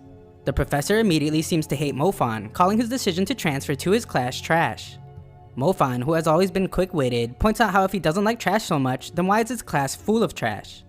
One of the students watching Mofan explains that the professor only gave Mofan rank 100 so that they can take it away from him. We see that this is true as the professor storms out of the class while giving him the rank, and stating that he will see what he gets for running his mouth. This is actually pretty bad for Mofan, as one of the other students explains that on challenge day, everyone can challenge anyone ahead of them, and the challenged person can't refuse. If they do refuse, then they will automatically give up their ranking and be forced to return the resources given to them for training. They realize that not only is Mofan rank 100, but he has also offended the entire class. On challenge day, there will definitely be hundreds of people coming after him. These three decide to go after him as well, as they determine that it's the price of arrogance and ignorance. Mofan overhears the entire thing but couldn't care less, and even sends a message with a powerful fireball. Afterwards, Mofan thinks about getting something to eat when he sees the last ranked student named Zheng Ji practicing a spell. Mofan doesn't let him run away as he admits that everyone hates him, but there's no need to run away. Zheng Ji just talks poorly about himself, stating that he is ranked last in class, he sucks, and is definitely the kind of trash Mofan was talking about. Mofan thinks about the spell he just saw Zheng Ji use, and determines that his potential isn't bad. His problem is that he has no confidence, since if he works hard, he could definitely become an impressive mage. Mofan wants to help, but Zheng Ji explains that it's too late, since he has already decided to leave the school after this year. Mofan doesn't want him to give up on himself, and gives him an item to help improve his training. He states that Zheng Ji's problem is not his abilities, but his lack of resources to help him progress as fast as the other students. Furthermore, everyone got into the school because they have exceptional abilities, including him. He points out how dumb the rankings are, but acknowledges that Zheng Ji is probably nervous about challenge day. Zheng Ji can't understand why Mofan is helping him since they are practically strangers, and Mofan explains that he reminds him of a friend of his. Also, he can't stand bullies and thinks it would be cool to slap all the bullies right across the face. Zheng Ji points out that he won't be able to help him during the challenges, but Mofan explains that he'll be okay. Mofan then arrives at the arena where he is called up to meet with the professor. The professor carries a stack of paper with all the people who are eager to challenge Mofan. The professor will allow Mofan to just quit if he writes him a check and bows his head to apologize to all the students he insulted. If he does this, then he can just go home and will even allow Mofan to keep his status as a student. Mofan states that all that isn't necessary and declines the offer. The professor then goes on to announce that 231 people have challenged Mofan, and the first to fight him will be number 726 ranked Jang Woo. The professor is pretty invested in the fight, as he explains that if Mofan can't even beat the guy ranked 726, then he should just leave the fire school. Mofan explains to the professor that he is getting too ahead of himself, and Wei's coworker wonders why he is so upset. Wei thinks his colleague is too soft on the students. He points out that Mofan was personally transferred over to this school by Dean Chow. Mofan had always been a star pupil, but he is far too overconfident, and likely it's just all talk. If they don't show Mofan how weak he actually is, then his confidence will likely lead to him dying at the hand of a demon. Jang Woo starts the fight by casting a little spell, but Mofan amazes the crowd with a burst of fire. Jang Woo manages to block Mofan's fire punch, but its force is too powerful. Jang Woo is knocked back against the barrier and Mofan is announced the winner. Wei's coworker points out that it doesn't seem like Mofan is just bragging and might actually be strong. Wei states that he only beat rank 726, and there are plenty more students to come. A girl named Smile is next, and Mofan points out how contradictory her spells are since she uses water and fire. She begins with water, but is shocked to see that Mofan's fire attacks are too powerful. Their gap in strength is too great, so she quits. A man named Lang acknowledges how powerful Mofan is, and greets the wealthy girl in school named Ding. Mofan finishes up another student, and Wei hopes the next one will actually do something. Mofan stops everything though to explain that he needs to go to the bathroom. Wei is furious that Mofan doesn't seem to be taking the challenges seriously, and Mofan thinks about how they can't force him to not go to the bathroom. Mofan returns to beat some more students and then asks for a water break. Wei can't believe he needs another break and wonders if he will have to let him take another nap again. Mofan tells him not to be silly since they shouldn't be wasting time. In the stands, the students marvel at how Mofan has already defeated 50 students and has only been using the same attack over and over. Wei is stunned to see that no one has managed to hurt Mofan at all and hopes that the next person can finally beat him, but is shocked to see who it is. The students watching then begin to laugh when they see that it's Zheng Ji, and everyone thinks that Mofan will have an easy fight. Mofan wonders why Zheng Ji is so nervous and assures him that everything will be just fine as long as they follow the plan. A flashback then shows how Mofan told him that the second Zheng Ji makes a move, he will admit defeat. Again, Zheng Ji can't understand why he's doing this, and Mofan explains that if he loses to Zheng Ji, then they will switch ranks. This way, Mofan can be ranked last so no one can challenge him, but he will be able to challenge whoever he wants. Furthermore, Zheng Ji will get the 100th rank and all the training resources that come with it. Zheng Ji seems to still be a bit hesitant, and he wonders if it's really okay to do this, since he fears all the other students will look down on him. Mofan points out that they don't value him now, and only the strong can be respected in this environment. They already think of him as a joke, and he is already at rock bottom. Zheng Ji fails to use a spell, and Mofan points out that there is nothing wrong with his magic, it's his nerves. Mofan then completely turns on him as he points out that he is just embarrassing himself, and might as well go home. This sparks something in Zheng Ji, and Mofan is glad to see that he has some self-esteem. Zheng Ji struggles again though, and has thoughts about being mocked by his peers. He apologizes while giving Mofan his item back and quits. Mofan tries to stop him, but Professor Wei tells him to hurry up.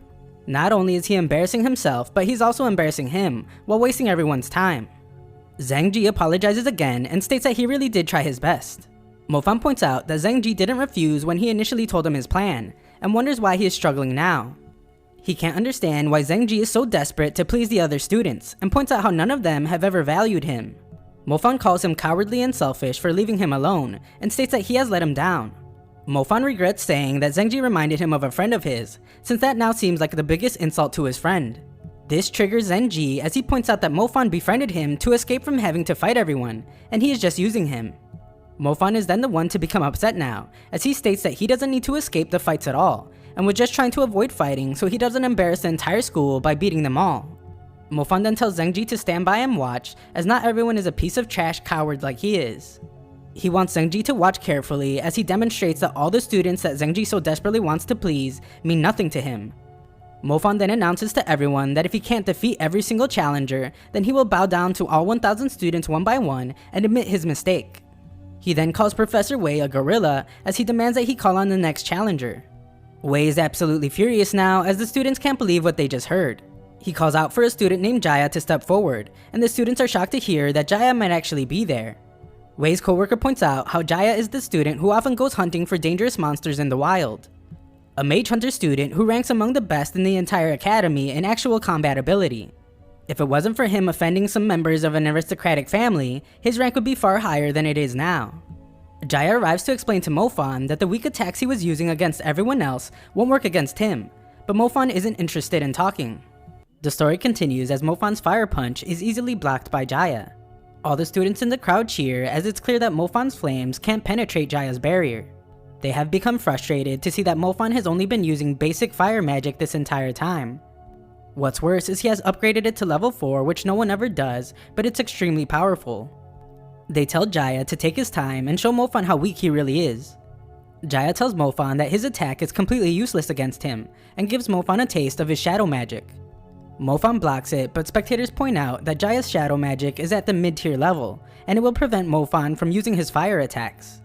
Mofan wasn't expecting someone so strong at this low of a rank, and shocks everyone when he shows that his fire is at mid-tier level as well.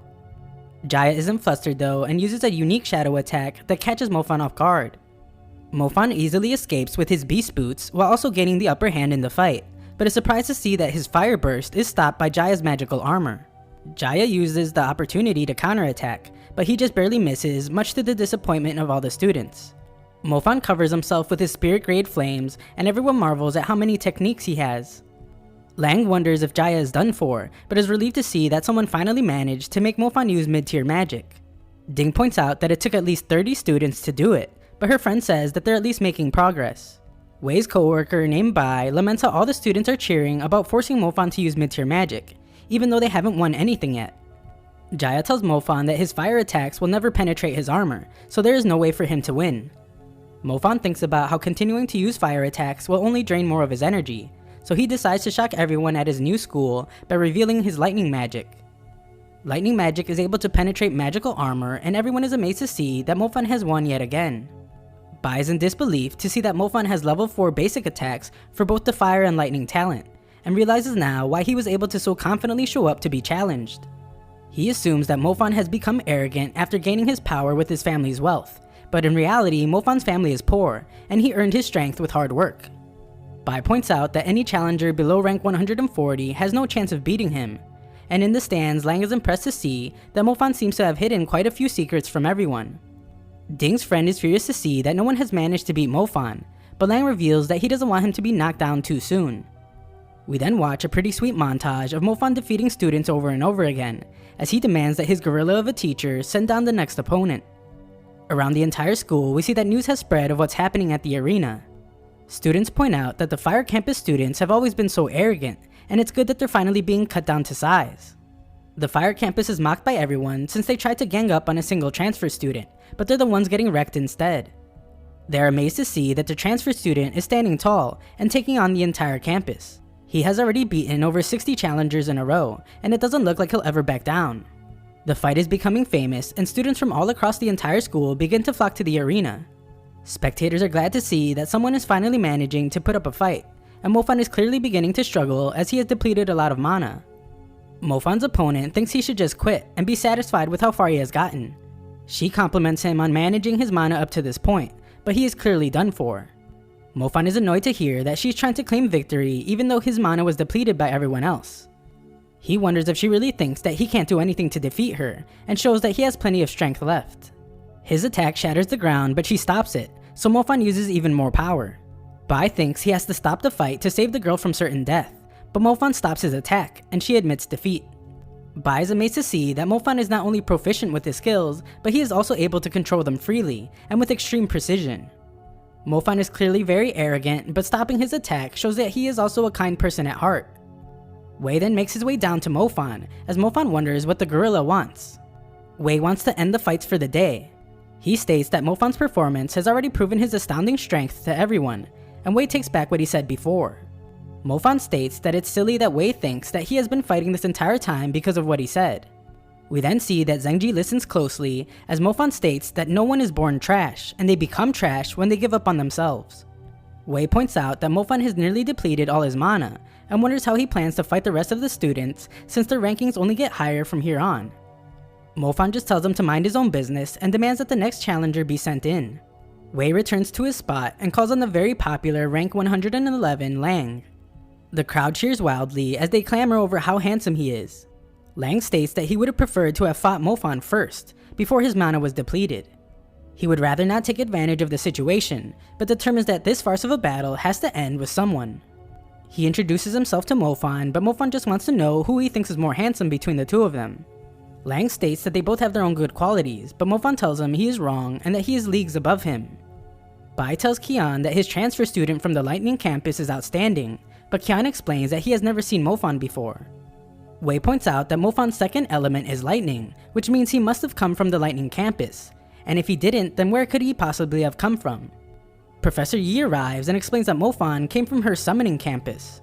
Wei refuses to believe this since it would mean Mofan is an advanced mage with 3 elements, so Yi shows him a notice proving it. Everyone is shocked to see that it's true, and watches Mofan finally at long last uses his summoning ability. Everyone in the stadium marvels as a warrior rank beast appears, and Mofan greets his loyal companion Wolfie. More shock comes from the crowd as everyone begins to realize that Mofan is the one ranked 5th on the talent list. What makes it more unbelievable is that that person was rumored to have died. Ding then remembers everything as she states that Bai is the guy who was born with 2 innate talents. In the summoning department, he defeated several students to take their resources. This earned him the title of Great Demon King, and he has even returned from the dead.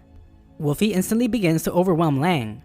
Mofan goes through with his plan to start taking some time to restore his mana, and leaves the rest to his old friend Wolfie.